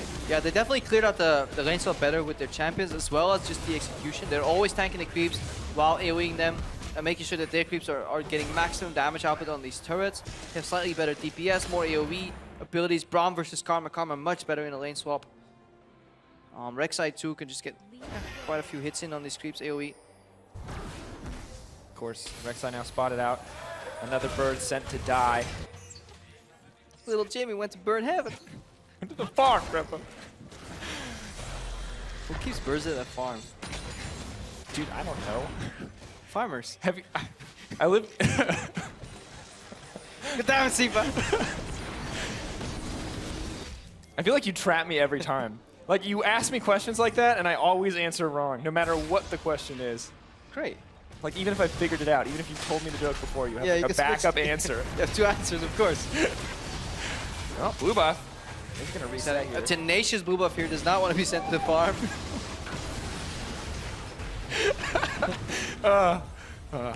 Slow games. Good for securing blue buffs, taking your time on the Rift Herald, and quickly degenerating. I wonder if we see a fight for this. Hey, Degenerate, I feel like adding flavor. Yeah. Is worth it. We're really deconstructing the flavor of a game of League of Legends here. Into its very core elements. Analysis, banter, dying jokes. Overusing jokes all the time. Yeah, we're good. Right now, I'm just looking for a pun to get the nice deconstructed mix, but we'll wait for that one. No option yet. Cabo finally going to back off here. They are going to have that Rift Herald. May give him a bit of an advantage over Expect. We talked about Shen potentially winning the 1v1 matchup here, but I can't imagine that it goes very much in his favor now that the buff is over to Cabo. Yeah, damage-wise, but eventually I feel like Shen gets so tanky that he almost ignores Cabo Shard. The changes to Shen W as well, making it so that he can just do... He's so annoying. It's really annoying in a lot of these melee matchups, but we need to see what the rest of the map does while these tanks duke it out. And were there any TPs coming? There's a lot of wards on the map. Left side kind of Vitality because of the Rift Herald. And G2, they're already setting up your Dragon Vision. Well, Mithy takes the cocoon and a lot of burst damage moving in. That's an aggressive decision coming in for G2. Mighty Bear still gets snared up. They're looking to bring him back to life though. Patience coming in. The burn finally going to take him down, but Trap gets set up. Flash out from Mighty Bear. Perk suddenly all alone. Arrow goes in. Chain CC onto G2's mid laner. He has to flash to safety, but no one is going to drop. Yeah, this time it's a right aggressive move from G2 Esports because they identify the objective, which is Dragon. They want to get the vision, and more importantly, Cabashar's TP was still on cooldown. So Vitality couldn't even contest this area. They weren't taking into account that any fight they would have would be an inevitable 4v5, and they do it, honestly, a good iteration of that fight. Good flashes to dodge some of the spells, counter-engage with the arrow, but it's simply not enough because, honestly, Cabashar was stuck in that top lane. But now, he will have to teleport up soon, and he's been farming up a storm, so now he's 20 CS ahead of his counterpart Expect. With the Shen ult used as well as Perks' TP, Flash, Mithy's Flash, and Ignite, it feels like at the end of the day, Vitality actually come out ahead in Summoner spell advantage, and if they can capitalize on this, it could be very easy for them to find a single pickoff. Yeah, if they can get some vision in and then contest the next Dragon here, and get their abilities back on cooldown, then we'll actually see a very explosive fight that Vitality may win. Yeah, definitely good setup. We'll have to see if they take the initiative this time around. Tunnels being cleared out, making sure Trick does not have the freedom to move through. Mighty Bear waiting in the brush. Don't move, Mighty Bear. Oh, Kasing and Police are spoiling here. But it's a bait. Trap. Oh, set up. Concussive blows. Trick. Ooh, angle just off for Kasing. Almost knocked up there. That's actually a major misplay from Kasing. The second the Cocoon flies, Kasing should just send out his ultimate and then go for these fancy, you know, dash to a target and Q plays to set up the next part of the stunt. So, Kasing dropping the ball. I feel like Kasing in a better times would have read that play better and not allow Trick to escape there, because now cooldown advantage on the side of G2 Esports. Yeah, Pick didn't lose anything. Yeah, no ult for that Braum. Very big. Of course, Police still going to have his Enchanted Crystal Arrow available, but at the end of the day, not really the setup they wanted to make, and G2 now poised to take control of the pit. Taking control, really good pink ward outside of the pit, dropping these wards over the wall, will be destroyed, and then just, yeah, closing the gap here with these traps, really smart. One path through for Police. Arrow goes out. Sven going to get as much distance as he can, but the chain CC is coming in. Can they keep him locked down? Flash over the wall to get to safety. TP on the backside. Mighty Bear, is he set to fall? First blood drops for Vitality. They pick up another one as well. They take control of the exchange. Dragon is going to reset. Expect is running for his life. He did cancel the TP, but he's set to go down. Flash out to safety. They turn onto Perks. They get the Dragon. Perks may be the bonus prize on top. Mithy throws out enough damage to get a kill of his own, but at the end of the day, it's a 3-for-1 trade as Dragon falls for Vitality. What a beautifully executed fight here by Vitality. We need to see again how exactly did Sven drop there with no heal. I feel like somebody carried a bomb close to him, or he walked onto one on the floor, because he managed to get out of the fight with his flash, and he still dropped somewhere, so definitely need to track that in the replay. But overall, also lucky from G2, because they dodged a few double bombs immediately, and they still lost the fight afterwards. So really good presence here from Nukuk in these fights. And honestly, the CC layering and switching targets from Vitality was on point. So finally, they're playing as a team. Yeah, that's exactly what we wanted to see. Ash Arrow into the cocoon, double bomb, follow up. Sven flashes out, but still doesn't save his life in the end. And take a look at this one more time. So Sven has flash, and he elects not to use it here. So this is a major mistake, because he gets CC layered. One bomb goes off, then he flashes out. He just has the bomb on it. Is that enough to kill him? So he heals him. Down. Well, it must have been like, is Nukuk playing Deathfire? Maybe. We saw that I think it may have... It must have been playing like Deathfire touch. No, it can't be Deathfire, because it's like Thunderbolt usually. super, yeah, and it's also just we would see the animation there. I think that may have been actually the dragon burn potentially coming down. That's so weird. That was expired. I'm sure somebody has a clear answer and be like, yes, of course. How could we miss this? Yeah. But doesn't matter. But regardless, at the end of the day, Sven drops, no heal used. He too apparently not taking into account the mystery damage source. Interesting. Now set to fall, of course. Vitality taking control, now making aggressive moves onto the bottom side. This is exactly what we wanted to see. Cabo now matched up against Perks. He does have the Rift Shell buff, but a 2-level discrepancy between these guys. And Trick is on the way in. Knock up, Subjugate goes down. Cabo, does he have the tanky stats to get through? Trick taking tons of damage, but Perks, can he do enough to bust this out? Uses the ultimate, has the blue buff. Cabo is set to fall. Is he going to be able to style it out? No, he finally drops. But Vitality, they're moving forward onto this inhibitor tower. Perks is keeping onto the inhibitor in the top lane. That tower dropped earlier this game. The question is who's going to break through first? 15-minute inhibitor set to fall for G2. Yeah, just got it confirmed. It was the Deathfire touch. Nukeduck is playing Deathfire Zilean as opposed to some Thunderlords that we've seen come out from some of these Zilean players. So Sven was not ready for that. He saw the bomb go. I was like, yeah, I'm safe. And I'm not. And we're burning down. Fortunate circumstance, of course. Trick now moving in, though. Nukeduck just going to speed his way out safely. And, of course, top side of the map, talked about it in the previous game. Don't want to take down that inhibitor and set up a freeze this early on. So Perks is just going to back off. I mean, I'm sure at this point they want to take it down. It's just one of the risks that you have to kind of take into account. Taking an inhibitor versus nothing is always worth it. Trading inhibitors, that's where you may not want to do it. Perks, he has to flash. Flash ult, trying to make it to safety. Is going to be able to make it out. Nukeduck not going to pursue any further. Mithy trading blows, but Zilean hurts just a little bit more. And that Deathfire touch, it's not a Thunderlord. It's not going to give you that lane strength, but it does hurt a decent amount at this stage of the game. Yeah, just late game team fights is just deceptive. Some burn after your damages definitely helps. Nukeduck, honestly, Zilean has a very high impact in some of these mid-game team fights. Double bomb, super strong, really high base damages. The revive is so deceptive. Sometimes very hard for players to time too, because they don't know the exact cooldown for when a champion gets up. Yeah, I think we've seen a few fumbles there trying to set that up. Difficult to play around for sure. Trick going to back out of his own jungle as Vitality look to take vision control. And this game much more explosive than the previous game overall in terms of engage options, but still haven't seen anyone really push their lead through yet. Yeah, a couple of picks here and there being made. Next Dragon's Ocean. It's 2 minutes away. There's no Baron yet on the board, so decision making and kind of objective selection is pretty easy here. Good arrow here on Perks. Perks, Gen ult coming in, TP coming in as well on the side from Vitality. Expect doing what he can. Pulls Kasing back into the team with that taunt. Flash out, heal comes through to save the day. Nukeduck in the end going to be what stops him from dropping. Vitality overcommit as Sven descends on the mid lane. Yeah, and G2 can take the avenue here in mid because they defended successfully. They got Kasing down to the revives being used here. They dodge cool. They have vision and they have information right now, so that's an easy siege in the mid lane here. So they're definitely happy with that, and Expect still has a teleport despite having used the ultimate here. Sven hitting what he can. Where's the traps? Taking the safe way around. No traps dropping yet. Just focusing on hitting out that tower. Nukeduck going to clear the wave. They're going to gain some tower damage. Vitality are going to give up some major cooldowns, but no major gold advantage traded, and still about dead even as we start to approach the 20-minute mark. Yeah, Sven is actually not using his traps that often. He's 3 points into Q, 5 into W, so you max your traps on the new Caitlyn. We saw Rekos actually have a phase like this where he trapped on 3 traps on the left side here, got that corridor down, and then 2 more for additional zone, and he actually managed to do much more damage to a tower in the mid lane due to the zone of those traps.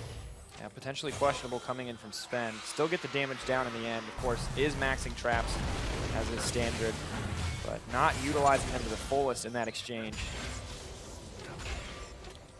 Interesting overall. Not a big fumble, right? Just missing out on it. That's like nitpicking. Yeah. Maybe he just didn't have the overview, want to save them for a different fight. Maybe they were on cooldown. But it's something you definitely need to watch for Caitlyn players, especially 1v1s. The whole reason she holds very well in mid lane is because of the traps, because she needs to kind of challenge a wave before it comes into the tower, because her wave clear isn't instantaneous. She needs a couple of hits on the wave to clear it, and traps buy you that time. Of course, really have to be ready at any moment for Police to throw out this engage on the side of Vitality. Feel like this pick is giving them the opportunity to get in, as they failed to in the previous game, but Perks just continues to be this split pushing threat, and there's no tower to stop these minion waves on the top side. Really putting so much pressure on Vitality to respond. Yeah, and both TPs are down for Vitality, so they want to force a fight around an objective. Honestly, G2 could just run top here with double TP and challenge in it, but it looks like they're going to commit for this. Do they know that Vitality doesn't have any single teleport available? I mean, maybe not. Perks, I think, is taking the red Yeah, buff. doing red buff. I mean, come on, like. What?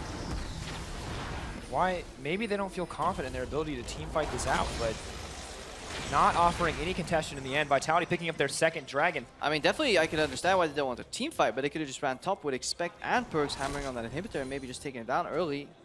Maybe they're just afraid of a base timing happening in time for Vitality. All definitely possible theories here, but in the end, it's Baron, Dragon traded for a red buff. Ooh, cheeky little two-man Baron here.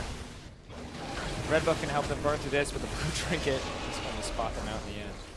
You always feel so naked when you're doing like a sneaky Baron and somebody drops like a blue trinket on you.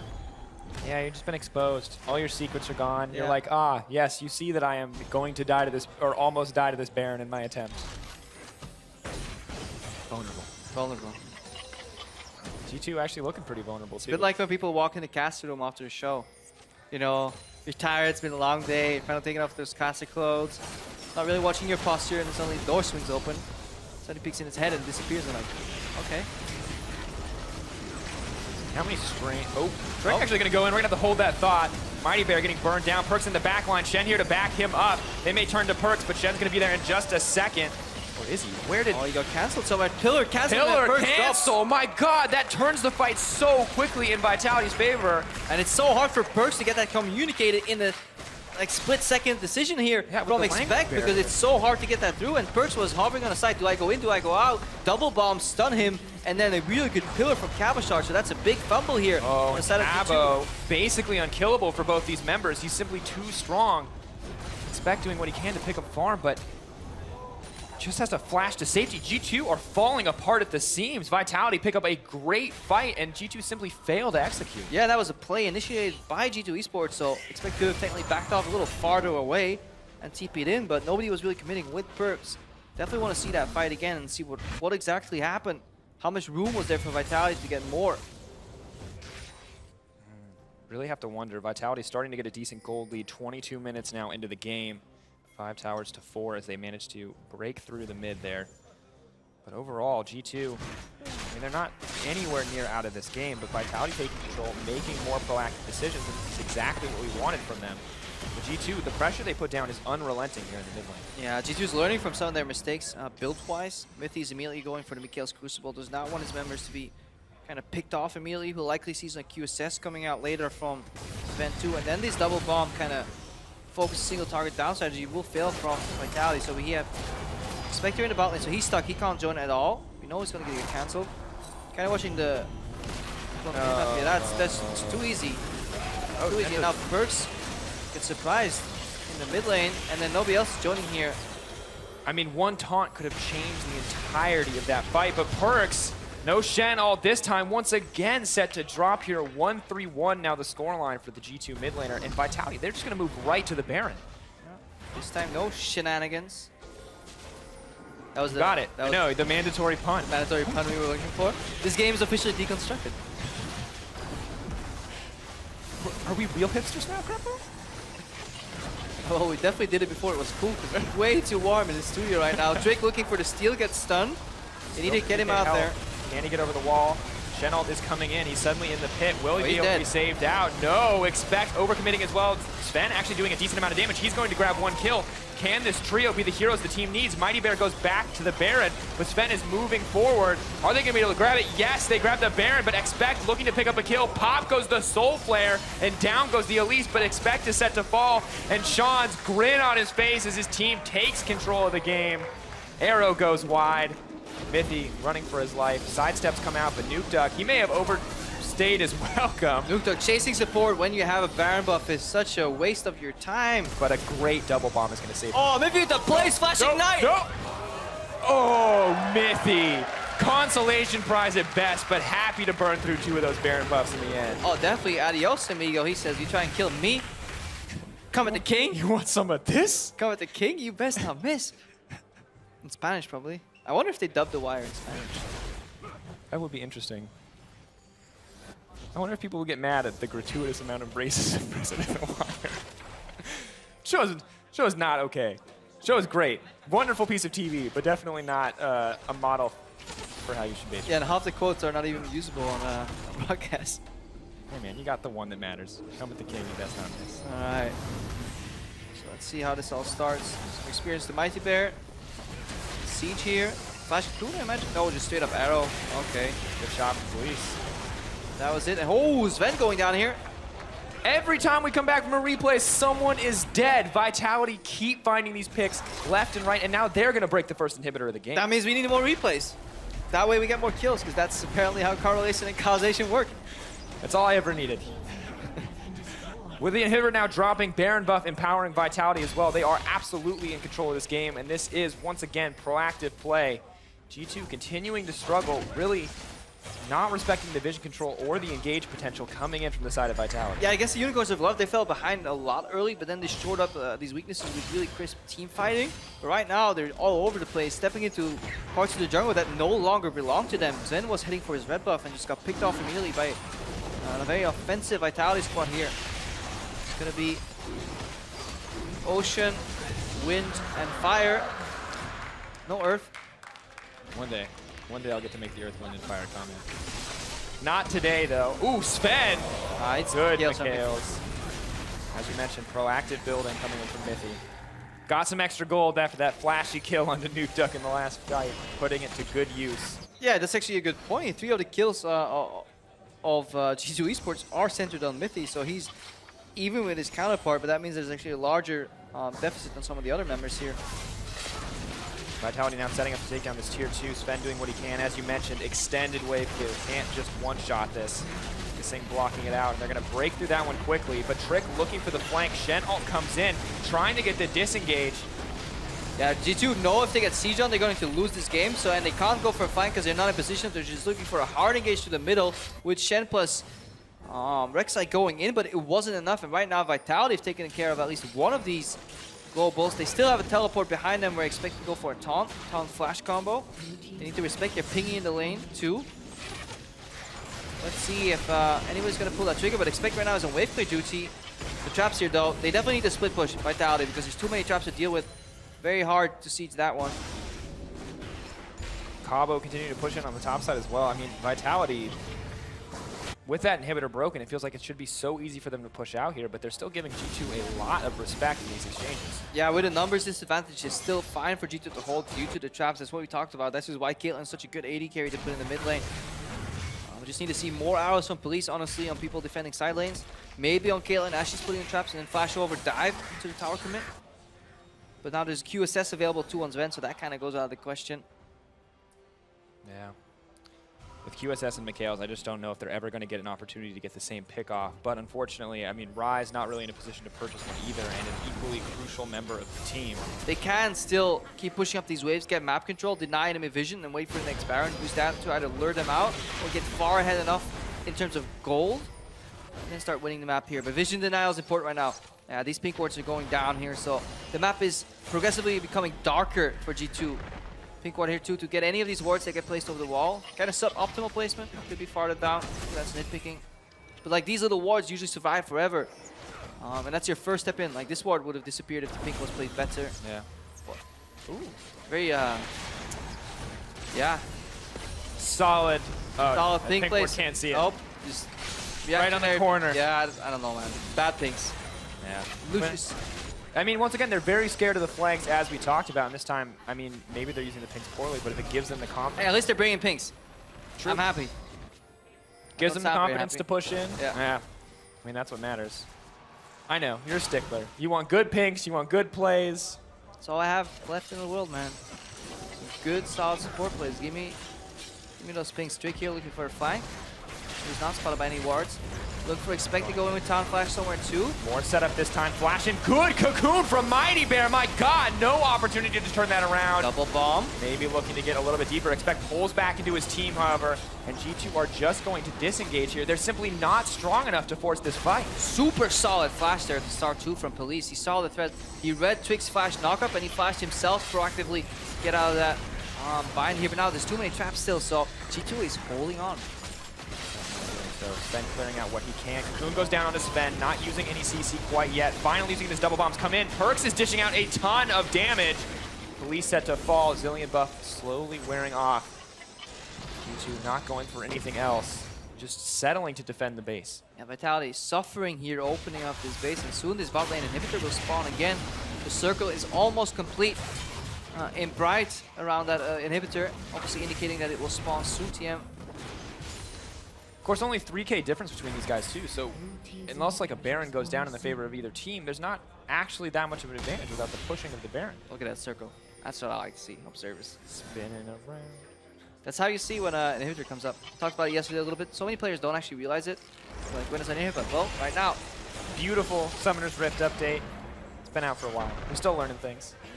It's so interesting. You focus on such practical things, and I'm like, where does the frog go when it jumps off the map?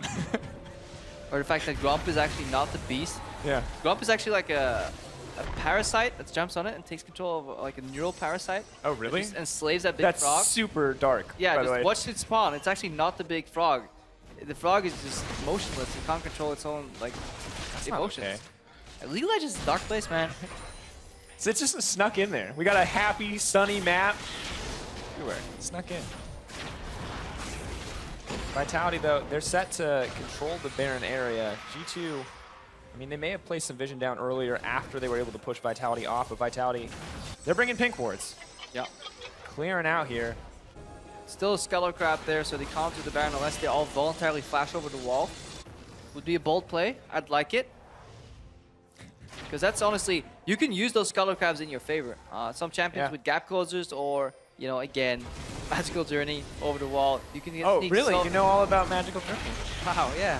Trick right now getting punished for walking up. Mythic snuck a Warden. Sven's going in. Destroyed a pink ward. That's good here. Just eating away at the ward resources. Now expect, talk a bit about the matchup.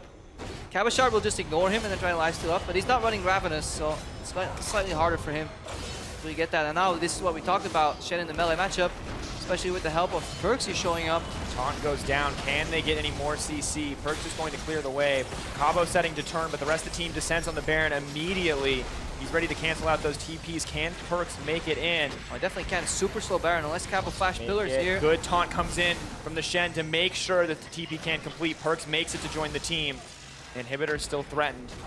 Oh, now the avenue is open in the mid lane for rotation. The Vitality 4-man squad has an incredibly slow Baron. They need Cabashard there to finish it off. And now they're on the defensive because their offensive move kind of failed. Vitality still taking way too much time to back off.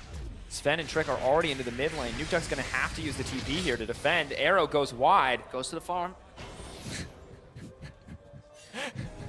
Goodbye, Arrow. Goodbye, Arrow. That's like Arrow Season 4. You can go to the farm. Oh, okay. One can hope, man. I mean, how much further down is it going to go before we can send it to the farm? Well, if it go, I feel like if that one goes any further down, it goes up again. It hits it rock bottom. Felicity can go to the farm. Oh, wow.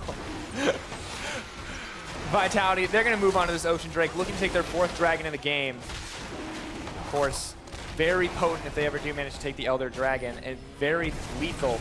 But G2, they're not worried about it. They're looking to trade this one for Baron. Here. G2 coming in on the backside, G2 pulling off, expect locked up. Suddenly G2 are in a very bad spot. Sven's already low. Kasing hitting multiple members here. Perks and Mythy doing their best to fight it off, but the team fight is so split. They're continuing to push forward. Mythy locked up. CC coming out left and right from the side of Vitality. Sven throwing some poke down over the wall, but both teams just back off. Yeah, not a fan of what Mighty Bear was doing there in that fight. He walked towards Sven, who was stuck over the wall. Nobody could, like Sven couldn't hit anybody, so Mighty Bear walked up and took free poke, and right now he's on 35% as the jungler. Crucial member in this play here. Maybe get caught out. Sven is nice and healthy now. Mythy's still very low, but they're moving in for more. Expect on the backside. Perks uncontested onto Police. Is Police going to drop? Yes, Expect grabbing that one. Flash over the wall. Trick getting aggressive onto Nukeduck. No hope left. G2, they're taking control of this fight. Cabo next to fall as Nukeduck drops. Beautiful team fighting coming in from G2 as they look for the Baron. Oh, sensational team fight here from Sven, especially his positioning, use of traps, and then awareness of abilities coming at him was just extreme. extraordinary, really solid flash into Cabo shot, but it was the smartest move he could do. And at that point, the fight was broken. Police was cornered, he dropped, but Sven stayed alive, almost uncontested in this fight. What a marvelous display of team fighting from G2 Esports. Absolutely. They spent so long looking for those flanks, and when it mattered most, they were able to find it. And we'll watch it one more time. Yeah, just keep your eyes on Sven right here. So Perkz is zoning from the top side. He's not even in this fight. We have Expect coming in with pressure here. All these traps, that's Sven doing that. And right here, he sees double bomb coming, flash into the right side away, focusing Mighty Bear down, switching to Cabo. His Q hits Nuke Duck out of all people. Then the target shift with an ultimate to Nuke Duck. And Sven finishes up Mighty Bear, who walked into a trap. He's just everywhere in this fight and didn't take damage a single time. That's the mark of like an all-star AD carry. Absolutely, and Mythy as well, just consistently hit 10% health in that second team fight that we saw there, and just able to survive out in the end. Keep Nuke Duck locked up for so long, and now, once again, momentum is shifted in the favor of G2. They have the gold lead. Infernal Dragons may balance this out, but definitely just trying to set the pace now. Yeah, but they have the map control until the Infernal. Infernal won't do much for G2, but the fact that they can deny the Vitality as they're like seemingly getting somewhat outscaled. This Caitlyn is doing way more in these late game fights. Ryze is doing so much damage. Vitality can still win with a good pickoff. But Expect is no longer dropping in this 1v1 matchup either. If he gets a Thornmail later on, he'll just kind of beat Cabashard for sure. Yeah. Of course, looking at that last team fight, you can see exactly how much damage Caitlyn did. It looks like Jhin, but I promise you, it's definitely Caitlyn. Yeah. Both have guns. I've said that many times. No. It's not Jhin. It's water.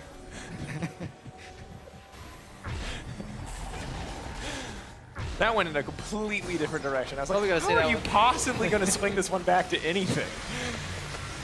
Rek'Sai, of course, using that global to group back with the team, and this is where the 1-3-1 really starts to be scary. G2 well equipped to keep sieging out these towers. Right now it's patience here. Just build up the traps, wait for the Ryze and the Shen to push in on the side lanes. I always hate it when they go for red buffs because I feel it starts to push down, but Expect is picking one up right now for more dueling prowess. It's been a trend for G2 this game, by the way, just taking red buff during crucial moments. Perkz had his earlier. Also, they're looking for a play. He's basing, but they don't want to commit to the 1-3-1. He's banging GA too, so he just really wants to commit to this kind of backline play, dive and buy time. Look at the siege here. Unrelenting pressure from Sven.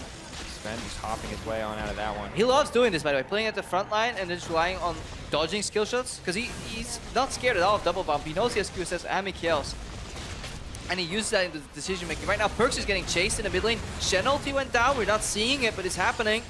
Expect there to back up the mid laner. G2, they take down the tower, and now they're looking to break through this inhibitor line. Vitality doing what they can to defend. 40 seconds left on this Baron. 40 seconds left for G2. Utilize this to break through. Traps are down. It's so hard to clear into Baron creeps with 4 traps in front of you, especially when Perkz is knocking on the middle lane tower. He was half HP, now he's full again. Ultimate on cooldown, Nuke Duck half HP himself here. So terrifying. Mid lane tower set to drop. Inhibitor next on the list. Cabo and Mighty Bear hesitating to do anything, and Expect is absolutely terrifying for them to deal with. Police, he already threw the arrow. It went wide once. He'll have another one in just a few seconds, but will it be enough? Another tower going to drop. Minions happy to finish that one off. Inhibitor dropping for G2 in the mid lane. Objectives left and right as Vitality are scrambling to do anything in this exchange. Yeah, Trick just based for another Negatron Cloak here. He has his own Thornmail finish, so very slow. We saw Trick path backwards earlier, 2 ping on the map. They were scared of a Cabashard teleport. Once he revealed himself, they will kind of start pushing here. So very methodical approach from G2. They do not want to be surprised by a teleport. Absolutely. Just taking this one slow and steady, but still getting, even fast and confident, I could say. Not worried about the intentional engage. Good dodge on the arrow. That could be everything on the side of Vitality. Expect Doesn't take care. some attention. TP coming in from the trundle. It's 2 inhibs down, 1 to go. Pass it around, you take it down. Take it 2-0. That was pretty good. 1 more inhibitor on the wall. 1 more inhibitor. Put it on the base. I don't want to sing anymore. Yeah, or I would. take I have more. to make them cry. Sven, this makes his way out of that one. Too many defensive options available. The AD carry continues to dish out damage. Mighty Bear has the GA, but I don't think a Guardian Angel is going to be enough as G2 are ripping through this team. Expect falls. GA will pick him right back up. Zillion ultimate used. Perkz backing off while the exhaust expires. Thunder will come right back up, but there's simply too much CC, or is there? As Expect misses, he's set to drop. Good turn from Vitality, but G2 take down all 3 inhibitors. Yeah, the corpse was just slightly positioned wrong for expect. He just... I mean, you said people really mistimed the GA or the Zillion revive. And he just dives straight up to his own death. Jumping, equivalent of jumping into a pool that just doesn't quite have water yet. Yeah, just a leap of faith. A leap of faith here. Elder, ooh, this is actually big. Oh, no replay. That's not... We'll get the picture-in-picture on your screen as we watch this one. Oh, there we Set go. to go down. Elder Dragon in the live time. We can watch exactly how this team fight unfolded. Yeah, Mighty Bear is stuck here pathing between... He's like one of those mouths in these experiments, you know, stuck next to the wall, see if he can get to the end for the piece of cheese, because he had to path around these traps. Unrelenting pressure again. Everybody backing out, and then 1, 2, I think it's 4 seconds in total. And then whoosh! Slight miscalculation. Police finishes him off. And that's actually a big mistake. And once again, all it takes is a single big mistake this late in the game. For those of you who missed it, in the bottom corner, we saw Elder Dragon drop in the favor of Vitality. And with 4 Dragon stacks in addition to that, you can see 45 plus 45 per stack of Elemental Drake buff. So a massive boost in damage. Massive, with no running the math here. I was like, I can do it in 2 seconds, but definitely not as I'm speaking. I'm pretty sure it's 225, right? Yeah, it's 225. I've recently I'm just going to use adjectives. I really never want to do math. I've recently become great at basic math, so can definitely get these numbers across. Definitely been working on that one. Did you bring your calculator today? No, I don't need my calculator. I have my buddies in Twitch chat for that one. Anyways, Vitality right now. True damage, but can they hold? Can they get rid of these super creeps here? And for long, because Elder only lasts for like 2 minutes? Yeah. Very limited opportunity, but for the next 2 minutes, they are gods. If they ever get a fight. Yeah, but they're fighting minions, while G2 will be fighting Baron, which is spawning in 10 seconds right now, so inopportune. It's just, I think, a delayed execution. Unfortunate set of circumstances for Vitality. We saw so much more proactive play this time around. But yeah, I'm waiting for the banner of commands, man. I hope they watch Fnatic play it out. 18-minute game. It's a rot portal.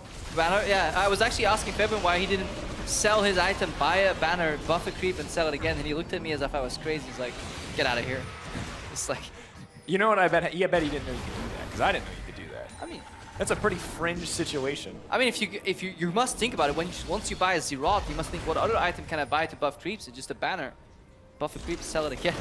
It's such a massive waste of gold, but if you're sitting on 10,000 gold anyways, why not do that? Yeah, I mean, it's good. You might as well get this point in now. Hopefully you will never have to say it ever again. Hey man, I like that game. 80-minute games are hype. No, don't get me wrong. They're the opposite of hype. Well, hold on. Every team fight, if too many people die, the game ends. That kind of tension. Oh, look at that Hipter. Yeah, tossing and turning. See that? Look It's at all those spawning. crystals. They're not even the right shape and size. Yet. Arrow goes in right down the middle onto Sven, but a quick QSS as well as the Mikhail's used up. Oh, Perks is tearing away at Mighty Bear. Absolutely, the fight that Vitality want. Cabo Shard burning down. Their own Mikhail's comes out to save him, and he's looking to back off. Expect on the front line. Trick moving in. Vitality, this is their last stand. Can they hold out? Perks clearing out the waves. They need the minions to collapse on the base. Vitality, what can they do here? Sven's still alive and healthy. They're going to need at least one more stun to lock him out. Once he gets the third inhibitor, there's 2 super creeps spawning in every lane right now, so it's just too much for Vitality to handle, especially with these traps. Oh, double bomb. Sven, he goes down! They don't have anything left. Vitality, can they turn this around? Police running forward. They're slowed up. Frost shot more than enough to keep them down. Expect he's set to fall. Vitality are taking back this game. How did Sven get dropped there? He was so confident, putting the traps forward, you know, forcing people to walk up to him, and suddenly Vitality turned it around. Singh used this flash. Maybe he was the one catching out Sven right there. And that's the thing, is they used the QSS and the Mikhail simultaneously. It looked like the last time that he got caught and mismanaging of cooldowns. I mean, cost them so much. Vitality now taking the aggressive move here. Their base is set to drop. TP is available for Perks. Can he make a hero play? Oh, they're going for the Hail Mary play, but they're not respecting double teleport. This is overzealous. You need to beware of the Xpaco play. Mithy, is he the hero they need? How much time can he buy? Backs complete in the end, but Perks and Trick are on the second tower. They're running for their lives. They're buying time to respawn. Great sidestep from Perks. It's a trade of blows here, but 3 members of Vitality are continuing to push in. Probably going to be able to get an inhibitor back here in the end. Perks is flirting with disaster here as he runs in, looking to take one of his own. Double bomb's going to miss. Confidence in his ability to dodge out. Caitlyn is up and now running down the mid lane. Cabo and Kasink trying to back out. Oh, look at Rek'Sai. He's going to meet with Police in the mid lane because he's just kind of walking around. Now he's TP coming in. TP coming in from Expect. He's going to deny the backs. G2, it's going to be a long, but I think they can end the game. Now he's ulting in. The double global's paying off. Suddenly, 3 members of G2 are in the base, and they're set to end the game. All they need to do is hit the Nexus. They're taking their time. Perks running laps, trying to dodge out the bombs. Cabo on the way in, trying to create the space necessary. Expect goes down. Close. 1 life. He just needs 2. Are they going to be able to end it? It's going to take 1 more auto. Are you kidding me? Are you kidding me? Vitality survived. 45 minutes, set to fall, and they managed to live. 2 teleports are down. Shen ultimate is down. Trick will have his ultimate available. There are some tunnels around, but it is over 45 seconds before he spawns. Nutek still has teleport, so he's looking for some emergency there. And holy cow, for a better word, this game just went bonkers. Holy cow, bonkers is right. I'm looking for swear words I can use on air. I know, it's PG, but it's... I don't even know what to say. Sven, he could be caught out. Double bombs goes down. Does he have the QS available? He does. He needs to use it now if he wants to make it. He's going to make it out. Sven drops. Vitality take control. Vitality could look to end the game. Mithy on a mission. Are you kidding me? The support. 1 man, 1 karma. 1 desire. Realizes he's useless, so he bases. Buffs the creep. That guy creep's going to end the game. That's a big hammer. That's big hammer, yeah. Oh. Take a breath. Look how scared Vitality is. They're so scared of all these backdoors. I mean, look at all the backdoors. And you don't practice this. Why aren't they taking out the tunnel? It's a message. It's a challenge. It's a challenge. A declaration. I dare you to ultimate here. To be fair, since they are all in the base, it would be good if Rek'Sai did leap in and they could actually burn him down. All right, Nexus went down to 224 HP at the lowest. This is... Can somebody please take that tunnel down? Yeah. Nobody wants to. Is really no one going to just click the tunnel? Maybe it's a spectator bug? Maybe it... No, it's there. No, it's definitely there. Guys? Rek'Sai definitely has ult. All right, this is where we started chant. Let's go, Trick. Okay, wait. Kasing saw it. Kasing saw it. All right. This means Vitality must be tilted. When you're sports, like, guys, there's a tunnel in our base. Can we please think about this? They have no clue how many teleports are up or down right now. That's why they're playing so passive, because they could have gotten more out of those plays, but it was so chaotic that they don't want to get backdoored with an open Nexus, 0 Nexus towers. So I still think this is going to be a clean victory, because G2 just reset and they're going to do the exact same thing again, but holy moly, was it close. Nuke's flash is also down. Sven has learned his lesson. They probably have now a timing arrangement. QSS first, Mikael second. Moving in. G2 still descending. They still have the gold. Actually, they're at a disadvantage, but they have so much pressure in their favor. They have to kind of commit before they get to Nexus. And here we go, Arrow. Trick flirting on the side. Arrow not going to connect. Moving in. Perk suddenly such a massive shield. Trick, he doesn't care about the fight. He's moving in. Doubles Easy Rot in the back, trying to stall out the pressure. Mithy throwing down autos as well. Will the stun land here. All it takes is a single mistake. Double kill for Police, though. Members are dropping left and right. Trick, he's too tanky. No one has any CC left. Are you kidding me? G2, no. One auto. One auto. Oh, quadra kill. Oh my God, Vitality. Look at Sven's face. That's the man. He's tilting right now. Vitality, hold. You can hear the crowd. Thank God they have words, because I am absolutely speechless. 35 health left on the Nexus. Oh my lord. I want a frame-by-frame analysis of every single member of G2 that wasn't on the same page. How perfect did they have to stack the CC? Vitality, I mean, the timers are coming back. Can they just end? I mean, 8 seconds on Burst here. Let's find out. I think Burst is gonna spawn. Let's see, 7 on Mithy. First tower, it takes a while to tear through these towers here, but now the group is here. It's gonna lower the resistances right now. They're probably just gonna ignore Perks here. 4 seconds. This is the final team fight. There can be no doubt. Oh, it's over! They don't have the CC! Vitality top it up! My God! What a game! Coming in from Vitality. Hugs come out. Well deserved.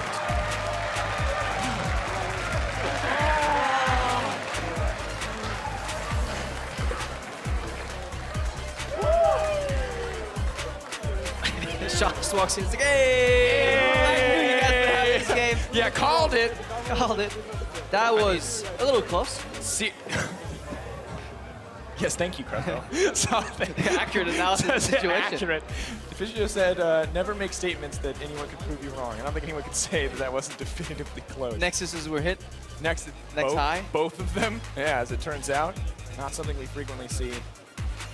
I mean, that was a game of League of Legends. And it was an insane game. That must hurt for G2, man. They fall behind early, they claw back in, they suddenly get the Baron, they play the beautiful methodical push, and then Sven dies. Reset, okay. They lose Elder. Sven gets dropped again in the jungle, but they reset. They have the 3-man push, and then somehow they don't want to fight. G2 kind of wanted to skip the fight to go for the backdoor. Once fails. They try it again, but they commit again after half a fight. They could have, if they straight flashed in for Nexus, they probably had it. It's 35 HP difference. If Sven had just aggressively flashed forward or healed or did anything to get a single auto attack, they would have won the game. If anyone else ever hit that Nexus, G2 would have won the game. This is not even a game of inches. If that arrow that went to the farm hit the Nexus, yeah, it would have gone down. It's gone down. Ooh. And it's a big hit for the standings here. G2 only take 2 points out of this weekend. Not at all where they wanted to be. Especially after Fnatic, I believe, closed out 2-0 over Rocket today to get 3 points on EULCS2. So it's, I mean, huge shift in the standings. And my voice hurts right now. My voice really hurts. I cast Gilius steal a Baron into an instant game win into whatever that was. It was awesome. Well, this definitely made up. I feel like Vitality were holding back in game 1 to then deliver in game 2. The good old long con. Okay, I mean, whatever script they wrote, it's great. You're hired. So let's just take a look at the final fight here. What happened exactly again, and somehow figure out this matter. So this is G2. Right now they're in mindset of fighting, and Drake is going to decide, you know what, guys? You can fight. I want to be X-Trick. So he goes in. Perks eats some CC here. We see Shenalty coming out. Sven as well. He's focusing frontline. They could have easily won this fight. Like, look, Mithy is also not doing any support help. He's just going for the finish. He eats 2 bombs here. Expect is still fighting. So now only Expect flashes in. So he could have easily had one more auto in. And Sven gets dropped in the back. So this is honestly miscommunication by G2. But and then once again here, look how comically close this is. Oh. F-bombs, if they were ever appropriate, that would be the time, G2. And, I mean, at the end of the day, when you play that late in the game, when you make a game go that late, you can't afford to make mistakes. And in this case, you gotta be on the same page. You gotta chalk out, say either end or fight. It's not even a question of, you know, normally it's like, oh, maybe we should have had mission. Maybe we should have prepped better. It's literally, should we have caught the base or should we team fight? It's such a simple difference there. I mean, you don't judge it on these phases. Like, many more mistakes were made before this, but nobody cares anymore. Like, there, in any post-match analysis, there is no early game. There is only this Nexus fight. Yeah, exactly, because that's all that matters in the end. But we're going to have to see how Vitality feels about that, because Quickshot is standing by with Kasing and Nuke Duck to talk about that insane ending. You said it best. It doesn't really matter what happened everywhere else in the game. Kasing, how on earth you defended Nexus twice with nothing else in your base? I would just like to say this is part of the Kasing effect. Like it wasn't working in the beginning, but yeah, kind of sucked. But anyway, I'm glad we won. It was very exciting. Nuktuk, we were talking a little bit the second time you defended the Nexus, we're down to 35 hit points. What is the communication like on the team when you're under that much pressure? I mean, it's pretty much everyone screaming on top of the lungs, kill Rek'Sai. So yeah, it's not that much more complicated than that, yeah. Whose voice is the loudest? Because was the Kasing effect able to actually help you defend? Or was this more G2 not being able to hit the Nexus properly? I don't know if they could have done something better, but Minsu was maybe the one screaming loudest, or Mighty Bear. And I don't know if the Kasing effect helped us or not. Kasing, to get to this point though, you guys had a pretty big blunder in the mid game. Care to give me a little bit more information? Because it looked like this was going to be a clean and simple Vitality victory, but then G2 came back into it. Well, we kind of threw at the Nash. Like, we had the full priority on mid, and same for bot. Like, Trono could do anything against Shen. But all we had to do was just calm down and chill, and then we don't have to force anything. But we kind of went for a greedy Baron shot call. It was maybe my call, but yeah, it was pretty bad. But yeah, we kind of learned from it. And even though we got really behind, I'm glad we won in the end. So you win in the end. It is very chaotic. I can tell the energy is still quite high. What is the emotion like when you step away and the crowd is screaming and you look over and you can see G2, quite distraught? What goes through your mind, Kissing? I mean, to be honest, in my mind, it was more like we threw and then we came back and then we threw and then came back and just a clown fiesta. Okay, I respect some of the honesty there. Nuktak, it has been mid lane week. We've been taking a look at all the mid lanes throughout Europe. What's your opinion on the state of mid lane at the moment in terms of the players or the meta, for example? For the meta, I think it's just same as usual for mid right now. Just a lot of control mages. Vladimir maybe is too OP, but other than that, it's just same as always, kind of, yeah. Same as always. One last question, Nuktak. In terms of looking forward, it's been a rough couple of weeks for Vitality.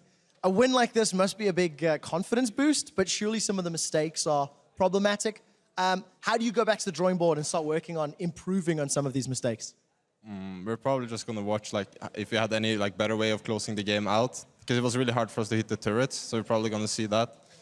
And for the win, it's even though it wasn't clean play that got us the win, or we played good, but it's not nothing we can reproduce really, So, but I'm still happy we get 1 point, because right now we really need all the points we can get. So. Oh, thank you so much for the interview. Congratulations. Thank you for giving us an incredibly exciting game to watch. We're done here on stage. We're going to head back to the casters to wrap up the series. Thank you very much, Quick Shot. Of course, always interesting to hear what the players have to say about games that are so ridiculously close like that. I think he hits the nail on the head. It's there's nothing we can take from here that we can reproduce. Sure, if we ever get into nail-biting Nexus defense, lockdown. Got it. We can chain the CC. We can make the crucial decisions. But if you're a coach, it's guys, today we'll work on Nexus defense. No, probably not. They probably need to fix a lot more. Yeah. A crazy game nonetheless, of course. Got to reward a player of the game here. And I think when we look at exactly how those last crucial moments played out, we got to give it to Nukeduck, a man who hit the double bombs, the CC when it counted. Drop bombs on him. And absolutely. And of course, if you're joining us from Stream 2, welcome now. You just missed an insane game, and I'm sorry. The mods will be up eventually. But I heard they also had some crazy stuff going on here that the people on Stream 1 didn't know about. I think we'll get into that in just a little bit. It's been a pretty crazy day. Across the board in the EULCS. Yeah, complete surprise here. If you just tuned in from Stream 2, we just saw a game where Vitality was looking to kind of tie it up.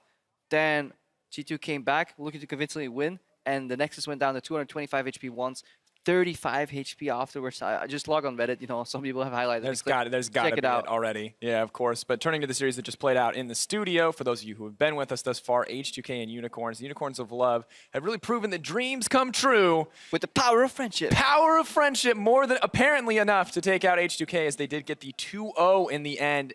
Insane. I need to watch those games. I have don't know no clue how that happened. I don't understand. Absolutely. But hopefully you can inform your friends if you've been watching one stream and they've been watching the other. You guys can catch each other up. But of course, there's still one match to play out here in Europe this week. After the break, it's going to be Splyce versus Origen.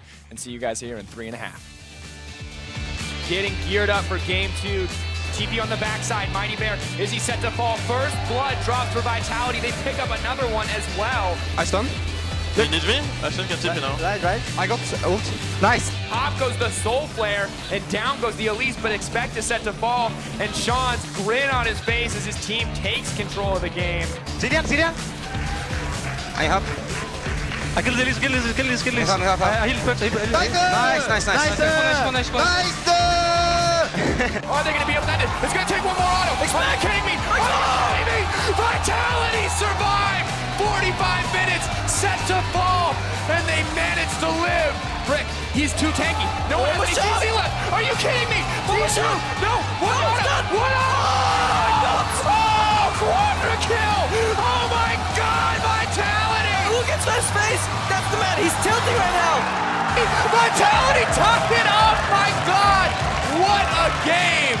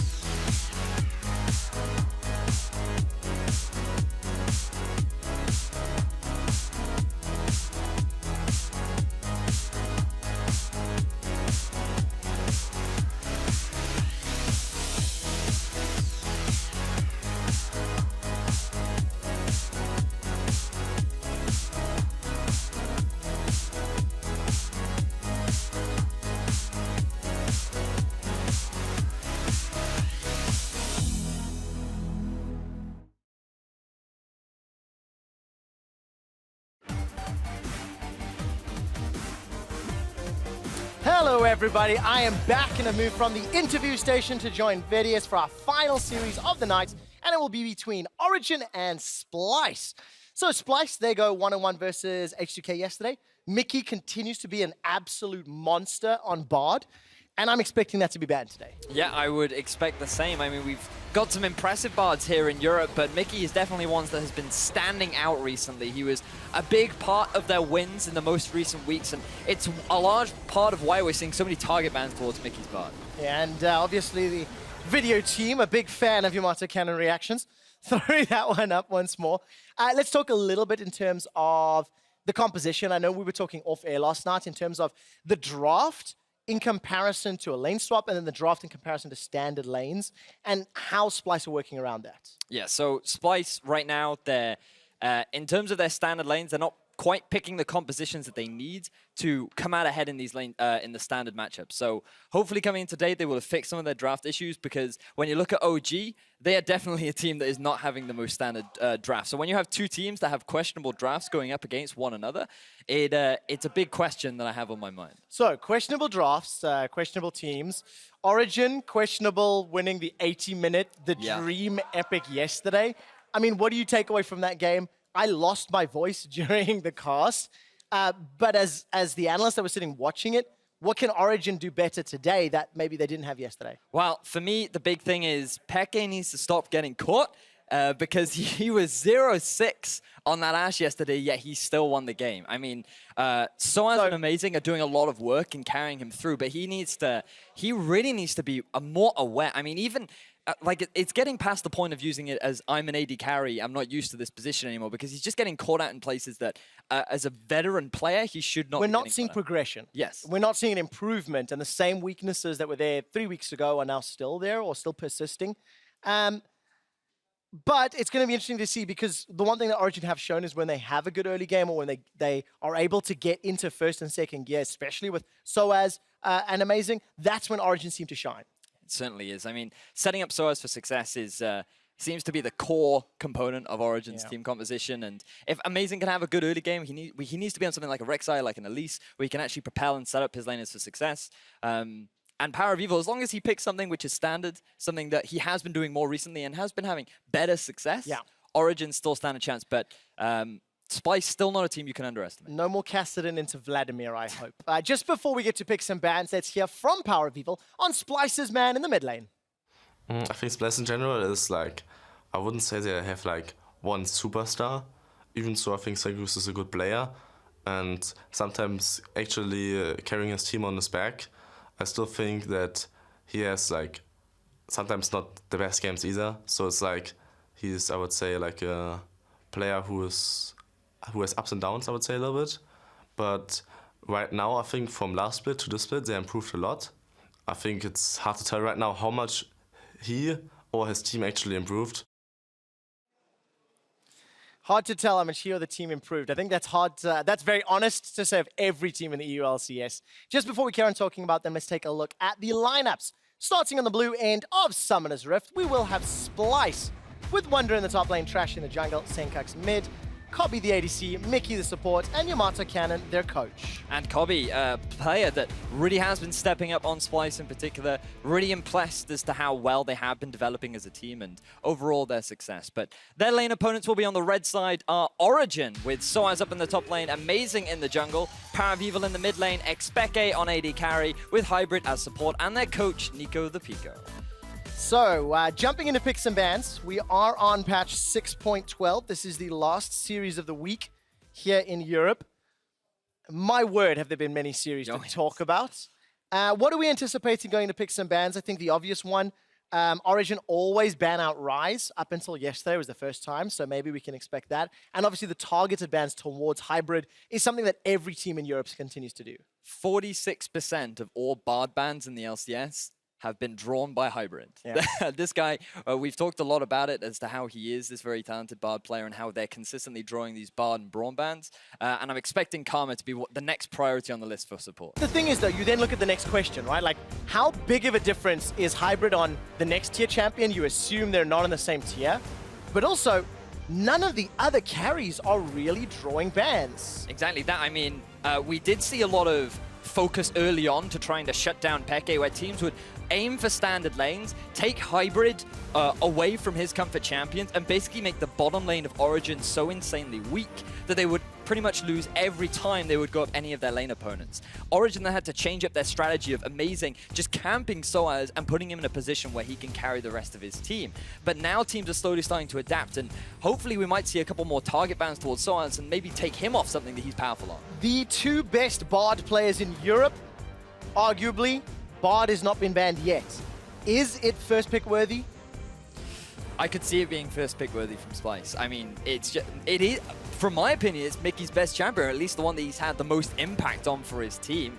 A lot of questions were surrounding how much impact Mickey coming in would have on Splyce, and to be honest, I feel like that week by week he's just been showing how talented he is and how much of an impact he can have, especially on that Bard. For the first time in a very long time, no Bard, no Braum, no Rise banned out just yet. Vladimir is still up and available.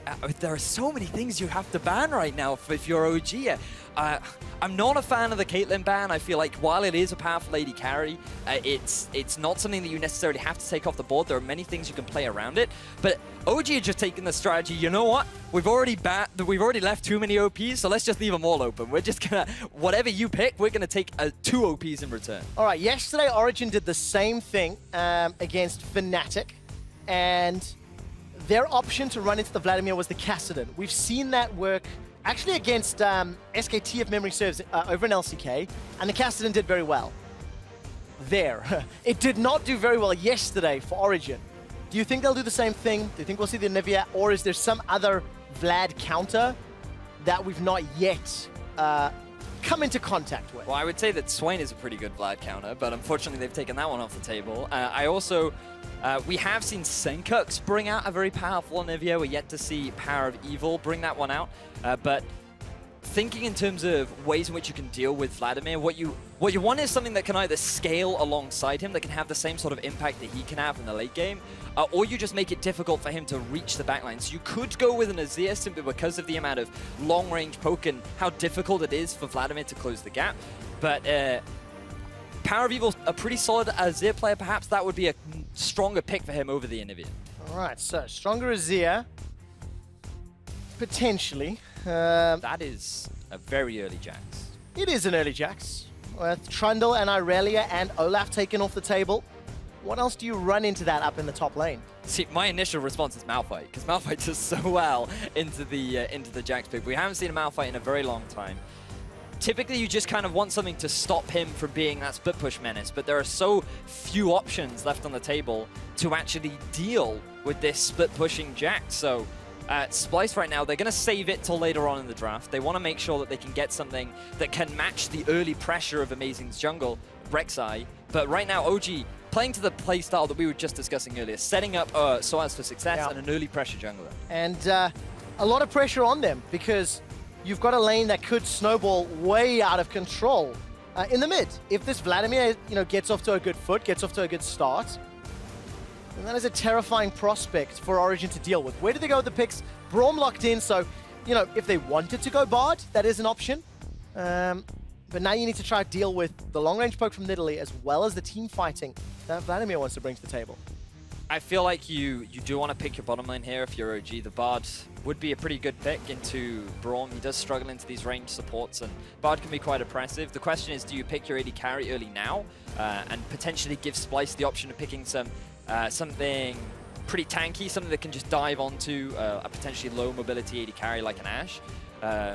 Or do you want something that can help Kite? Do you just want something that scales more towards the late game so that you can play for that mid to late game point, which Origen do seem to favor? Yeah, that is definitely the case. Origen, which is interesting because the games they've won, they've had to get an early lead and get the snowball rolling earlier. So they won their game yesterday. They did indeed. It did 80 minutes. I mean, that is the If that's not a late game win, I don't know what is. I wonder who truly won that game, right? The audience did. Quick shot, the audience did. The record says one thing, but the truth is something altogether different. Regardless, there is some more scaling.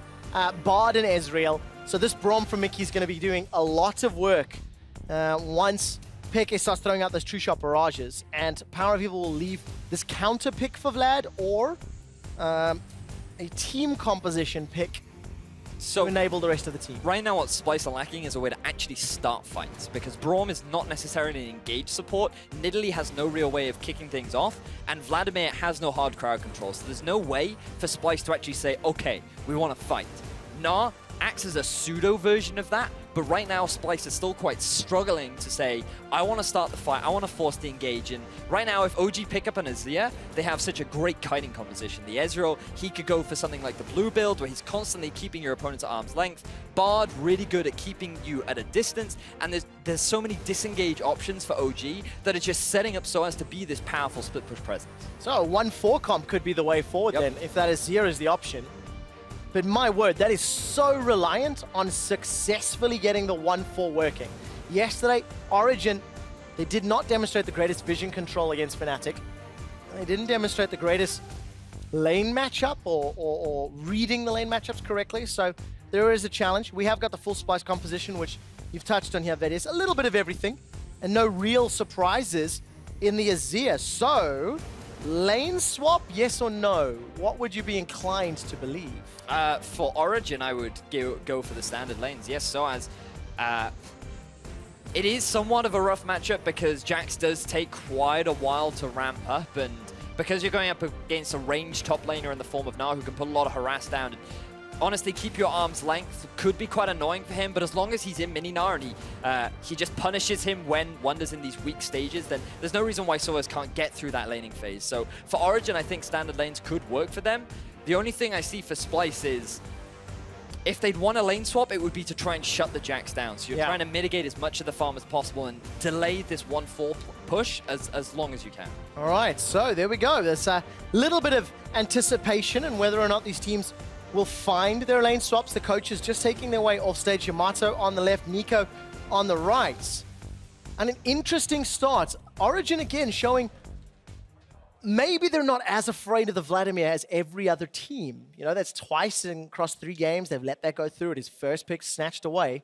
But now we need to see if they can beat it because they didn't do it yesterday. H2K earlier on did let the Vladimir through.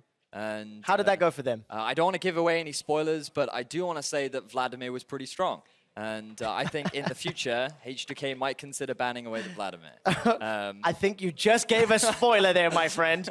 I'll jump on Twitter for the last series here of week 4 of mid lane week in the European LCS with hashtag SpyWin or hashtag OGWin, wherever you think is going to pick up the first game in this best of 2. Vladimir or Azir. The crowd is behind Origen. The chants are growing in number as we load up. So remember, the win condition here for Origen is get Soaz fed, do not feed if you are Azir and Ezreal.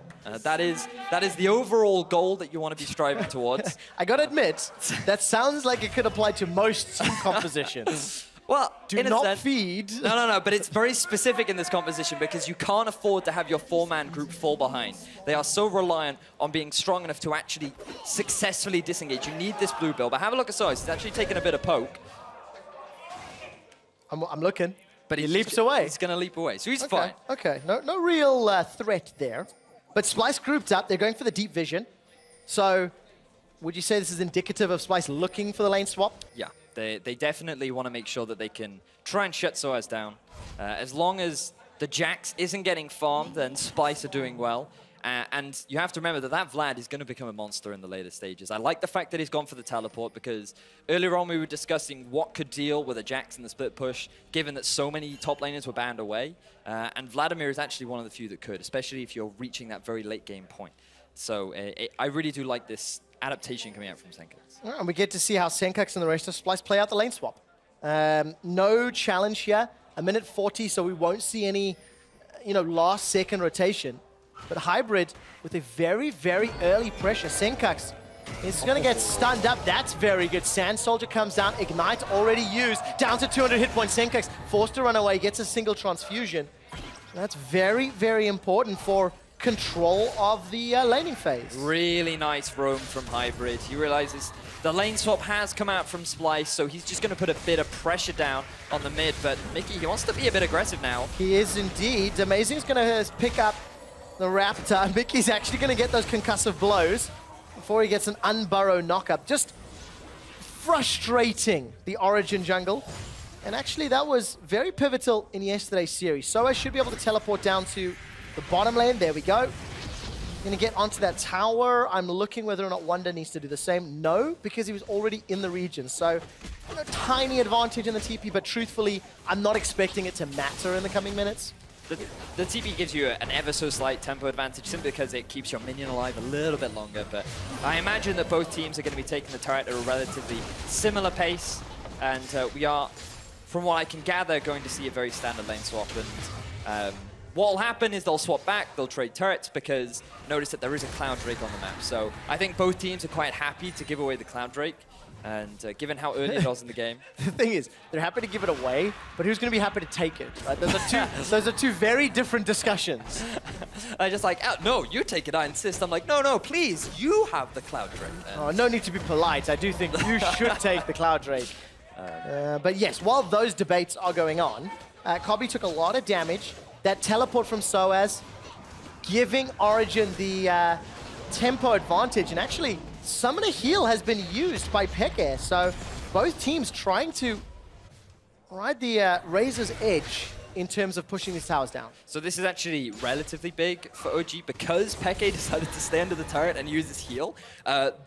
Both Hybrid and FLICKR will back sooner, so they'll get to lane sooner, so they'll force Wonder out of lane ever so slightly quicker, which will be pretty big for the actual CS differential between Soaz and Wonder, especially in terms of XP, because experience in these lane swaps is the thing that's most valuable, rather than these 1 or 2 CS trades.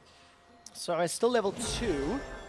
Ed has not left the lane just yet. Wonder, we just caught a glimpse of him being nudged away, so this is where Soaz can get a small advantage.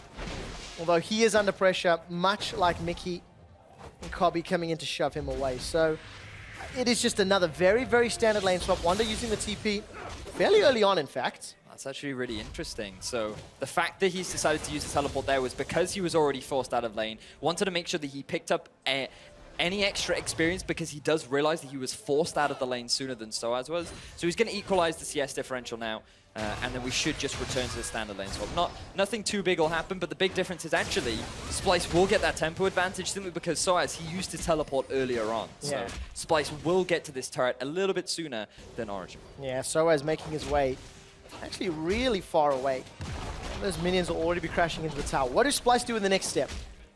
Will they invest some of that time advantage into Cloud? I doubt it, I think. I feel like they'll just look at the next step or maybe even decide to push for an inner turret, which is something that we saw a lot in Vitality versus G2. Inner turret to inhibitor turret, in fact. The armistice agreement saying no fighting, just towers. That's all is on the table. No fighting. Yeah, they're just going to push it up to the turret, get the bounce back. It makes a lot of sense, and we're just going to keep seeing this happen over and over and over again. The fact that it is the Cloud Drake does change things ever so slightly. Splyce deciding not to push it up to the tier 2 and in fact just get the bounce ever so slightly earlier on. And so now we're just going to see a swap back of pretty much what we've been seeing throughout the lane phase, where you send your duo lane up to the side of the map that's not actually pushing towards you because it is your strong side, you can push it past the river and you're at slightly less risk. Yeah, we're in this just standard lane swap that I think most European teams have shown pretty good control over, actually. However, Soaz finds himself in trouble. Counter-Strike comes up, that stuns Mickey. Mickey wants to land the Q. Winter's Bite comes out, exhaust. Here comes Trashy as well. Soaz just gives up. And first blood to Splyce. Doesn't respect the fact that Mickey's in the vicinity, just getting a couple of deep wards down, and ends up getting caught out by a good flank from Mickey. So, bit of disrespect coming out from Soaz. This should be a very standard lane swap. He should have been expecting this. And perhaps there's ever so slight lack of judgment. Now, Power of Evil may not be expecting the engage. Very good Emperor's Divide. Power of Evil sends Trashy away. Emo Plague is available to Senkax if he decides to go aggressive, but there are flashes for both mid laners as well. And just keeping my eyes on Amazing right now. He is level 6 to the level 5 of Trashy, so I imagine that is going to equal out fairly soon. But Soaz, even after giving away that kill, is still able to pick up that large chunk of farm in the top lane. So he's not going to fall too far behind his top lane counterpart while if you actually have a look, Peke's been setting up a freeze in the bottom half of the map. So earlier on, Wonder not quite getting the bounce that he wanted, and as a result, Peke building an ever so slight advantage. Yeah, we'll find out how quickly Kobe can actually bounce that back, or whether or not Wonder's going to be able to get this farm. Because if it were Spring Split, Wonder would be the one picking up the farm. And in this matchup, you'd think maybe they'd want to. So typically what would happen is here, OG would have pushed it underneath the turret. Oh, that's a big fan vote in favor of OG. Yeah, that's the most convincing vote that I have seen all day. Heavily in favor of Origen. And you want to go back to typically, they push the wave. So typically you would see from Origen what Splyce did. Ooh, amazing. He's actually looking for a gank in the bottom. Kobe and Mickey, they are in trouble. Teleport coming down as well. Kobe's already flashed and dashed, but Mickey's left for dead. Counter-Strike locks him down, and Peke picks up the kill. And now you've got 4 members strong in the bottom half of the map with Wonder absolutely nowhere near. Just look at that. Soaz picking up level 6. They can easily set up a push onto this tier 2 turret in the bottom lane, which was a fantastic collapse coming out from Origen. Yeah, but there's a much bigger problem. Not only does Soaz have a level advantage, a 2-level advantage over Wonder, Phage already completed, double the CS and assist. If Jax has already gotten rolling, this could be problematic for Splyce, because Senkax's Vlad and Wonder's not will not be able to go toe-to-toe for a while yet. Certainly true. I mean, the moment he's got that Trinity Force, he becomes this big, powerful top laner that becomes impossible to push out of lane. And it was just, overall, it was just a smart play coming out from Origen. It comes back to what we were talking about earlier, this non-typical play from Origen, where they actually froze the lane. They didn't decide to push it underneath the turret, whereas Splyce did. Soaz, even after giving away his life, was able to collect all that farm, but Wonder, he was still struggling to get anything. And Kobe and Mickey, they're already overextended. And speaking of overextension... Oh, Soaz is overextended. Counter-Strike will not stun anybody. Oh, it does actually catch Trashy on the back end. A leap over to a ward, a flash into the river. And Soaz escapes. So while I'd like to give praise to Soaz, he's gone past the danger zone. The river is the danger zone. You cannot go past that if you're on the weak side of your map. And as a top laner, with no turret, with not enough vision, that is definitely the danger zone that you want to be avoiding. Manages to make it out with his life. The last time we had a danger zone rant, it was Mickey playing Bard, and he was the one putting himself behind enemy lines, using mechanical prowess to escape. Why would anyone not want to be in the zone of safety? QuickShot, I just don't understand. Because you don't win by playing it safe. You have to be pushing forward, Vedius. Is that why Soaz is 0-1 right now? I see your point. I see your point. I have no reply. Check and mate. Anyway, in the bottom half of the map, again, Soaz soaking up the farm, while Wonder, he is just going to be in a fairly precarious position, but he does have the wards to keep himself alive. So you can see OG funneling as many of the resources as possible into Soaz. And even though there is a bit of a CS discrepancy, he's going to be able to soak all this up. Yeah, a lot of CS to soak up. Soaz going to try take this away. Very good javelin toss. Trashy is going to pounce all the way forward. Wonder comes in Meganov form. But what can they get from the TP? It looks like the inner turret. Origen, wow, they can't even reply. There's nobody near an objective. And Splyce, it's late enough in the game that they could even peel back for the dragon as well. This is literally the play that Origen made in the bottom half of the map, where they got themselves a kill, but they weren't able to get themselves a turret. So it's simply a matter of Splyce taking advantage of the fact that Soaz and Amazing are completely left alone. They don't have the support of their AD carry and support, and they end up giving away a turret, while Power of Evil just showing that he definitely can have a bit of an impact on this, is it? Yeah, he's already got the Marillanomicon completed, putting a lot of damage down from those Sand Soldiers. And Senkax forced to run away with his life. No reply yet from Splyce on this outer mid, but there's not the greatest amount of pressure, so Origen not really going to get more than just a few pokes, and there we go. Senkax TP's in, so that'll equalize the mid lane teleports, as PoE delivered himself there just a moment or two ago. And again, no real priority on this dragon, despite the fact Splyce could have had an opportunity. Instead, defending towers. That's what they're more interested in. It does seem that way. 2 members strong right now. Mickey, he does need to be very mindful of the pick potential of Hybrid on this Bard. Only level 5 as well, so he doesn't have as much disengage as he would potentially like if OG decide to try and force a fight. Yeah, Hybrid's got that Tempered Fate available. if he wanted to jump in. And he's not going to be able to just yet. Farm Alarm was thrown down, amazing. Jumps into his own jungle, alongside Soaz, the man who I was expecting him to play around. But in a lane swap, it is significantly more challenging. You have way less opportunity to get one of those side lanes ahead without your opponent like presenting a target to be killed, like Soaz overextending. Exactly that. Speaking of overextending, Senkex, he tries to get a little bit aggressive in the mid lane, but he does have the support of Trashy there to keep him safe, as we do get a teleport coming in from Soaz. Now remember, there's no teleport from Wonder or Senkex. Soaz will stun up Kobbe. Kobbe's flash is a few seconds away. Exhaust buys time. It's a repeat. The retreating Culling, not going to kill yet. Soaz finally takes down Kobbe, as well as picking up Mickey on the back line. Power of Evil brings the damage, and Origen, they grab 2. So this is a game of teleports right now. Both teams just looking to use that global pressure to pick up a target whenever they see an opportunity. In Origen, they get themselves 2 kills, which was a fantastic realization that right now the map was not in good favor for Origen. They knew they needed to force a play. Origen saw the opportunity and they took it. Right now, they want to try and go for this Rift Tower, but they are very mindful of the fact that Trashy has a lot of health. Yeah, he does indeed. And Senkex was sticking around, had not used Hemoplague. A lot of damage potential to come down. So there's a big difference in terms of the teleport plays. Wonder TP to the bottom lane earlier, and it secured the inhib turrets.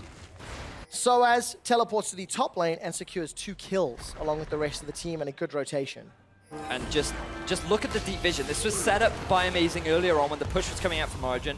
Kobbe is able to sidestep the Tempered Fate, but it still buys enough time for Soaz to actually come in. Now, this exhaust is a large reason as to why Soaz nearly loses his life, and if Power of Evil hadn't flashed in there, that very likely could have been a 1-for-2 trade in favor of Origen, but fortunately, Power of Evil, he read the play, he was also rotating round, and overall, Origen with a really good collapse, but no objectives, so they're still behind in turrets, and ever so slightly behind in gold. Yeah, Splyce still trading blows, going even toe-to-toe, and they've got a Gnar and a Vladimir who can scale very well, and they're going to need both of those champions to try and find a way to deal with a Jackson and a Zia.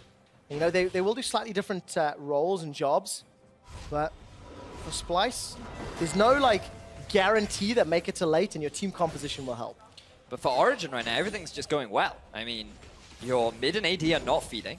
Your Soaz is currently 1-1 and 2 at 91 CS. Very close to his Trinity Force. And Origen are basically saying, well, you know what, we can wait 30 minutes. Splyce, this is on you to try and force your early game advantage. And right now, Trashy has not had any impact on this Nidalee. And remember that Splyce were the ones that forced this lane swap. They were the ones that said, hey, we want to try and deny this Jax. And they just haven't been able to properly execute on it. Trashy's been out-farmed and out-leveled by Amazing's Rek'Sai. And that's not something that you traditionally see on Nidalee. How will Trashy impact these team fights or these skirmishes? Oh, do you really want to dive in Gnar? Not when he's going to go Mega. Oh, but he's going to go Mega anyway. Double pin hits the wall. Amazing gets locked up. Maybe mistiming that just a tad. It reveals, and this allows Splyce some aggressive moves on the top lane. But it does mean that Origen continue to get that Soaz rolling. The fact that he can be so far past the river and still get away with it is actually very surprising. But with the vision control that Origen do have over the top side of the map, they're able to identify where Trashy is, and the fact that they're actually trying to push down onto this tier 2 turret. And against an Ezreal and a Bard, I actually don't think they have the potential, but we have to bear in mind the teleport. Origen have already succumbed to this once before. That's how they lost their tier 2 turret in the bottom lane. So they're playing a little bit more defensively. They're just making sure that teleport can't go for the flank. There's a pink ward in the river that Splyce are about to run over. Soaz has still not left the base. His TP will come available shortly. And PoE, well, there we go. That goes that plan. I was getting real excited. Unfortunately, no shenanigans got set up. Power of Evil just going to keep farming up. 175 to 157. Senkex will close that gap ever so slightly. I think both mid laners are sitting on a lot of money as well. Yeah, 2,000 for Senkex's Vlad. 1,900. Power of Evil just backed and started to shop. So Power of Evil just picked himself up Xerxes Greaves. If that doesn't tell you late game, I don't know what does. I mean, Origen are basically just straight up saying, no, we are playing for the late game. Unfortunately, Peke is going for the Trinity Force, which I'm not a fan of. I feel like you need more kiting in your kit. You're going for a 1-4. You want as much disengaging kite as possible. And by going for the Trinity Force, he's saying, hey, I want a mid-game spike along with my Jax. And I'm like, well, you should be aiming towards the late game, and that Trinity Force is going to lose its value the later the game goes. We have to see if it works though, because the alternative or the other side of the discussion, if that Triforce spike in conjunction with the execution and calling Triforce Jax can lead to a Dragon or a Baron in the next 10, then that question or that weakness somewhat goes out the window. But can you put that much reliance on Peke to be that impactful in the mid game? Because we're yet to see Peke suddenly have that sort of a performance come the 20-minute mark. I think that is the case, isn't it? The theoretical approach says yes. The practical approach and historical one says no, we've not seen that yet. Hey, we got Infernal Drake next. That we do. This is where things will get exciting, because both these teams really value that Infernal Drake, and the fact that it is second means that you still have the potential to get 3 Infernal Drakes on the board, which neither team want to give away. But interestingly, it looks like that Origen are just going to give away that tier 2 turn in the top for free. Yeah, uncontested. Splyce will most likely do the same down bottom. Splyce were able to pick up Herald, although I am standing corrected. Senkax teleports in. That's a big cooldown. It defends the tower, and it maintains Splyce a 2-tower lead. And for the time being, a small gold advantage. Though Power of Evil could single-handedly equalize that if he can take this tower down. Most valuable of the 3 outers. Splyce are actually doing a really good job of keeping these turrets alive. It is the reason why they still hold on to the gold lead right now, because Origen, they're not quite as quick as Splyce when it comes to taking these turrets. And unfortunately for Origen, it does mean that they're not having quite the same level of map control that OG have, and it does mean that they can look for these potential picks. But Splyce, they're not quite setting up the vision to enable them to find these opportunities. Yeah, Splyce seem quite content to play more for the mid to late game as well. Looking at the mini-map, Origen, they're going to set their sights on Wonder. He's got a flash and a teleport. Wonder's going to try go toe-to-toe with Soaz, putting some good damage down thanks to that Black Cleaver, but he's way in enemy territory. Hybrid sends a magical journey, tempered Flate flashed away from as Wonderwear is going to get knocked back into the team. Unburrow sends him flying, and Origen grab their 4th kill, grab their 3rd tower. They're not done yet. Splyce are pushing in the bottom lane. Yeah, exactly. Think about how many members you just sent to go and get the collapse down onto Wonder. You don't even have a minion wave if you're Origen knocking on the doors of that tier 2 in the top lane. So Cobby, he's getting all this farm. He's going to push another wave underneath the turret of Origen, and that's going to bounce back in the favor of Splyce, so they can just keep soaking up this farm and, more importantly, deny it from Origen. I think crucially, though, we're 20 minutes in. Jax has not been slowed down at all. Power of Evil's got that needlessly large rod, plus bunch of gold from that previous kill. He's just got his Rylai's. There you go, already at what, 19, 20 minutes? And it was really beneficial for him to pick up this kill in particular. I mean, things were looking a little bit dicey. Wonder felt like he could escape, but then Power of Evil, with the slide and glide into the ultimate, easily guarantees that kill over to Power of Evil. And it's exactly what he needs. 2-item power spike, Xerxes Greaves. He is scaling beautifully right now. 2 Trinity Forces, a Rylai's and a Morello's. If there were ever a time to fight over an Infernal Drake, now would be it for this Origen squad. Looking at Vision, being set up. That's what we'll say, I think. The thing that concerns me, in all honesty, is the fact that if you just look at the sideways right now, you've got this bottom wave pushing in favor of Origen. That's going to allow them to have control of the bottom half of the map, which is the Dragon side. So already Origen have more control over this Infernal Drake than Splyce are going to be able to. And then what they can do is they can send Soaz up to the top lane. Again. He's going to be able to catch that farm. Again. And then he can just TP into the fight. Again. Wonder's in trouble. Emperor's Divide. Counter-strike. Soaz takes him down. Wonder gets collapsed upon, and this is exactly what we were just talking about. This is the strong side of the map for Origen right now. You have your AD carry in the top half of the map who cannot teleport in. And Origen, they pick themselves up another kill. The Dragon's going to be spawning in 30 seconds, and they should easily be able to pick up that objective. Yeah, that will allow Soaz to get those Merc trades, pick up the Spectre's Cowl, just get a little tankier. Amazing's already got the Locket. Vision set up around Dragon, so Origen can set their sights on the objective. They've also got a whole lot of damage. So if they are left unchallenged or uncontested on the Baron, it could also look that. Not enough armor or HP yet, I feel, on Amazing, but it is something to consider over the next 5 to 10 minutes. The thing that gets me is that even though the gold is literally even, it just doesn't feel like it. It just feels like Origen have so much more control over the game. They just feel like the stronger team right now. And if you just look at the items there, they're not that far apart. I mean, Lucian is on his 2-item spike. Vladimir has completed both the Rylai's and the Spirit's Visage. The only really big difference is the fact that Soaz level 13 to the 10 of Wonder, and he is just so strong. Plus 40 CS between those top laners. Mighty Ducks indeed. Soaz could once again take control of a game with Jax. Infernal Dragon is started by Splyce. It's being rushed down by Splyce. Origen might be too late. Amazing comes in from the side. It's Cobby that picks it up. That could have been a little too close.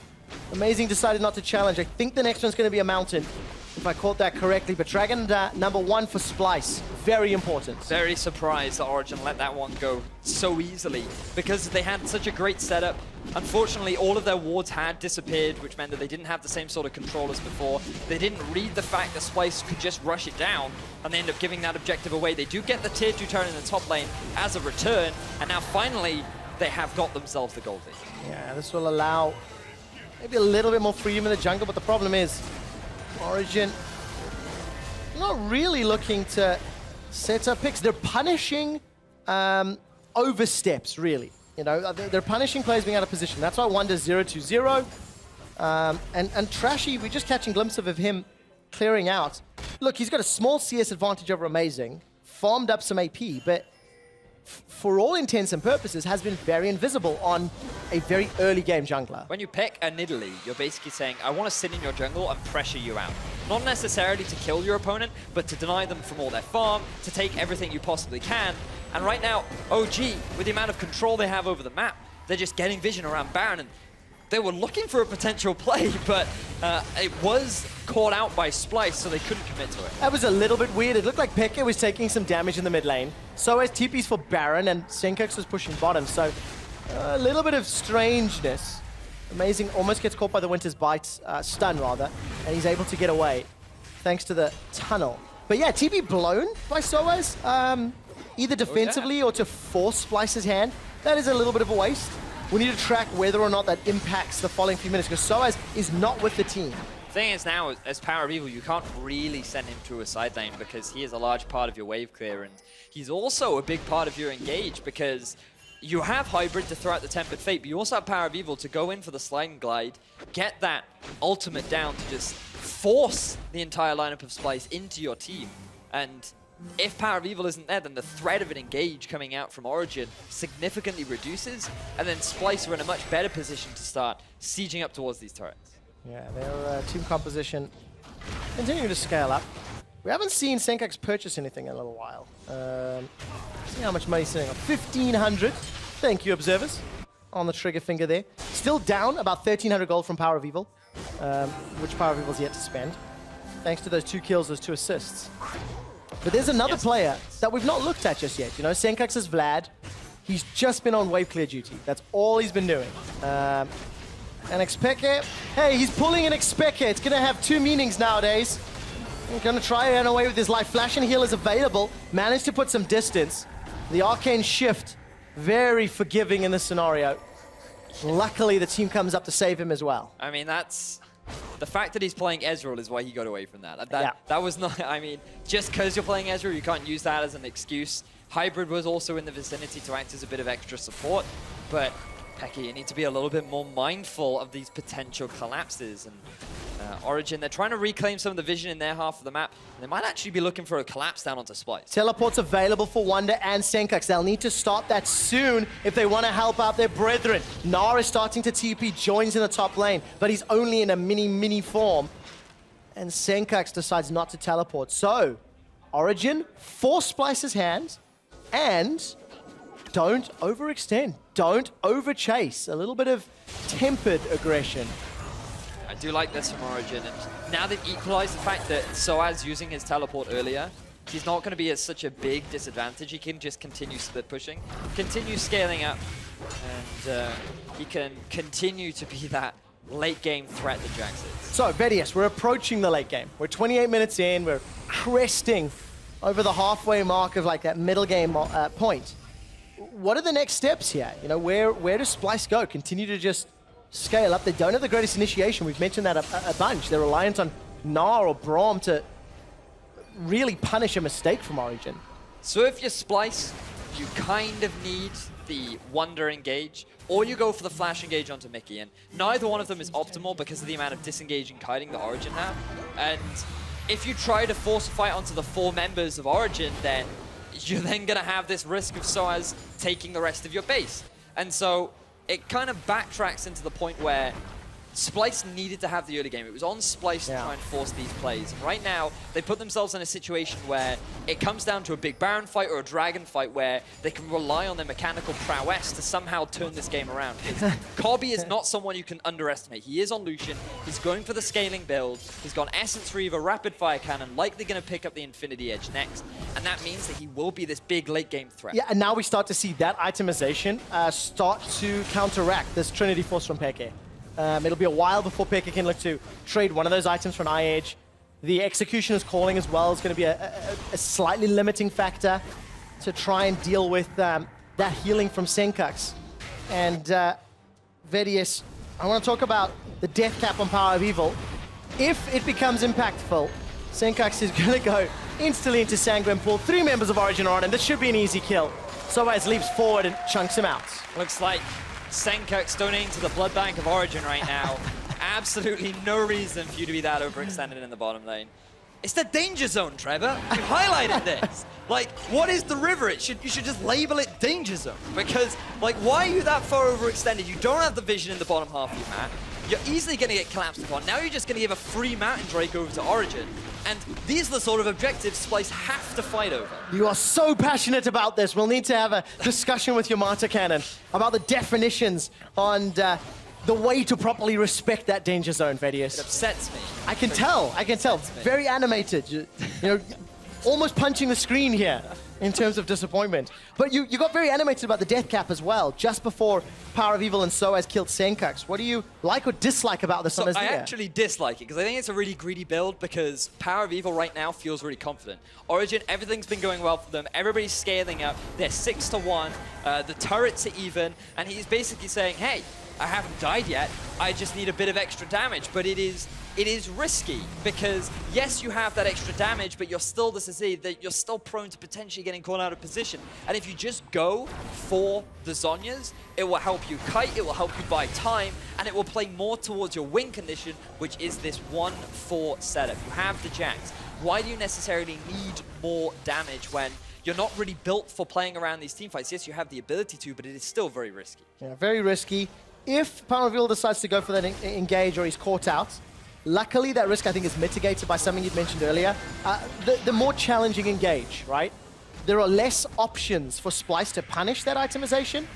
And Wonder, he's in the danger zone! Is going to get teleported on. Soaz wants to run him down. Mystic shot, as well as the Essence Flux comes down. 2-shot barrage to boot. There's a battle on 2 fronts. Peke and Soaz, they're trying to take Wonder down. He's going to crunch over the wall. Lobs a boulder into Hybrid before Hybrid spins them together. 2 members of Splyce are in trouble. Trash is running for his life. Still yet to get involved. And a giant Mega Gnar is taken down to send Soaz on a rampage. Kobbe gets a full channel on the culling. That forces Soaz away. Amazing is in trouble. Power of Evil with no hourglass, with no survivability, is taken down. And Origen are running with their tails between their legs. And this is the risk you run when you're take that death cap. You are so much squishier. If you try to force those engages, you're just sitting on the front line and asking Kobbe to just clean you up. He's completed the Infinity Edge. He is at a point where he is so powerful and can turn these fights around. And basically because Origen,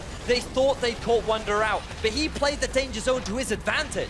He bought enough time for the rest of Splyce to get the collapse, and they were actually able to turn that fight around. So great reactions from Splyce and really good dodging skills coming out from Wonder. Yeah, manages to work in Wonder's favor, but This could prove risky. Teleport is available for Power of Evil. Soaz is in the area. No Tempered Fate from Hybrid. Baron's going very, very low. Farm Alarm's not going to be enough. Not going to be early. And Splyce take control of the game with the Baron buff. And after one play that could have gone so well for Origen and so badly, and they end up giving the game back in favor of Splyce. We're going to have a replay of exactly how all of this ended up falling out. And if you just look at the map right now, Wonder is out of position. He could not be more out of position. Unfortunately, FLICKR, it's not that he has no damage. Obviously, Wonder is pretty tanky, especially in this Mega Gnar form. But he's just buying so much time, landing all the important crowd control abilities. Mickey is now there to provide support. And again, you're just buying time because you're hitting into this Braum Shield using so many abilities. And then this is when the rest of the team joins in. Look at Power of Evil. He's already lost all of his health, taken so much poke damage, forced out of the fight, and then he comes back in to try and make a play. And he just comes back into a Vlad ultimate to end up losing his life. And it's just a matter of OG being forced into this choke point where Splyce have their front line on the front, their back line on the back, and Cobby is just easily able to get all this free DPS out. All of the lines are exactly where they're meant to be for Splyce. And that allows them to punish Origen, take the lead. They're still down. 4 kills rather, as they've only secured 3 rather. But they've got themselves a tower advantage. They've got arguably the more important Drake when it comes to fighting the Infernal, as well as a Baron.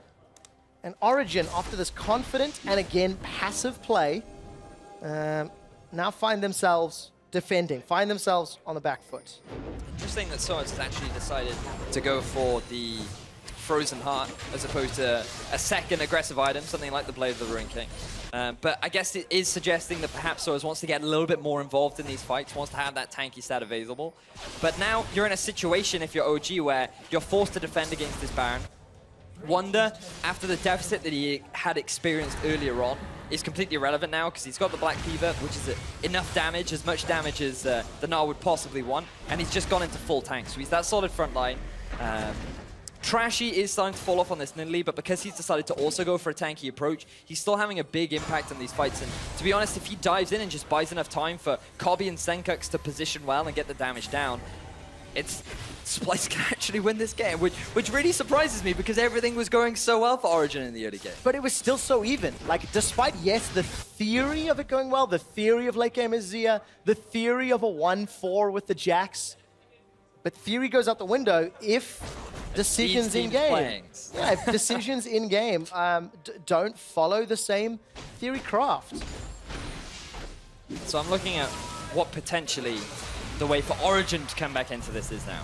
Because, yes, they still have that 1-4 split push, but now Senkux is at a point where he can hold his own against Soaz. And Soaz has picked up the Banshee's Veil. He's going for more magic resistance because he does realize that if anyone is going to stop him, it will be Senkux. But he might not have enough damage to be able to out-trade that Vladimir anymore. Well, talking about damage, Azir, played by Power of Evil, he's just picked up a Void Staff, so delaying that Hourglass even further. We've seen one really big team fight that truthfully could define this game. Splyce running out of Baron time, and the Elder Dragon has spawned. Both teams could gain pretty big benefits from this buff, and they've set up for the fights. Certainly have. Just have a look at the positioning of Soaz. He's the guy that you want to keep your eyes on as he's looking for the potential flank. Teleport being channeled from Senkux. He's coming in way behind Origen. Well, Soaz looking for the flank. The magical Tempered Fate! It locks up 3 members of Splyce. Power of Evil, he's down though! He got caught! Tried to look for the divide, couldn't find the target. Soaz is being exhausted. Senkux gets a very good Tides of Blood across the entire Origen team before he's taken down. Cobby's got the double, looking for more. Dashes forward onto Amazing. Trashy picks up the kill. It's a 1-for-3, and Elder's available. While Soaz was able to get the good flank off, it was nowhere near as good as Senkux's flank. He had such a good deep ward with the pink and the back half of Origen that they were not expecting the collapse, and he got a big ultimate onto 2 of the main carries of Origen, combined with the ultimate from Wonder, means that they were able to clean up the fight, and they might be able to get themselves an inhibitor. Have to see what happened to Power of Evil after Hybrid put a play together that looked so good. Couldn't be followed up. The inhibitor does go down. Splyce got the first Baron. Splyce got the first inhibitor. And if they wanted to, the opportunity to go for Elder is available to them as well. Man, quick shot. These build paths are annoying me a little bit. You're really starting to see what's next? What's next?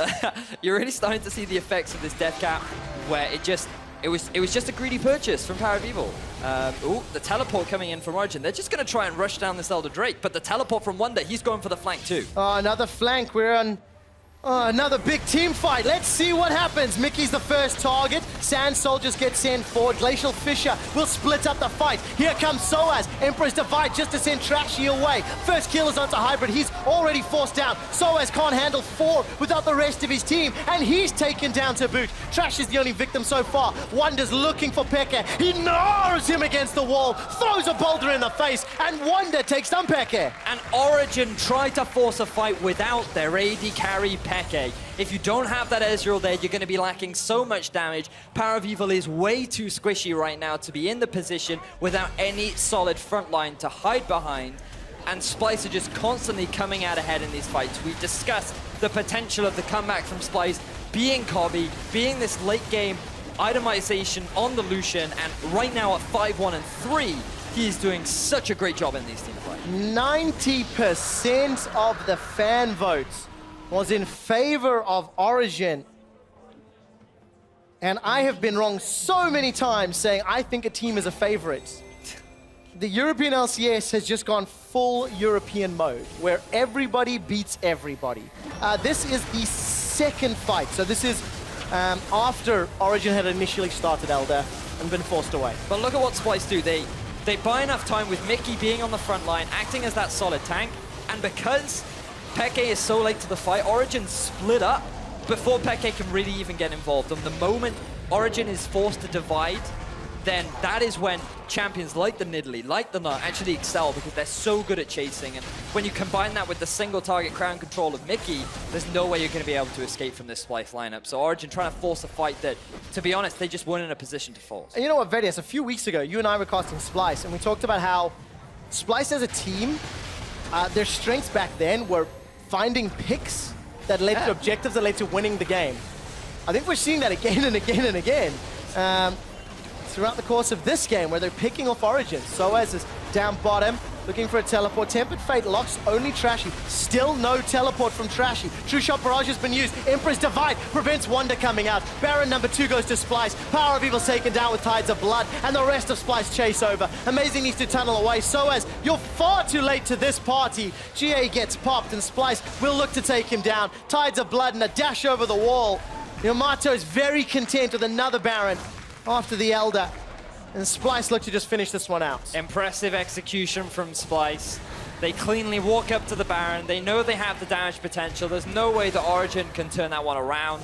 And it's simply a matter of cleanup for Cobby and the rest of Splyce. And now they have the Baron buff, they have the Elder Dragon. They're in a position of superiority, and they can look to close out this game. Yeah, they absolutely can. 25 seconds before PoE's back up. 30 for Soaz. Splyce is on the Nexus Charge. They've taken one down. Amazing is trying to get a Furious Bite down, but he's simply not angry enough. Tides of Blood, as well as Cobby's Lucian, sends him packing. A double kill for Cobby. The Nexus is down, and Splyce pick up game 1 in the series. Origen. You had such a great early game. Everything was going so well for you. But they were still even. They were still even, and they got baited, but I was going on about the danger zone, and then Splyce made it work. Fair play to Wonder. He did a great job of buying enough time for the rest of his team to get that fight that really did turn the game, because after that, Splyce got themselves the Baron. A lot of the weaknesses in their composition were compensated for, and then Cobby could just go to town on that Lucian. I mean, 30 minutes of uncontested farming. Splyce made mistakes, right? Like, despite the fact that Origen, they had this comp that scaled very well, they were looking good late, they picked off multiple kills, but it never led to anything. You know, they killed, I think, Wonder a couple times, they killed Senkux, but it never led to towers. It didn't lead to influential objective steals. We have to remember early on, we were discussing how if you just looked at the turrets, Splyce were doing a good job of keeping their turrets alive. They were using teleports to make sure that their tier 2s, their tier 1s were just staying alive for as long as possible. And that's how they maintained a solid gold advantage, even though Origen were picking up all these kills. So, you know, fair play to Splyce. They did a good job, and they bought enough time to win the game. Both teams punishing their opponent's mistakes. I'm looking forward to what the analyst desk has to say about that game. Nothing. Will not disappoint you, quick shot. These guys had a lot to say about it. Where should we start? Picks and Mans, probably. Teleport Vlad, probably, as the Fisho was not convinced, to say the least. Not just before the TP game. Vlad. I just want to point out, Also Martin, TP Azir. that this Vladimir teleported in twice in the late game. We and have Once those in the fights. late game. Replays, Once sure. in the late game. I don't like TP overall on like Azir, on Vlad. I think you can go for much better summoner spells that will benefit you way more in fights. However, Which would you have taken on Azir? Exhaust in this game, 100%. Okay. Yeah, Exhaust Azir and Ghost Vlad. Like, Vlad is Ghost gonna be Vlad. slow. It wasn't as apparent in some of these fights. One, because Origen has a tendency to do some really horrible positioning, and two, that I expected didn't have Iceborne Gauntlets to slow down anybody, so the movement speed wasn't as influential. But yeah, we could definitely tell in the mid game that there was a problem with this Vladimir on the side lane and the Lucian holding in mid. I know you feel very passionate about that. Oh, I mean, my problem just with playing like 1-3-1 if you're Splyce at the moment is when you put Lucian mid, he's so weak compared to Azir. So like he will always get pushed in by Azir. That means you have no mid lane control at all if you ever go side lanes. And then against the Jax, who will win the side lane against whoever you sent there. So you actually have two losing lanes whenever you put the Vladimir in side lane. I much more prefer having a strong 4-man group with like a split pusher like Gnar. But also at the same time, if you're Origen, don't run TP here on Azir, he does nothing with it. Go Iceborne Gauntlet on you as well, so your 4-man group is insanely good at kiting. And then the Vladimir suddenly can't really get close enough.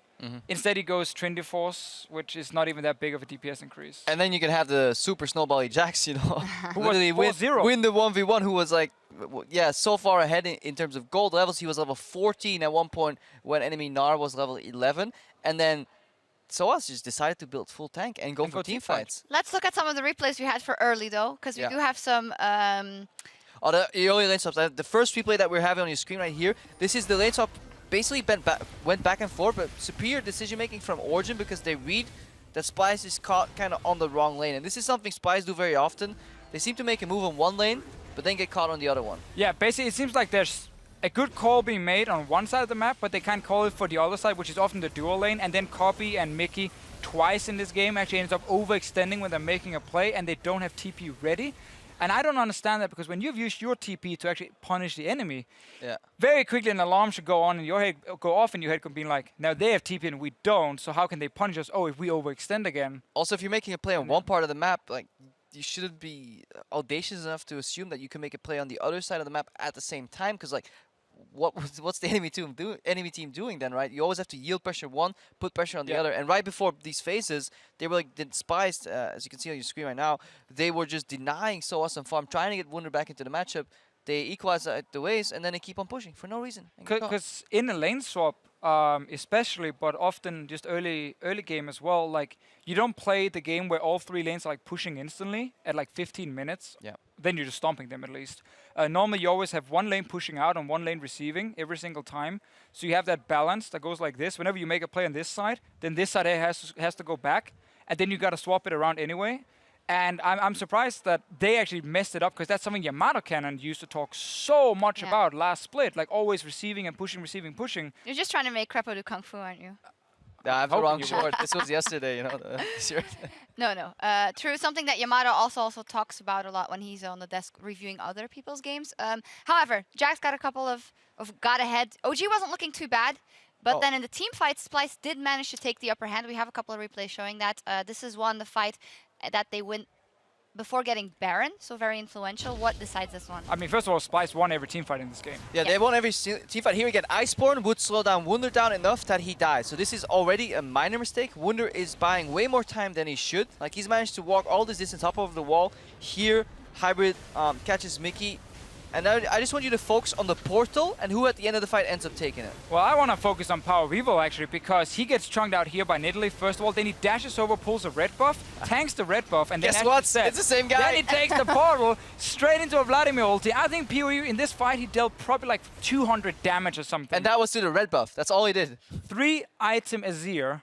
Your team already got one kill in that fight, and then you're not able to properly position and actually do anything, and you end up really messing up every single thing in that fight. That is unacceptable, because at this point Origen were pretty far ahead and should have won this fight. And Origen, you need to look at their comp too, as you talked about as well. Like, they have a strong 4-man core. They have a superior split pusher in Jax. I mean, maybe he loses to Gnar at certain points in the game. Not when you're this far ahead though. The entire early game, just told you how to win the game if you're Origen, and they refuse to play towards the win conditions. They go for these fights in very enclosed areas where, honestly, Wunder was a way better Nard than Power View was an Azir, and they lose out. And then, comically, the teleport comes in from the Vladimir too to just wreck the backline. I mean, Let's sure. take a look. At this point, you know, after you won that fight, you can change all your summoners and just run with like clarity, whatever you want, because like no, it's teleport. Yeah, Look at double that. shifts out. This is a teleport great comes flank. in, It's a and great then flank. Wunder goes over here at one point. Is this the fight where just Nail's expecting us to all? I know that's the next one coming, but this was a good flank, obviously from Senkooks with the TP coming in, and like if you look at the damage dealt in these fights here, the full tank Jax has like 0 impact right now, where Wunder provides a ton of CC for his team and is a massive front line, and then Origen. Every time they walk into a fight, it's like there's no plan to how do we play the fight. What do we need to be aware of, like around us? So like they walk down the choke point to try and stop that dragon a little bit too late, and then the TP actually works and comes in straight behind and hits 2 carries, and then the fight is again won by Splyce. They are outplaying Origen in team fights, and that's why they win this game. Yeah, player of the game in this one, Kobi, very good game. And just this split has been quite impressive as well. Not ever been someone that we highlighted, but he is claiming his place now with the help of Mickey, of course, and the entire team stepping up. Whenever Kabe is like doing a lot of damage in these fights and then aggressively dashes in and flashes in, it feels like I'm watching an entirely new player. Something we never saw him do. But is it me you're watching? No, I've seen you right That Twitch, man.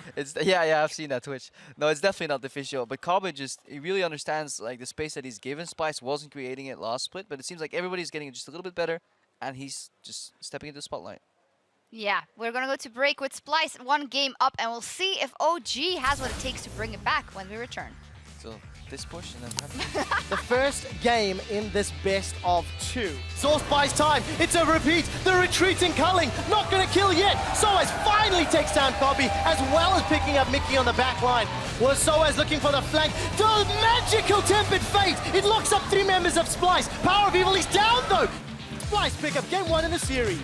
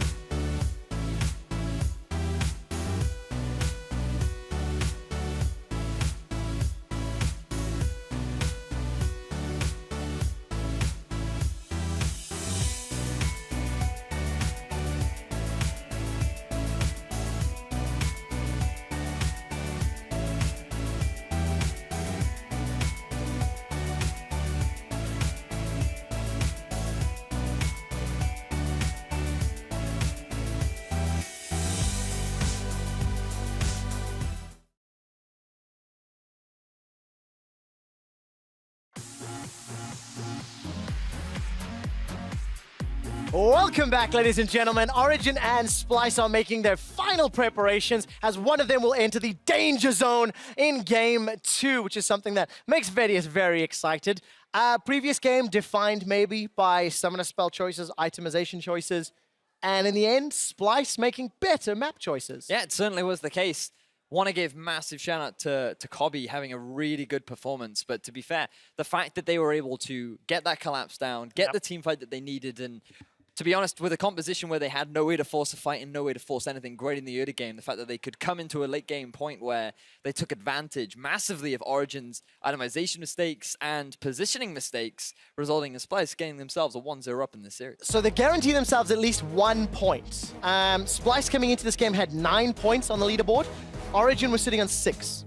And if Splyce can 2-0, they will jump themselves up to 4th place in the standings. They will be sharing that with Schalke.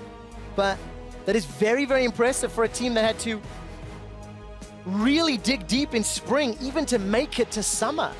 There's been a lot of growth, but truthfully, there's been a lot of questionable performances from all of the European teams. Yeah, the power of ties, I feel, has really brought to fruition the difference in what we're seeing between the European teams right now. And we did hear it earlier on. Can't quite remember from which player, but right now the teams they're just very close. Everyone is taking games off one another, whether or not, it was Yellowstar. Yellowstar was who we heard it from. And even though they're close, that doesn't necessarily mean that they're good close. It's because everyone is making too many mistakes that teams are recognizing, capitalizing on, but they shouldn't really be making those mistakes in the first place. Yeah, I agree with that entirely. Once the gameplay gets cleaned up ever so slightly, maybe we can start seeing some teams breaking away from the pack. That would be interesting to see. So the Braum is going to get banned away this time around. Origen, dare I say, made the mistake of not banning a hybrid Mickey champion in the previous game. Olaf, Caitlyn, Swain were the bans. That means Swain is still available. Zia will be the final ban along with Karma and Vladimir. So Trundle is up. Irelia is up, which were banned from the previous game. I don't think either of them are first pick. Maybe the Trundle, but I doubt it.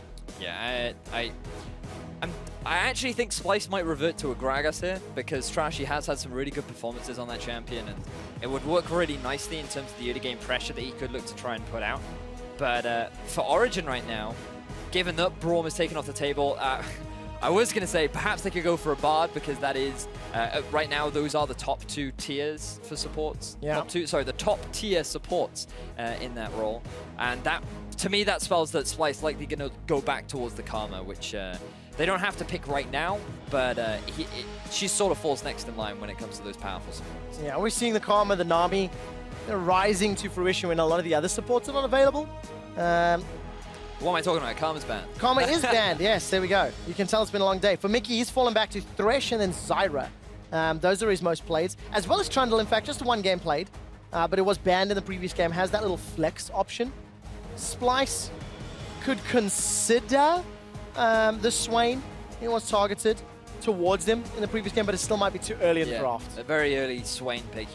I mean, you do have the flexibility of putting it mid and top. We've seen a lot of Swain top in North America, which makes me quite happy personally. I do quite like having those AP top laners that, with the big 6-9 patch, I thought we'd see more of. But obviously the carry top laners right now are what we see a lot rising to power. And it surprises me that Trundle is making it so far through the draft, because a lot of other teams are putting a lot of value in having that split push power, the amount of impact that he can actually have in these team fights. The pillar is so influential, and the fact that Splyce have said, no, we want to give it away, suggests that perhaps they're expecting Origen to pick it, and then they can go back to their Gnar once more. Yeah, that would be an option.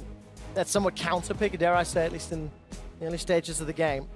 Thresh was locked in. No real surprises there. It is Mickey's 2nd most played champion. Not his most successful, though. 3 games played, 1 win, 2 losses.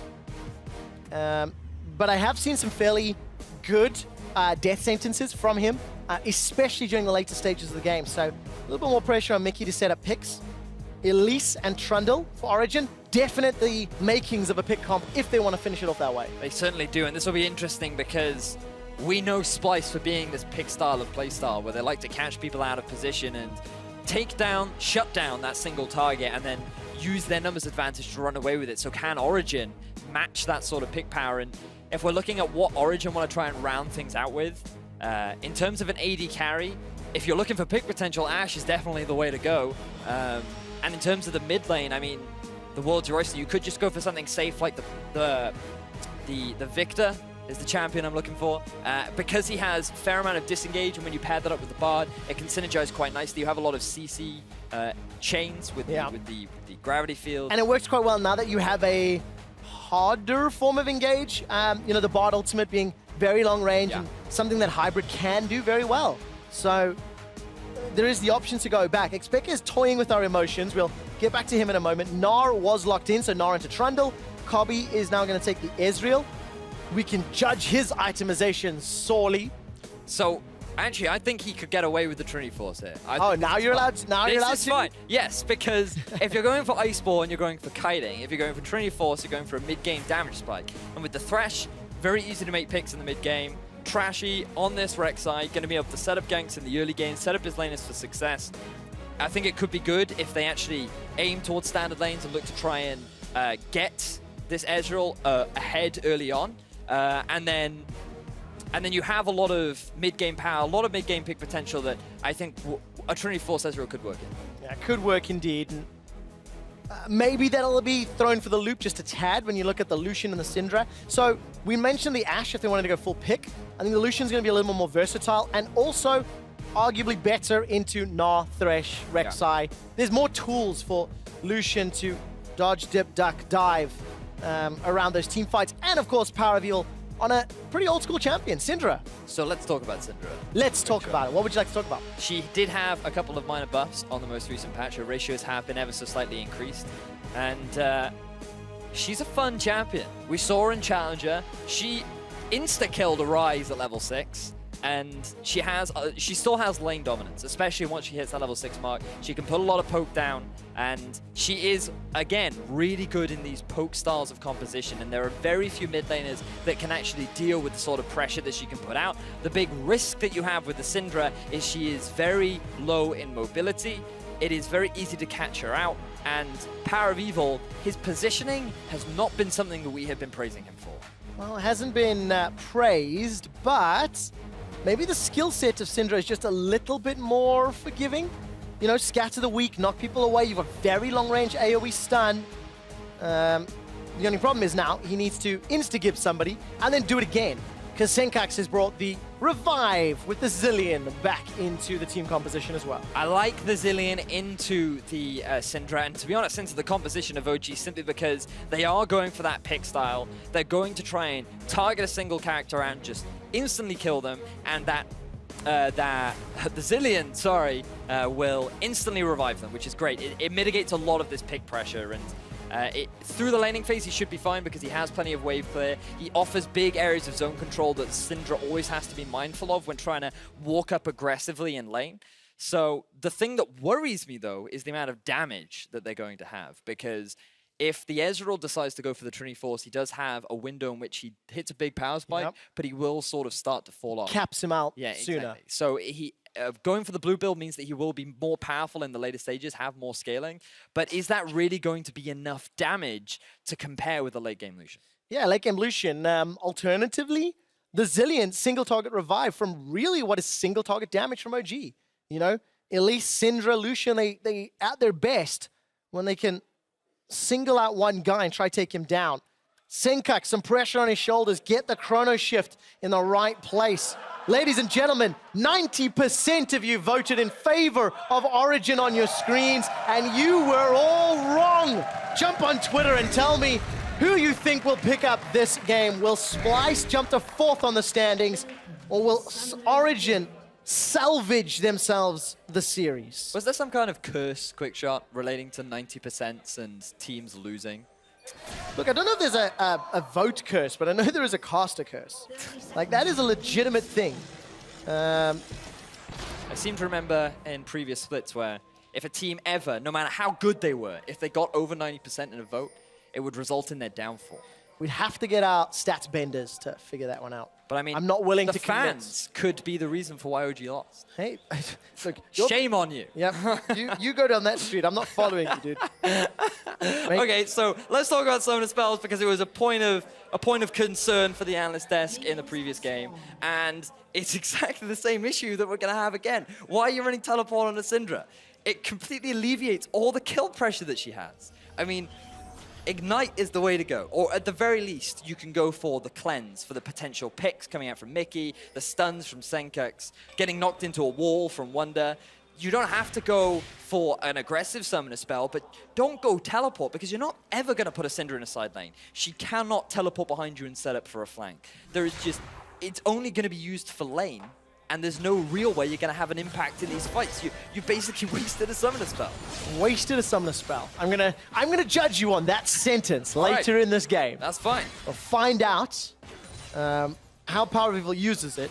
Senkux, on the other hand, I think wisely, he took that cleanse, so that will work against the Scatter the Weak stun from Power of Evil unleashing those Dark Spheres.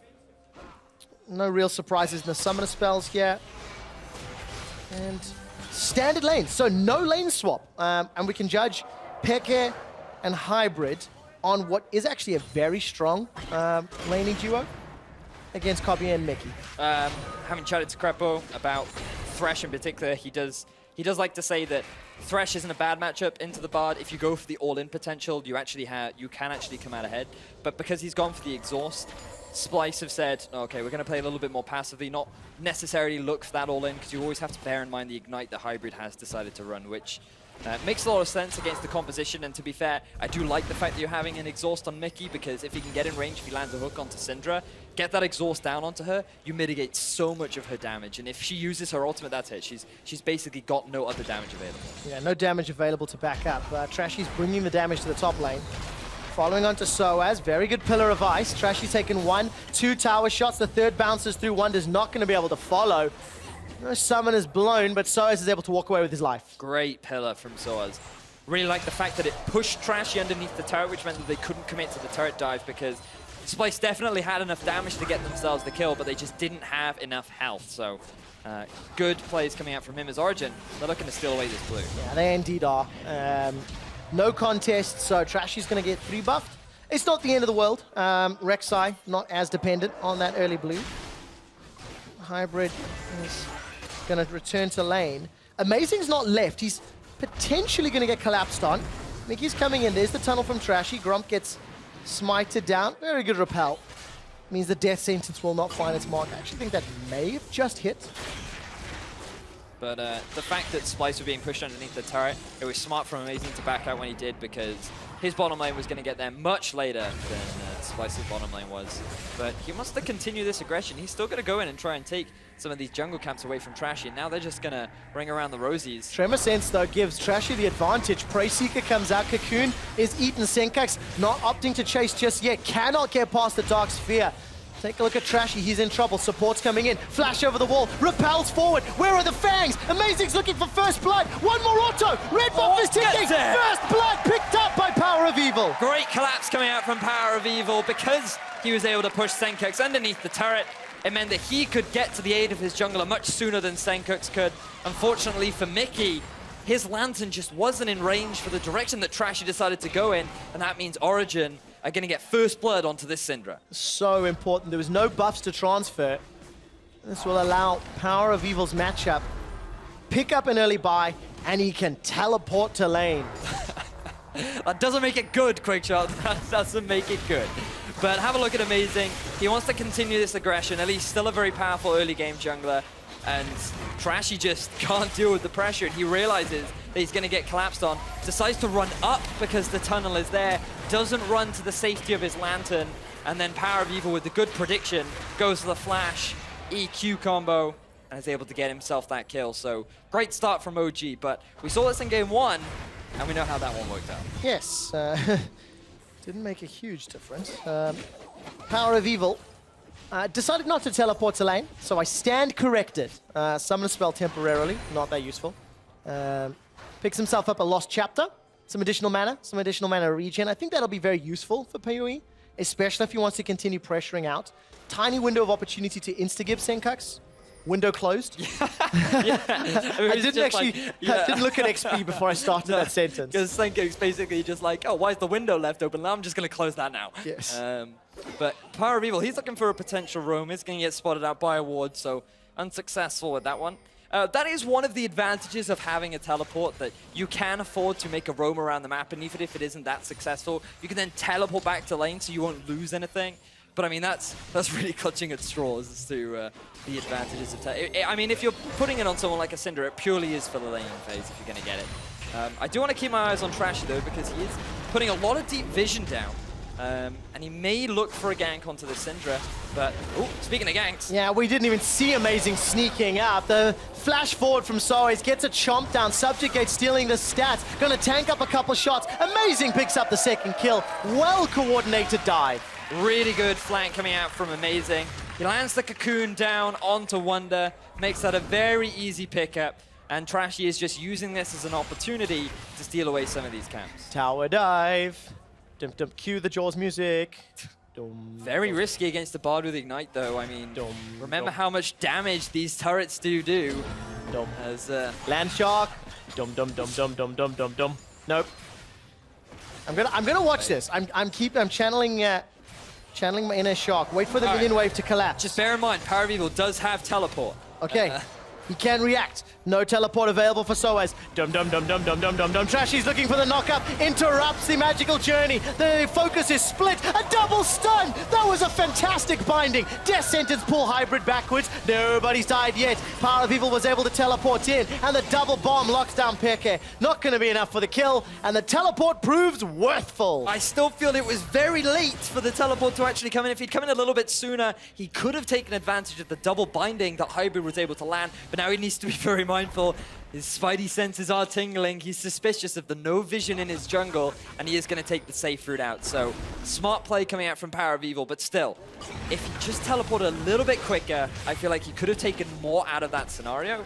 But nevertheless, Origen, they don't lose anything, which is big in that play. Yeah, very, very important. Looking at Summoner spells blown, FLICKR uses everything. Ignite from Hybrid. Teleports from Power of Evil and Wonder. Continue looking at that in a moment. Amazing. No flash available, but very good stun, actually. Using that Force of Will, Dark Sphere, as well as Scatter the Weak, just to get all of the range possible. No real pressure. Senkux led all of his summoners. And to round that off, Mickey, he blew the flash and exhausting Cobby's heal. So it's the repeat ganks now that could gain advantages. Certainly could. Speaking of ganks, do you know how hard it is to gank Zillion? Quick shot. It is super obnoxious, because not only can he run really fast, he has the double bombs, which are big AoE areas that can land the stun, but enough of that, because Power of Evil, he's coming for the flank. Look for the stun, look for the stun. Has to connect, it does not connect. They're not done, though. Unleashed powers available for Power of Evil. He unleashes it for the kill. Good damage coming out from Power of Evil. Yes, he does miss the stun, but he is able to land the slow from his W, and then combined with the Soares Subjugate, all of the defensive stats from Wonder disappear. Power of Evil, he gets himself, I believe, 5, maybe even 6 balls in total, and that's more than enough damage to get the kill down onto one. Yeah, there's no defensive stats from Wonder. He's got a single Ruby Crystal to his name. So very good roam from Origen. They grab themselves their 3rd kill. They grab themselves a tower, a 3,000 gold lead, which is very sizable before 10 minutes in the game.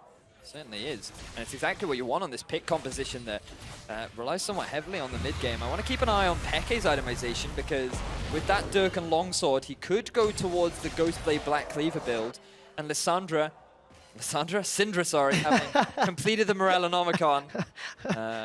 See, I could forgive a Syndra for going Deathcap second. I think it wouldn't be the best or efficient, but I could forgive them, because as a Syndra, that your whole job is to nuke a single target. And nuking a single target may be the name of the game. Teleport coming down. This will be for Soares onto Mickey. The pillar cuts off his escape route. Continues to get chunked down. The culling plus the bite takes him down. Power of Evil's able to sidestep the time bomb. Continues to run for his life, looking for cooldowns. And no further pressure. The flash was all that was needed to escape. Good collapse coming out from Origen. They want to try and continue this collapse, but Cobby, he's on that Ezreal. It's not going to be that easy to get the kill. And it was just great setup overall from Origen. They had the deep ward in the lane. Soaz instantly teleported to it once Hybrid had landed his Tempered Fate, used that pillar to follow up to prevent Mickey from being able to escape. And to be honest, that could have been a kill in the mid lane for Splyce, but they just didn't have enough damage. Senkux wasn't able to land the bombs. Trashy going for the Cinderhulk means that he's not going to have that much damage in the early game. And so unfortunately for Splyce, they weren't able to return the kill. They're likely not going to be able to return the turret. And OG, another advantage gain. Another advantage. Death Sentence finds nobody, and potential fights on multiple fronts. Hybrid's in trouble. He's forced to flash away from the Unburrow. Wonder's in trouble. Meganaut will come up. Will buy him some additional time. He hops away. Meganaut transformation. Gets a wallop. Gets a gnaw. We turn our attention back to Mickey as he's dropped down. Chrono Shift buys a few extra seconds, and Mickey's got a flash. Death Sentence onto Hybrid. Senkux has got a double bomb. That'll get good damage as Trashy re-engages. Flashes forward. Gets the chomp. A flash over. Magical journeys the wrong direction. That's a one-way street, Trashy. Power of Evil takes a big chunk. Unleashed power. Knocks Senkux away. And Scats of the Week burns through the last of Power of Evil's mana. Very good cocoon under the tower. Amazing sports enough time. Cobby looking for more. True Shot Barrage will come up very shortly. Maybe he'll look for a fishing shot. Looking for it. That's a shot. 1, 2, 3. Channel, channel, channel. Oh, here we go. Hey, wrong bush. 1 kill to Splyce. It actually ends up being a 1-for-1 overall as supports get traded between Hybrid and Mickey. Both junglers were able to pick that one up too, so literally an identical trade on either side.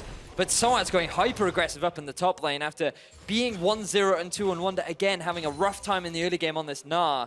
Soaz was able to put so much pressure down and actually force Wonder back with the big level advantage that Soaz And had. somebody needs to send a message to Origen. When they play aggressive and when they play proactive early, they get leads. They do. This has happened time and time again, where they'll play passive in one game, aggressive in the next, and it's the aggressive one where you can start to see the class and the caliber of their players. Up 4,000 gold, up 4 kills, up 2 towers. And if they wanted, it could be up a Mountain Drake as well.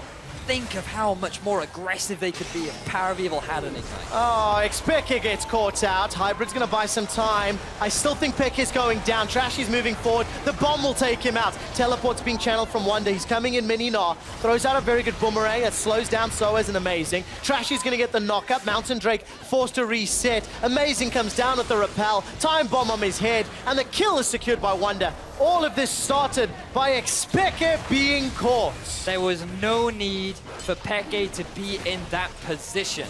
He has his flash, he has his heal, and he is sitting in a bush around a dragon that has spawned 13 minutes into the game. It's just a big lapse of judgment, regardless of whether you are new to the AD carry role. That is an instance of where you should not be in that position. 4,000 gold in the lead. And every other metric to boot. This is going a little further back, where I think both supports end up being traded, if I recall correctly. Yes, this was actually, right now, Splyce. Nope, never mind. Coming back in time. Power of Evil gets the unleashed power. Chrono Shift is available for Senkux, but it's not even needed. That was a little unfair. 4-on-1, and Power of Evil's taken down. Ooh, Cobby and Peke having the 1v1. Oh, this now becomes a 2v1. Amazing's looking to help out. Peke doesn't even need it. Amazing, however, will secure the kill. He literally smited Cobby to get that kill. I mean, very unfortunate for Peke. Sending a message. This is for getting caught by a death sentence. This is jungle tax. This is what that is right there. Because remember, Amazing did die there as well. So he's like, this is the cost for giving my life away for absolutely no benefit. So blue buff being contested right now. So much action happening. Trashy. I love that Amazing and Hybrid are like, we stunned him. Can we go? The answer was no, and they back away. All right, everyone's backing away. Let's recap. Power of Evil, he gets caught out in the mid lane, uses that teleport to get back into lane. Great efficiency coming out from Power of Evil. But the fact is, this is something you have to be very mindful of when playing Syndra. They're very similar to Oriana, where they are great mages. They can offer a lot of big potential, a lot of damage. But once they have that flash down, you are so susceptible to being collapsed on, especially when you get flanked from Trashy. Combined with the pick from that Thresh, it's so dangerous and something you have to always be very mindful of. Yeah, and that's something that Power of Evil got caught out with. Luckily, his flash is available now. Looking around the optimizations, Morel and Omicron again for Power of Evil. It is the Ghost Blade picked up for Peke. Grabbed himself a Ruby Crystal. Number of options, you could go with that. And Cobby with the Phage. And we're looking towards that Triforce, which is something that maybe you were anticipating and expecting. Well, Splyce have a composition that need damage, and going for this itemization definitely gives you a bigger mid-game spike. But right now, Splyce don't have the mid-game control. I think the only contradictory point that's a word, maybe the Roa? So this is actually a very standard build on a Zilean because you want as much mana as possible and you want as much cooldown reduction. So I wouldn't be surprised to see him go for the Morella Nomicon next, simply to expand that mana pool and still have a decent amount of damage. All right, so expand the mana pool, get more rewinds, get more time bombs, and more importantly, get more time warps. That'll allow Senkax to just dance around wherever he wants. Down 6 CS, 1 kill, 3 assists. The bombs have been pretty good. I think I've only seen a couple that really haven't connected with stuns. And it's always interesting when you see players playing champions that you don't normally associate with them. You know, Senkax and Zilean, that's not something I would have expected coming into week 4. Well, I like to think of Zilean as a bit of a control mage, and to be fair to Senkax, I think that given his Anivia play, his control mage ability and prowess is actually pretty decent. So I can definitely see him being a champion that he likes to play. Yeah. From a theory crafting. Theory crafting. Yeah. And of course he's doing pretty well this game. Wonder, not really at risk of being dove. There's a number of Splyce boys around him, ready to put any backup vocals or dance moves, keep him alive. And Hybrid is just using these magical journeys, trying to create like avenues of movement that could avoid wards. But unfortunately they went straight over that red buff ward, so they were spotted out. Speaking of wards, I'm just looking at the bottom half of Origen's map right now. FLICKR, he's in a very precarious position, I might add. He has no vision in the bottom half of his map other than that one pink one in the river. And he has no idea where the enemy team are. So this would be considered dangerous if he wasn't lucky in the fact that the entire lineup of Splyce was nowhere near him right now. But he's still pushing. He needs to be very mindful right now. Yeah, that's the case. All those teleports, Wonder, Black Cleaver, as well as those boosts of swiftness, mobility rather. No, it is swiftness. Yeah, swiftness, yeah. Got it first time, Trevor. I know, but you know when you have that doubt, could run him down, decides not to. FLICKR was already backing away anyway, so we were just getting excited that FLICKR was out of position again, really. So a little off topic, but for some reason, I have the song Thriller stuck in my head, and I think it's because of how animated you get during these fights. Okay. I'll see if we can, if anyone gets revived, maybe we'll try channel some zombie Thriller dance moves. Oh, that makes so much sense now. Yeah. It's because they're coming back to life. Exactly. Perfect. Nailed it. With less hunger for brains. Yes. As is quite evident in this week's games. The next game, next dragon rather, Infernal Drake, as you pointed out. Mountain turned out to be a trap card for Origen because they simply got caught. And Soaz is alone under the tower. There could be a dive. Teleport is available for Power of Evil. That is a thing, so he could join in if he needs to. But they do still have the turret available, which is actually something that I completely missed earlier. Just noticed that Splyce currently have 0 towers of Origen, which is a large part as to why OG have this big lead. But Hybrid, he's getting collapsed on. Oh, he absolutely is. Flashes away from the death sentence, takes a magical journey to safety.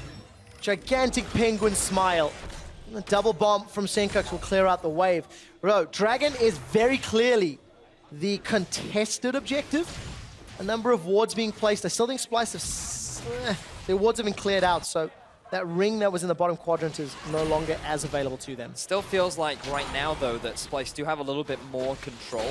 The thing they're very mindful of is, ooh, Senkax. Oh, he's in trouble. Chrono Shift's available, but it is not needed. Gets a bomb and amazing in Hybrid. So this is actually really big because one of the big engage tools of OG is now gone. They tried to get the collapse down onto Senkax. They were unsuccessful. And now Splyce could be in a position to try and force a fight around this dragon. Got to be very aware of the Mega Gnar timing as well. FLICKR throws out the culling. Teleport's available for Wonder. Mega Gnar's charging up around 50%. If he teleports onto this ward that Hybrid just walked over, that is how Splyce could force a fight. Karbi's landing the Arcane shots after the other. True shot barrage goes up. Dragon is secured by Origen. That's the Infernal. First of the game for Origen in the impending teamfight. Soaz is holding onto the flash. Finally goes down. Mickey finds a death sentence. Wonder gets 2 against the wall. Pekes flashes over the wall. He's able to survive for a few seconds. Kobe chases with the arcane shift, and Origen are split. Mickey can't find Peke. He finally dodges a skill shot. The Flay pulls Soaz backwards. Soaz eats a house. Subjugate. Steals tanky stats and health. Nobody dies, but Origen get the dragon. So Origen, they set up for the play. They know the Power of Evil has a teleport, but they just can't afford to go for the fight because of the amount of damage that Hybrid took. And now Trashy, he's going for this red buff. Oh, in a little bit of trouble. Very good cocoon from Amazing, but Trashy's quite tanky. The Lantern saves his life, and Splyce trade the dragon for their first tower. Kobe is going to arcane shift away, and Splyce now need to try to defend the siege on their outer turret. So, Origen, they do lose that tier 1 turret in exchange for the dragon, but they want to try and get a bit of pressure down themselves. Senkux, he has only half his life available, and because Wonder has no teleport, they have to be very mindful of this pick potential from Origen, because if Senkux is this low, he does have his ultimate, he has the cleanse, but he just has to be very mindful, because there is still a lot of damage on that Power of Evil, who has now picked up that needlessly large rod. Yeah, a lot of ability power to boot. Looking like he's going towards that Ludens with an Ether Wisp as well. So let's backtrack. Okay. I want to talk about that dragon a little bit, largely because of how unimpactful that flanking teleport was from Power of Evil. He did come in from the side. It looked great, but it was just, again, it was just a little bit too late. It had the potential to be massive because all of Splyce were forced into this very narrow choke point where they were engaging with Origen. And if Origen had maybe bought a little bit more time, then he could have come in, thrown down the ultimate, and got a big AoE stun, and then Origen could have got the turnaround. But because he wasn't in the position fast enough and wasn't really in a situation where Origen could really turn around the fight, they couldn't make the most out of that teleport. Luckily, though, they still get the dragon. So that is the key objective that was being contested. And Splyce, that 3,000 gold lead, 4,000 gold lead that Origen had over them is now becoming less relevant. You know, 10, 12 minutes ago, that was a gigantic percentage of their gold in the game. Now, not so much. Soaz is even going to steal away the blue buff, and this could be worrying. Who is going to contest this Trundle? Sunfire Cape, got the Tiamat, got a bunch of gold to spend as well. So I want to think about what these teams can do moving forward, because we're now at the 23-minute mark. Dragon is obviously a point at which both teams have postured around the Infernal Drake. Got a little bit spicy, but no kills ended up going down. And if we just look at how things are playing out right now, Kobe has decided to go for this Trinity Force. He's got the fully stacked Muramana, which means that he is now at that Manamune stage where he's going to be doing a lot of damage in this mid-game point. But that Lucian deciding to also go for the Ghostblade into Black Cleaver build, not having completed it yet, means that Origen is still a little bit hesitant to try and force a fight. Both teams are at a point where they can do a lot of damage, and really this is a great time for both teams to try and force an engagement. But the question is, where do they try and force it? OG, they want to try and siege down this turret, and they're actually getting it pretty clean. I feel like the fight gets forced where the skill shot gets landed. Yes. Power of Evil was able to stun Trashy, but there was no additional follow-up. The focus very clearly, the tower.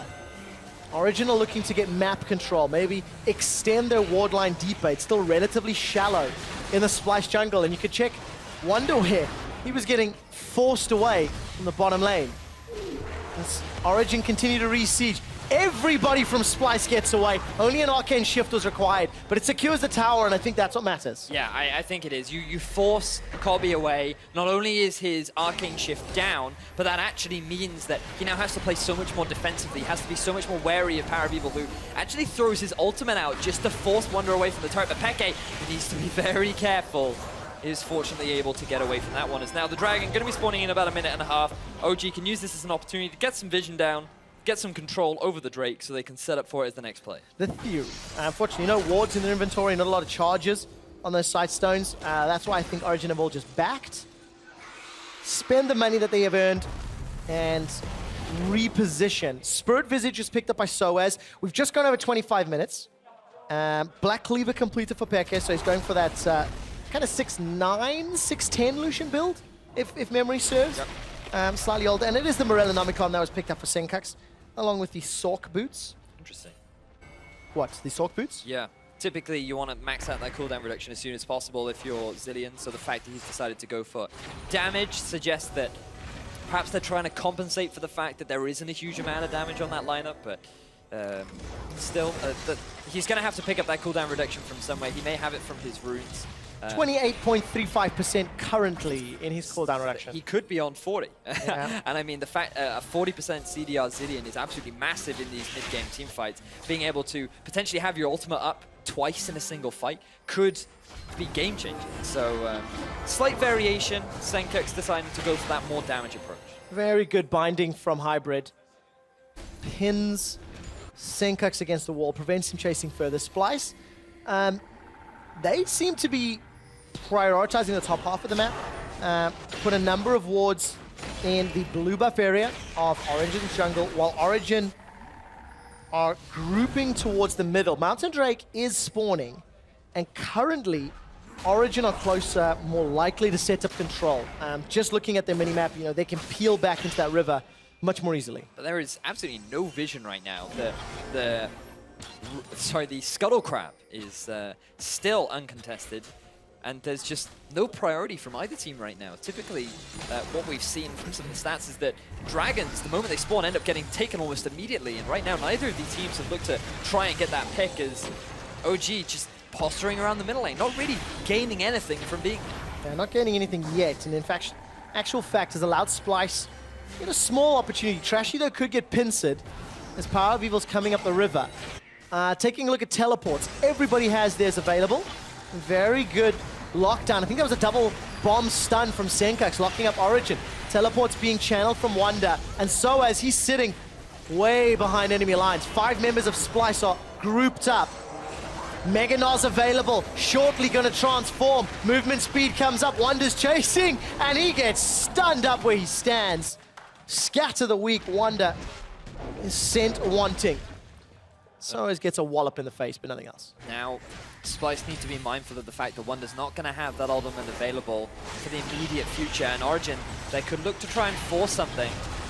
Oh, very good damage onto Splyce. The culling comes out, Chrono Shift. The trigger's pulled so early. Senkuk's, that was a mistake. It's gonna time out. The pillar comes out. Very good Tempered Fate. Senkuk's and Trashy are caught out. Meganar's timed, remember.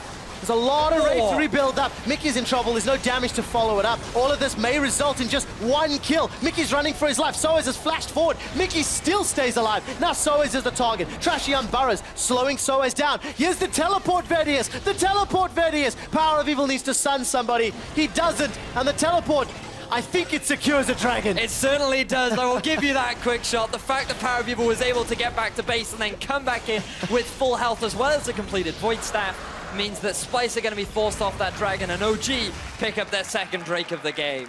Game-changing teleports. That one time, it'll be like a folktale that he can tell his children. Remember that time I teleported in and it wasn't useless? But messy team fights. That's the first real big mistake I feel from Senkuk's on that Zilean. Anticipated more damage than actually came down. I am actually really hoping that we do get a replay, because there were so many small intricacies that happened throughout that fight which resulted in neither team actually getting a kill. Like Hybrid being forced to use his flash very early on from a double bond, the fact that Corby overstepped, had to use his heal after being hit by the Power of Evil ultimate.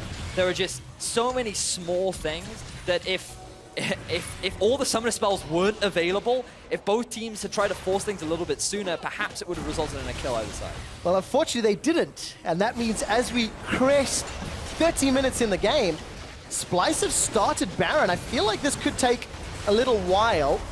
Burning down, Tempered Fate's gonna stall this one out. Teleport is being channeled now by Soaz, and Mickey gets caught by a cocoon. Cosmic Binding won't stun anybody, and Soaz is pinned up against the wall. The rest of Origen are grouping up. The flanking Syndra is the deadliest it may appear. Unleashed powers available on target, not going to stun anyone yet. Splyce peeling away as a 5-man unit. A 3-man stun! Cocoon locks up Mickey. Chrono Shift will buy some time. It gets procced. Mickey's coming back to life. Wonder's in trouble. There's no flash available. Power of Evil misses the first skill shot. Connects the second. It's a double for Peke off screen. And 3 members of Splyce are down. Really good flank coming out from Power of Evil and Origen. They're going to make this ever so slightly better for themselves. Picking up the double for mid, picking up the double for AD, and they're likely going to get themselves this Baron. Unchallenged for now. The crowd goes wild with the Origen chants, and they punish Splyce for a very over-aggressive call. Splyce tried to force that Baron in a position where they felt like they had superiority. They had good vision control, but they didn't respect the fact that Origen knew entirely what was going on. They also had the teleport from Soaz. The fact that Power of Evil was in the top lane pushing that wave out and was then able to cut off the escape from Splyce was just so massive, because Splyce, as they tried to retreat, all they could do was retreat into the arms of Power, and that resulted in him getting that 3-man stall and allowing Peke to clean up the fight. Yeah, such a great stun. And that accelerates the lead. Tempered Fate locks down Senkux. There's a Lantern to get to, and manages to take away. 4th tower killed by Origen. They've extended their gold lead. Now it is once again sizable. Something to be worried if you're a Splyce fan. 8,000 gold down. Infernal Drake will be up in around, I think, 3 minutes, ballpark, and another tower is under siege. The thing is here now for Origen, not only do they have these powerful minions knocking onto these towers, but there's so much pick potential with the Syndras. Ooh, Wonder, he just wants to force this. Power of Evil is stunned up against the wall. True Shot Barrage goes across. Oh my the wall word. stuns them up. Power's down. Hybrid's down as well. Trashy's got the double. Splyce are looking for more. The shot lands onto Amazing. A hop from Wonder. He's going to get hyper, get excited. Turns to Peke. Peke gets flayed back. Just like that, Splyce delete 4 members of Origen, remove the Baron, and they're not done. Everyone do a time warp. Soaz gets slowed, knocked up. The time bombs are there. This is a 5-on-1. Origen get wiped. Wonder just does not care. He just goes straight towards Origen. They weren't expecting that play at all. Power of Evil, he doesn't have his flash available. He gets knocked into the wall alongside Hybrid. They quickly shut him down, and without all that damage available for Origen, Splyce just clean up the fight in what was so one-sided, completely unexpected. And they're going to get themselves the tier 2 turret in the mid lane. The face palms on the Origen face cams are really incredulous. He has a replay of the team fights. So look at Wonder, right? So the big thing here is Power of Evil, he's already used his stun. Now Wonder knows there's no disengage left. He gets the knock into the wall onto Power. Hybrid gets locked up too. The double bomb from Senkux was massive, and that just means that Kobe is free to deal all this damage on the backline. Then Amazing and the rest of Origen are just forced to retreat because there is nothing they can do. So as he tries to buy some time for the rest of his team, but there's nothing he can do. He runs into the pit for some reason, and that just allows Splyce to just get themselves an extra kill. Yeah, I feel like it was for that max range pillar that really didn't do anything. A clean ace, all Baron buffs removed, and that just resets the game, doesn't it? Splyce, they're still down 4K, but all of the ability to pressure the map has been removed, and it's 1 minute to Infernal. Let's just fight once more. I don't know how OG do it, Quickshot. I mean, what is that? The early game goes so well for them. And to be fair, it was very smart from Splyce, to be fair. Wonder realized that the stun from Power of Evil was gone. There was no way now that Splyce were going to be able to turn that there was no way that Origen could stop Splyce forcing that fight. And it was just very smart play, but now Origen, they want to get something in return. Tempered Fate locks up 2. Mickey's already dead. He managed to use his entire combo. Chrono Shift will buy some time, but Peke, he's just going to destroy Kobe. Mickey goes down. Kobe's forced away. This should secure an Infernal Drake. And just after Origen play a game of catch, they throw all the way to Splyce, only to walk over and take the ball back themselves. They certainly do. Oh man, it feels like that this is so back and forth. Both teams making crucial mistakes, and you have to remember the pick potential on both these teams as Splyce. They try to defend this tier 3 turret, and I think Origen, they're going to have to back away. They're going to have to be happy with the tier 2 turret that they picked themselves up. Thing is, there's a lot of wards that Splyce have placed in the river and in the jungle. If Origen don't get away clean, Wonder could look to teleport in. Instead, Origen set up a bait. They set up an old school death bush. They managed to get the chrono ship. Senkax is running out of mana. He's in trouble. Trashy is still low. Nobody's died just yet. Finally, Trashy goes down. Power of Evil gets the shutdown kill. In the backline, Senkax gets dropped as Amazing jumps in. That's a double kill as Power of Evil grabs himself another. Hybrid gets sent on a magical journey. Death sentence buys time for Kobe, only to get slain in front of Mickey. And it is a 4-for-1. And Splyce, they try to force the fight. They keep over-chasing onto Origen, expecting them to go for that dragon. But Origen, they just lie in wait. In fact, they were just trying to go back to base. They were trying to back away, and then Trashy was not expecting that pick to come out from Power. And they end up giving away such a massive fight due to some very well-executed play coming out from Origen. They get themselves that inhibitor. They finally have broken into the base of Splyce, and things are looking up for Origen. Yes, they are. Looking very, very bleak for Splyce. The unwarded bush is the deadliest. Splyce just wander into their jungle. They were feeling confident. Maybe. Didn't see anybody move away. So Infernal Drake picked up. That is the second for Origen. And to go with their 10k gold lead, optimistic. To go with their 10k gold lead, surely that is all the tools that they need. So this is going all the way back to the beginning of the okay, so Splyce, they were just trying to set up some vision around the dragon area. They end up getting caught out from the collapse from Origen. Pretty good pillar again from Soaz, and they get the kill down onto Mickey. This is then when they go for that tier 2 turret. They try to push it up a little bit because Wonder isn't anywhere near, realize that they can't commit to it, so now they just sit in this bush. Oh, so they do go for the pick. You can see them sweeping it out. They then land the stun onto Trashy, and that pillar was so good. And nobody moved from Origen. The moment Trashy was moving in, I mean, he wasn't in burrowed form anyway, but just the respect that if Rek'Sai was coming, kind of moved away. And then the fact that Amazing on the backline is able to get the kill down to Senkax so that he can't provide that utility. FLICKR with a really good QSS as well, and then they're able to get the final kill down onto Kobe. And Origen, really well played fight. They realized that Splyce would think what they were going to do is now Hybrid getting stunned up. Yeah, I don't know what will come from it. The rest of the damage dealers aren't around. Senka's still doing a lot. He's had that death cap since the previous fight, but the gold graph really told it all. You know, just Origen, they've been in the lead most of the game, despite the chaotic nature of the team fights. It's always been Origen bouncing back harder, stronger, better, faster. Yeah, it certainly has. Origen. I mean, to be honest, Origen have looked decent in both games, especially during the early game. They just play the laning phase so well. And then it's just the mid to late game where things fall apart. Fortunately, even after giving away a bad team fight, they're able to claw their way back in. And I say claw, I mean, it was a pretty solid way back in. They forced their way back. They kicked the window down, I mean, right now.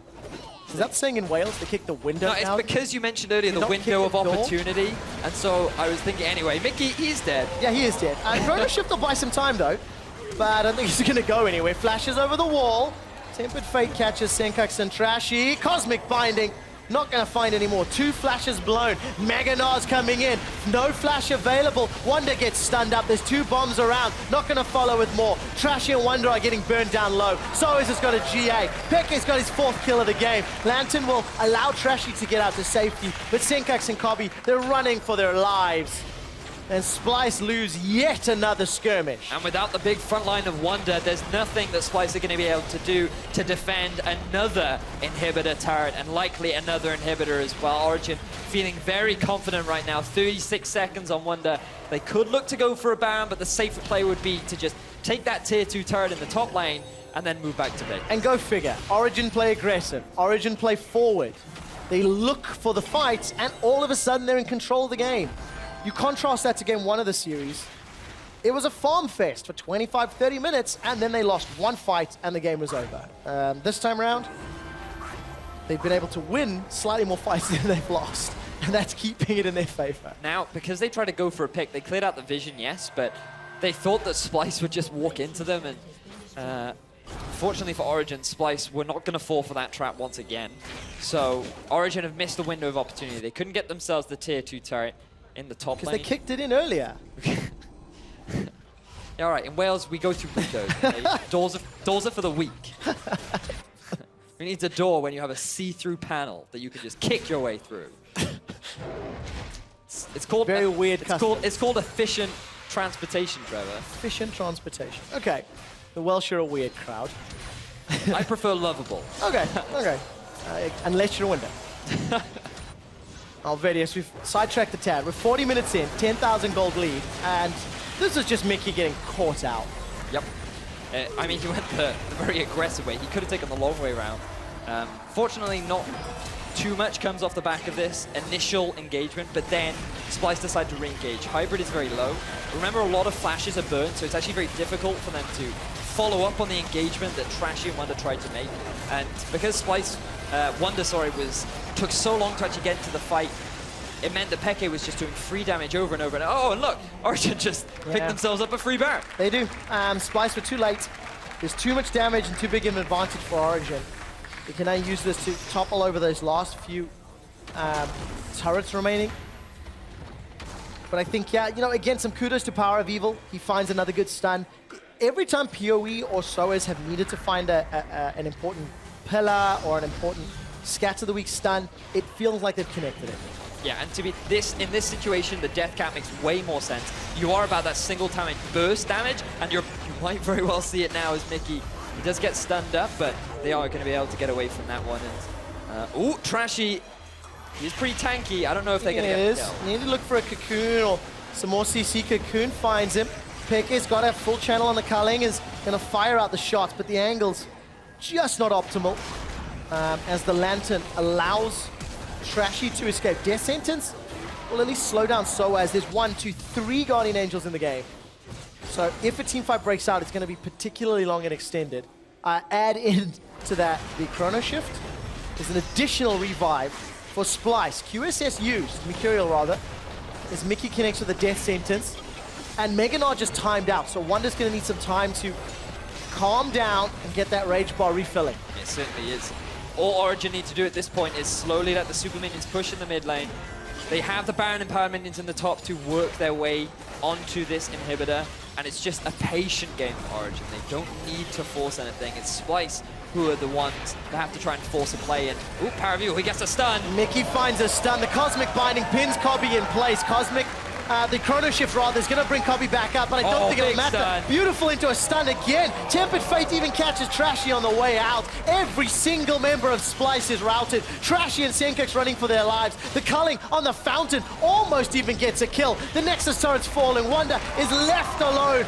Nobody cares. The Nexus is the focus, and Origen bounce back to even out the series, grab themselves a point, and end off week 4 with a win. Congratulations to Origen. They get themselves a good early game. There were a couple of missteps come the mid, but they were able to find their footing once more and close that one out to secure the 1-1. So better, definitely better from Origen. Still not perfect. I mean, what we're seeing so far is we saw in game 1, great early game. We saw in game 2, great early game. They know how to play the lanes. They know how to play the map. There's just a few mechanical misplays, some positioning errors that if they could iron out, they definitely could be a middle of the pack team, perhaps. But there's just still so many issues. So if they could iron them out, they could be a middle of the table. Yes. Where are they now? Where are they now? Yeah. So implying that I think they're still sitting at the bottom. Yep. Still sitting at the bottom. And you think the quality of their play is still representative of the bottom? Despite seeing UOL, to be fair, UOL pick up like a series win of H2K, seeing... To be fair, I feel like okay, so maybe middle of the table right now is like 4 to 10, right? That's what we mean by yeah. I think the table is becoming condensed and compressed. Yes. So, yeah, I can understand perhaps saying that. Not the most justified, but still, I do want to give props to Amazing, because in both games I did feel like he was very solid. His early pressure and his decision-making was pretty consistent. Yeah. And that is something that we have been seeing from week on week on week.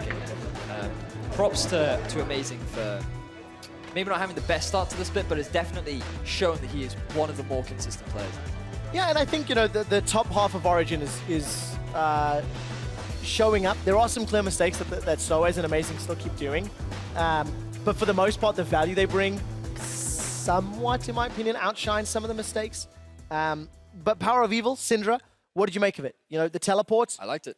Let's be frank. The teleport had a small impact. It wasn't exactly game-changing. I was kind of winding you up a little bit.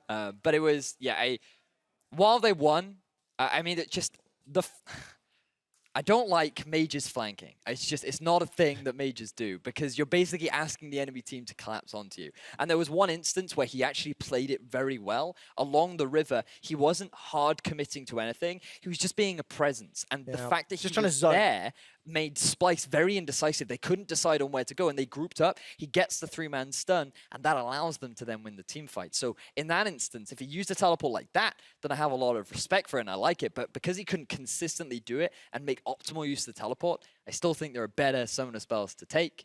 But I still can't take anything away from the fact that Power of Evil did play a very good Syndra. I quite like that. I think that's fair. And I also think, despite FLICKR being a little overextended in one particular instance where he got caught by that death sentence, I think his Lucian was significantly more impressive than we've seen on some of the other champions. The play style and maybe the chaos of the game played into that effect as well.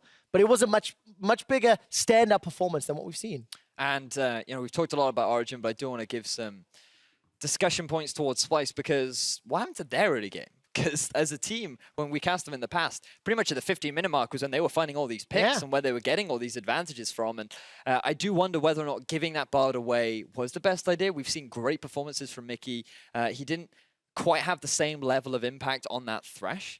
And I wonder whether or not it was a draft issue, whether or not it was just a playstyle, because Trashy, he's been getting a lot of praise recently, but his early game just hasn't been the same. Yeah, it hasn't had the same level of impact. You know, the opening couple of weeks, it was game-changing. You know, Trashy was the carry for the first couple of weeks. This time around, you know, it is a little bit more of a team effort.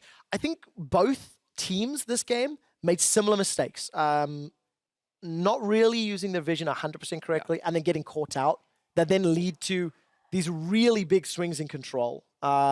Initially, Origen did it. It allowed Splyce back in. Then Splyce was just like, yeah, let's just walk in our jungle and place a ward and whatnot. And these vision mistakes, it continues to be a problem. It's something we've seen from every single team in the European LCS. Yeah, how to properly use vision is always a skill that obviously highly valued. To be fair, I do want to say that the thing is, when it comes to vision, I feel like a lot of teams right now are decent at getting vision control around the objectives that they want to play for. Okay. So if we just have a Dragon or a Baron, teams are not bad at going, okay, the Baron is up, let's get some wards down, let's get the pink wards, let's get control over at least our half of the map so we can set up the play. But that's the easy part. Yeah, the problems come when there's no objective on the board and then vision just seems to drop. Because teams aren't playing for an objective, they just don't put the focus down onto vision, and that is why they're getting caught out of position. I'm not against the idea, but I do think vision is an objective as well, right? Yeah. So it's like a mind shift thing. Using vision effectively. How Fnatic beat Origen yesterday was just great vision at all times. They always made the right decision because they had more information to work with. I mean, how can you ever set a flank up if you've always got vision on the map all the time? Especially with a TP Syndra.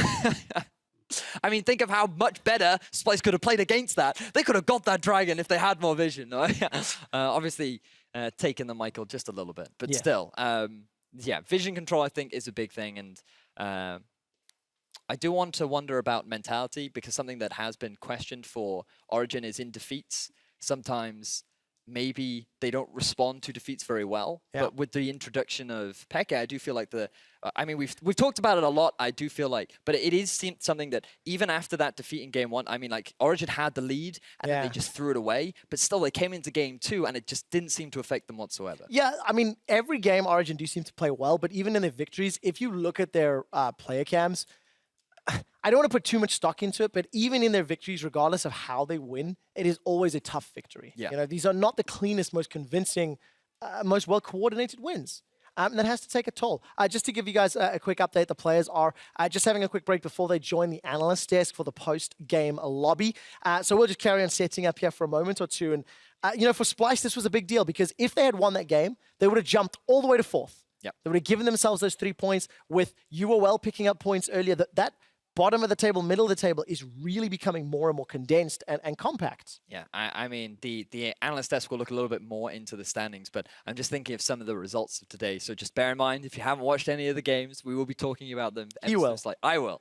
But the fact that, spoiler, G2 going 1-1 with Vitality is absolutely big for the top of the table, given that Fnatic won 2-0, H2K getting 0 points. There are so many big standing implications right now, and the fact that Splyce couldn't guarantee this win could hurt them in the long run. It absolutely could. Now you've got the TLDR from him. I think we should hear the whole story from them. Let's head to the analyst desk.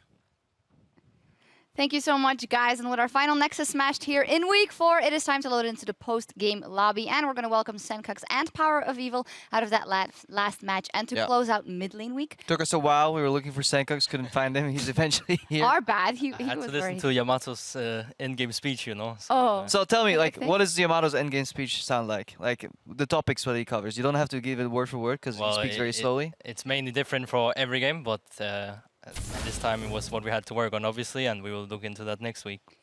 well, when Power, we were waiting a bit here, and you also said, I'm not entirely happy with how the series went. I know your competitor is sitting right there, but especially that first game, what are your feelings? Well, so in the first game, we had, I think, all the tools to actually win the game. Agree. I think we had the better late game composition, and we had a really good early game with getting kills on me, getting kills on FLICKR, and our Jax was fed as well. So we had all the tools, and then we didn't respect Vladimir TP, we didn't time it correctly. They got the wards behind us, we didn't respect it enough, and we got always the flank. They always got the flanks on to us and onto me, especially. So we nearly lost every fight. But you guys kept going for team fights, despite having a Jax. So, like, our analysis of the situation was that Soa should have just built a secondary DPS item and literally just 4-1 the entire game. Like, with Jax on the sideline, I don't think anything can beat it. Did you guys have, like, was it consciously part of your strategy to get Jax fed and then join the team fights, or were you trying to 4-1 but it just never like kind of came into play? Well, so pretty much we wanted to actually team fight them, and because we got such a good early game, we were like, with that strong Asia, that strong Ezreal, we can just go tanky on the Jax and just team fight them to death, because they should normally not win team fights. But as I said before, they got the flanks off and I got one shot. And then for Sencux, there was a lot of flack from the official. Since he's not here, I have to carry the burden. Yeah, he was nagging about it a lot. He hates teleport Vladimir because you don't get the ghost, you don't really need it. Well, then we proved him wrong, because that's no. the game. Yes, okay, sure. And you proved him right by getting so far behind too, you know. But well, the TP. What's your take on it? Like in general versus Asir, like the thing that Bard, he came in and he used 2 of my potions, kind of hurt me a lot. But in general, like Asir is heavy poke mage, and Vladimir that already doesn't have as much sustain, so I kind of like the TP when you play against Asir to keep up the pressure, kind of. Don't you feel the lack of ghost a lot in these team fights though? Because usually Vladimir without ghost, feel like if people position properly against it, you will have a limited impact. Yeah, obviously I cannot argue that TP is better in team fights than ghost, because it's a combat spell, but I think the TP flanks against a team like Asir and Ezreal that you had, the TP is a lot better, because if you run into Asir with Ghost, it doesn't matter that you have Ghost, you will still die. Same for you. We had a little discussion around potentially using an exhaust on the Azir as opposed to TP, because you don't really need to play on side lanes with the Azir. Like, what's your take on it, Power? Why the TP over a potential exhaust? Well, so just to actually sometimes be able to go on the side lane as Azir and to have a better laning phase against the Vladimir, because normally I think Vladimir should beat the Azir in the early game. But I went for the early Morelos, I got really good, I think, trades off, and we normally had the pressure. And afterwards, after my second item, I can go on side lane, put some pressure, and worst case TP into the lane. Yeah. And to make the fish show upset, the Vladimir TP won game 1 and the Syndra TP won game 2. And we actually want to take a closer look at some of the moments. Krappa want to take a look with Power of Evil and Sencux at the first blood, because there's one thing we know, and that's that you play a very mean Syndra Power of Evil. Yeah, it's just the first blood I wanted to highlight as a replay, because I think actually Trashy makes a mistake here in doing amazing, because I think Power, you did a good job here zoning Sencux out. Maurice called really early that he's going to beat Trashy, so we just all followed up, and I just tried to... This was a bit of miscommunication from our side, because I was pushed in all the way on the tower. I didn't really have mana to do it to a 2-fight, especially not against the Syndra. And we should not have went for this play, especially not when I'm pushed on the tower. Because it was Trashy, they had a bit of a scuffle and then they backed off, and he had the scan on him, so I don't think Amazing knew that he was going to get engaged upon. It was like almost reactionary, and they still won out. So that for me was a bit of a mistake. Then Origen, you guys got pretty far ahead. I think the next replay that we have is actually a really good Baron fight, where PoE kind of steals the show. I think this is the zoning fight. Yeah, this is where when you come from top side. Do you want to talk to what's going in your head first here? of all, we didn't know that they're doing Baron, so we were kind of surprised and we were kind of panicking. But we had a really good spot with me being top side and just doing stuns, doing slows. We call it that we slowly engage on them and the trash is really low life. I call now that I'm going to do a stun soon, and then we all try to follow up on that. And run away and engages on me, I just try to 1v1 him, and that's pretty much it. Sankix, were you guys surprised by power just suddenly coming from the top end of that fight? Or was it all like... I guess I was kind of surprised because we panicked in a way, because I think if we actually ran to bot side here, we should have won this fight. But the fact that I have to run through 3 people and a Trundle pillar is kind of difficult for Cillian, especially when I'm pretty sure I didn't have flash in this scenario.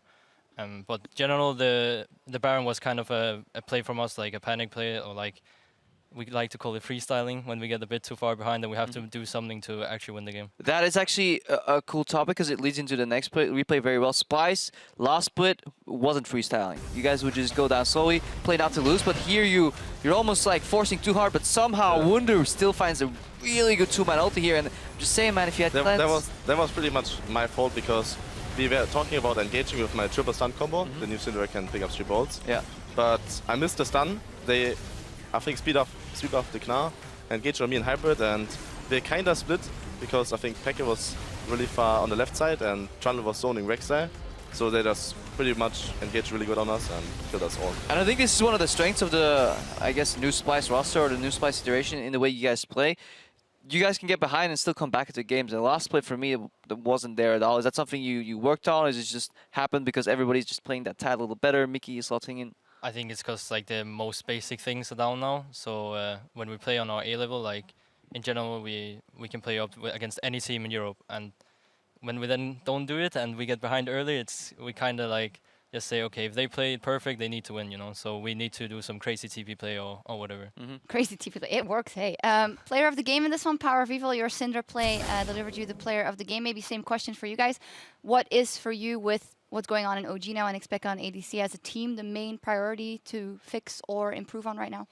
Well, we need to take care of flanks first of all. You could see in the first game that we don't respect the TVs enough, so that's a huge thing. And I don't know, we actually play really good and get a really good lead, and then we just suddenly throw everything away. Like we had the Baron, chaining the mistakes. Yeah, too. exactly. We had the Baron, we had I think the gold lead. We want to go bot lane. We have the setup, and then we just split up and everything goes wrong and they engage. We get 5 ult and they get turrets. And is it a shot calling problem? Is the voice suddenly disappearing? Is there multiple people talking at the same time and then they happen to all be silent at the same time? Or what do you think is one of the causes of this problem for Origen? I think we are a little bit too greedy because in that particular situation, I want to go for the stun and engage. I think Hybrid didn't really follow up on it because he didn't have the Bard Q spell anymore. So we had no disengage tools ready. I think we used the pillar already before. Or no, actually, we had the Trundle zoning, so we didn't have the pillar for disengage. I think at this point we are sometimes just not on the same page yet. Yeah, and when it starts going wrong, it keeps going wrong. Apparently still a tie for you guys in this day. I do want to take a look at a couple of other matches that happened today because some things were absolutely crazy. One of those is Vitality versus G2. Let's first take a look at some of the things that happened before it got absolutely bonkers, and then later we'll see crazier. Were you guys waiting for this match? Yeah, we were standing behind and we saw Sean's jump when the Nexus survives and they killed theirs, so... Spoilers? No. Yeah, that was actually crazy. It's a pretty crazy moment. No, it is actually, I like what Vitality did in the second game because they were very proactive. First game was very lackluster from them though. They almost kind of rolled over and died. So this was, I believe this was game 2 or is this This is game 2, right? Because this was actually Nuketook landing on a double bomb. Sven got caught a couple of times. G2 wasn't looking as solid. This fight was amazing from Sven though. If you rewatch this fight, keep your eyes on him because he just flashes to the right to dodge the zillion bombs. He just continuously hits frontline, doesn't get hit himself, and he carries fight. That's just the beauty for watching him. Like when he's on form, he is a level ahead of. But I honestly think that the situation was really bad for Vitality as well because there were 5 men with no gap closer AD carry and Zillion in the Baron pit, and they got flanked from I think every side. And obviously, every player of game has to dodge the skill shots, especially Sven, and then they just won the team fight really strong. Yeah, words cannot describe the ending of that game too, so let's just take another look at the madness. Deny the backs. G2, it's going to be long, but I think they can end the game. Now he's ulting in. The double global's paying off. Suddenly, 3 members of G2 are in the base, and they're set to end the game. All they need to do is hit the Nexus. They're taking their time. Perks running laps, trying to dodge out the bombs. Cabo on the way in, trying to create the space necessary. Expect goes down. Close. 1 life. He just needs 2. Are they going to be able to end it? It's going to take 1 more auto. Are you kidding me? Are you kidding me? Vitality survived! He moving in. Doubles Easy Rot in the back, trying to stall out the pressure. Mithy throwing down autos as well. Will the stun land? Here. All it takes is a single mistake. Double kill for Police, though. Members are dropping left and right. Rek'Sai now. Rek'Sai, kill Rek'Sai! Rek'Sai, kill Rek'Sai! Oh, quadra kill! Oh my God, Vitality! Look at his face! That's the man, he's tilting right now! The thing is gonna die now. Yeah, you have Jay. Let's go tower only. I saw him.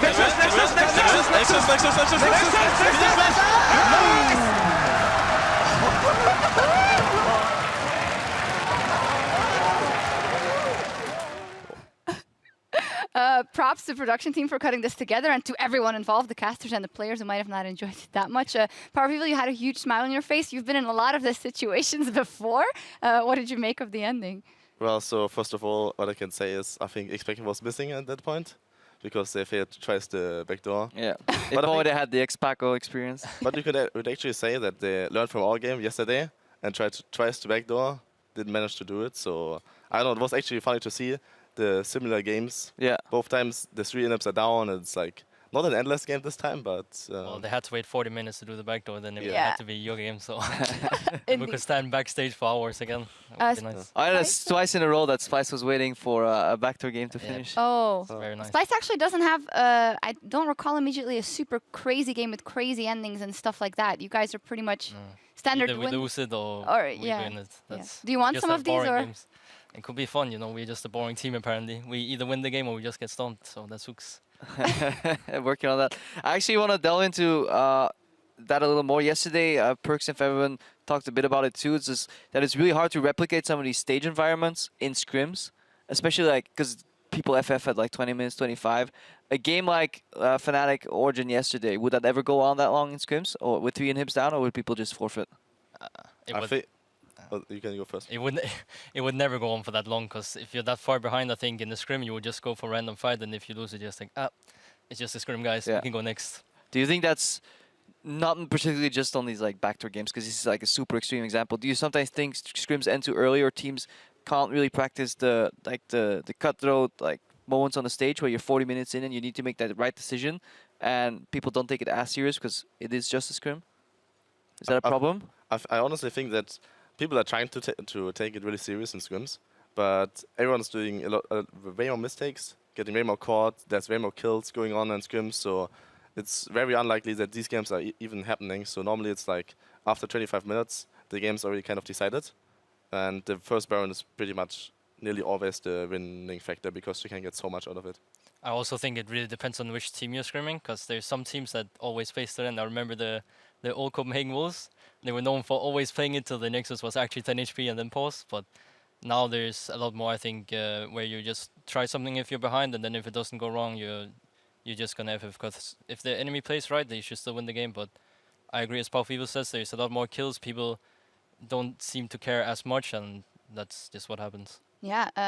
Is there a difference in the way you guys practice and approach scrims? Because last season for Splyce, last round for Splyce, of course, we had Yamato saying this is a project. We're only getting hold of the basics now. Do you feel like you guys have evolved in the way you practice as well? I think the practice is kind of the same. I think the way we play on stage is way better, though. I think last bit we didn't play any way that we did in scrims. We weren't aggressive enough. We just, like Krebo said, when we lost the game, it was just slowly and painful to watch. So. In that regard, I think we play better on stage, and in general, we also just do way better this split because we have the basics down from last split and we got the experience now. It's showing. Let's take a look at the standings after 4 weeks of competition behind us in the EULCS. Luckily, we had some stronger results and not all ties in yesterday. Fnatic is in first now, G2 is in second, and then H2K is in third. H2K, today they lost to the Unicorns of Love, 0-2, which is almost inexplicable. Yeah, it's a big hit. Like, out of all the crazy results, that's the one I didn't expect, like, at all whatsoever. What do you guys think? Like, what's your take on the Unicorns? For me, they just look pretty bad. Yeah, I think the same. I don't know. Some games they seem to have kind of a team play, and then other games they just seem to be completely off, and they just play solo queue as 5 people, you know. And yeah, I don't know. It seems like sometimes they can do some crazy stuff and surprise bigger teams, but I don't think they should be able to.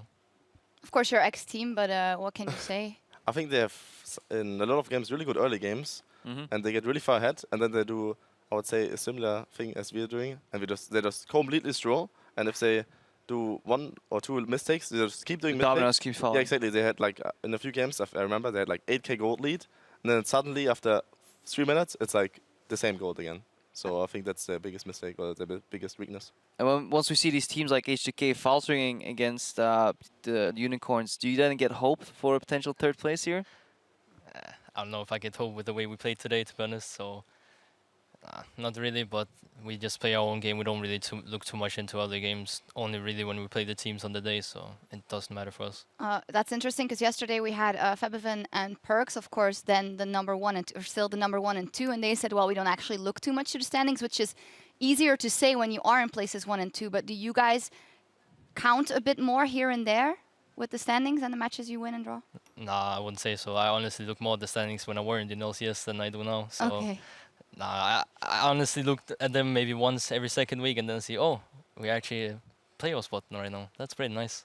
Yeah. And then we just go into scrims. We saw them now, so you saw them for another 2 weeks. Power People, what about you? Well, so I hope we are trying to get more 2-0s because they just give more points. Yeah, you need them. Yeah. That's the way. We are doing too many ties, and yeah, that's pretty much it. Yeah. Really. The players are always like, I hate the ties.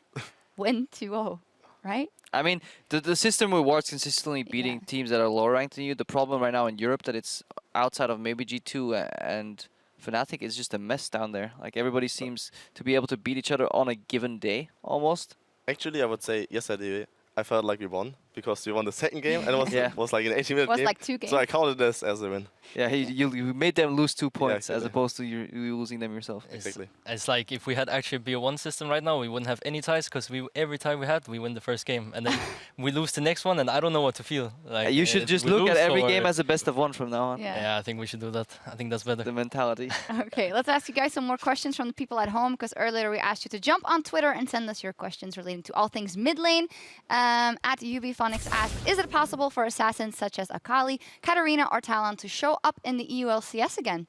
We would love to see that, but are they viable? I think Akali and Katarina are nerfed to the ground, so I don't think they're playable at all. And Talon, you sometimes see Talon being played in solo queue, and I played it once in There's this dirty Talon 1 trick.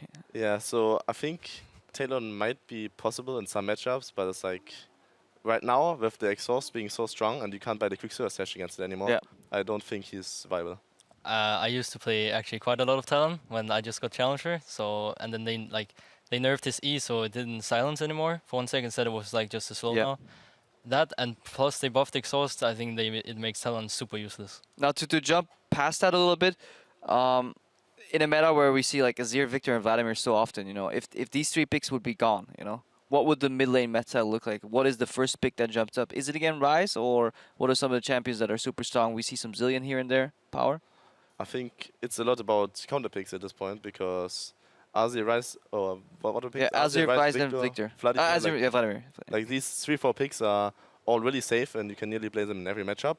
And afterwards, like, if the opponent goes, I don't know, Z, and you can maybe play a Zillion into it, and you can just always ult the Z ultimate, this might be a really good counter. Or you see sometimes Swain, even so I don't think it's the best champion you can pull out because it's so snowbally. But I think at this point there's so many champions and so many counter picks that at this point there's just way more red side last pick mid lane, I think. I feel like with these 3 mid laners removed, it just comes into a big circle where everything can get counter picked. I don't even think Ryze is the best blind pick with the 3 champs that is out. I still think he has good counter picks that you can pull out. So I don't know. I don't think there's one specific pick that's good as a blind pick. Maybe Karma actually. Karma is pretty safe, and like she can push her lane all the time. And with Fizz and Zed and LeBlanc not being played as much, I think she doesn't really have any counters besides those 3. All right, another quick question to gain some elo, possibly at Cesar Santos has come to the post-game lobby for some help. What are the main mistakes low elo mid laners need to improve on? Now, I don't think you play versus them very often, obviously. I mean, I off-roll sometimes, so... Okay. I don't know what they're doing for mistakes. I would just say, I think CSing is a lot. You should try to get as much CS as possible. You can see in most of the pro games that I think like 8 to 10 CS per minute is really good, and if you can do that, that's already helping you a lot. I'm at 2 to 4. I don't know. I guess in general, because it's different from every player, you know. But instead of sitting and raging on your teammates, maybe focus on improvement. I think that's a good one. Yeah, I think positive attitude is actually the most important thing. But that's actually for everyone. Yeah, that's in life. That's good. All right, I'll try that once. Same.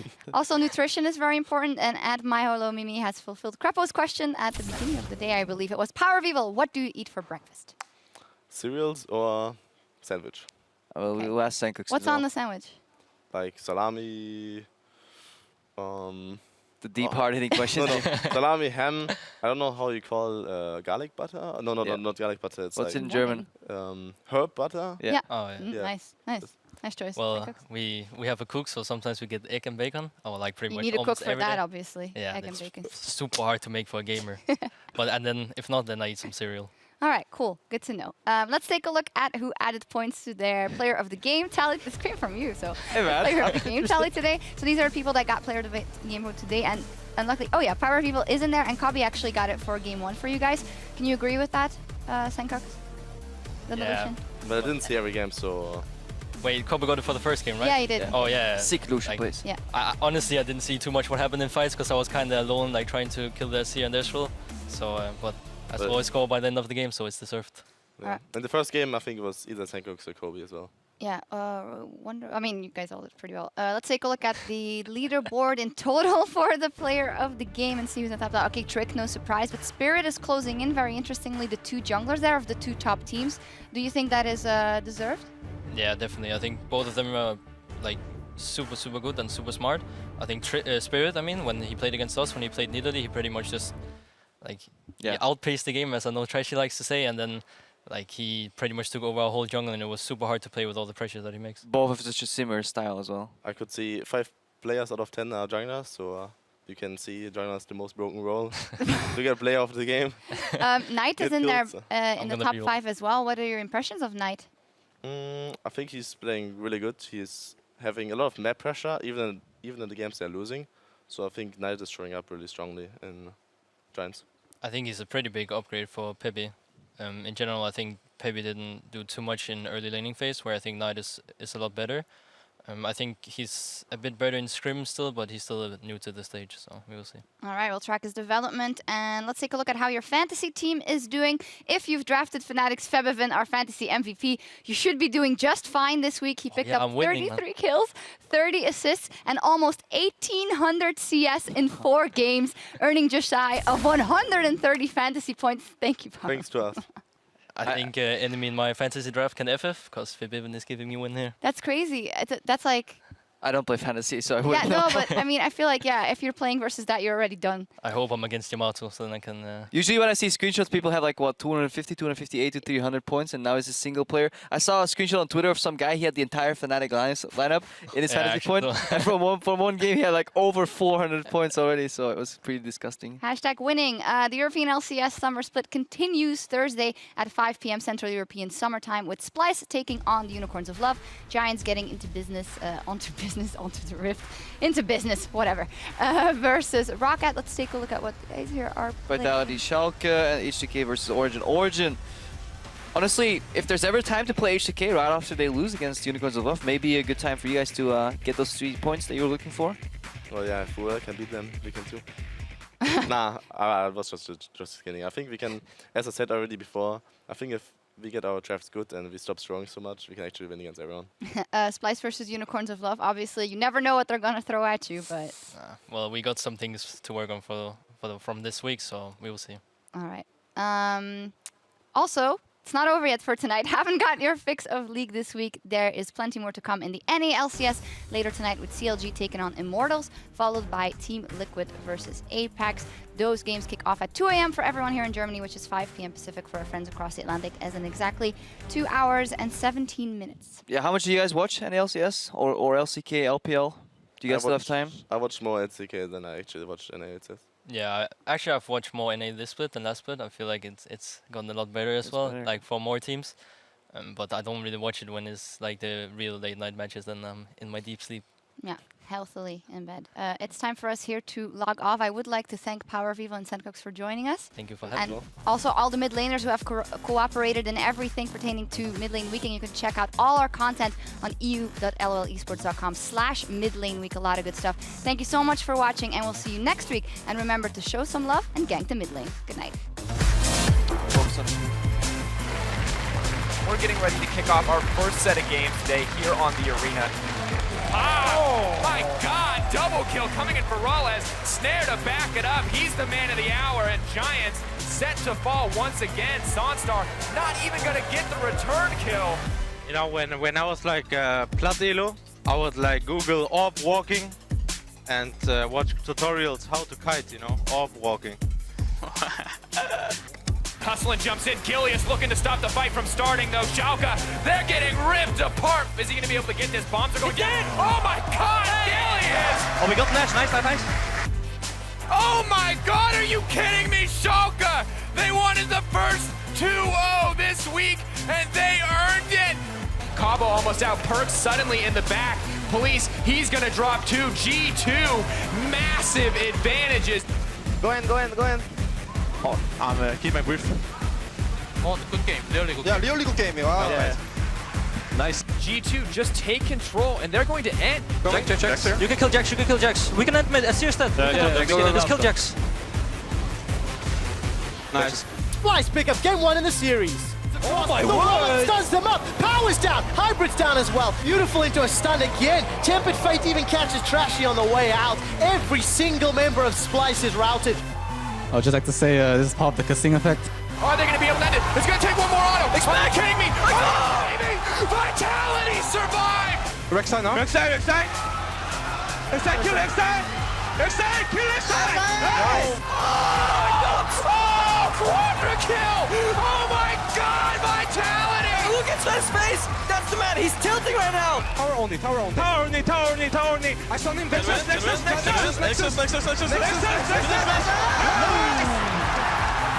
Vitality topped it up! My God! What a game!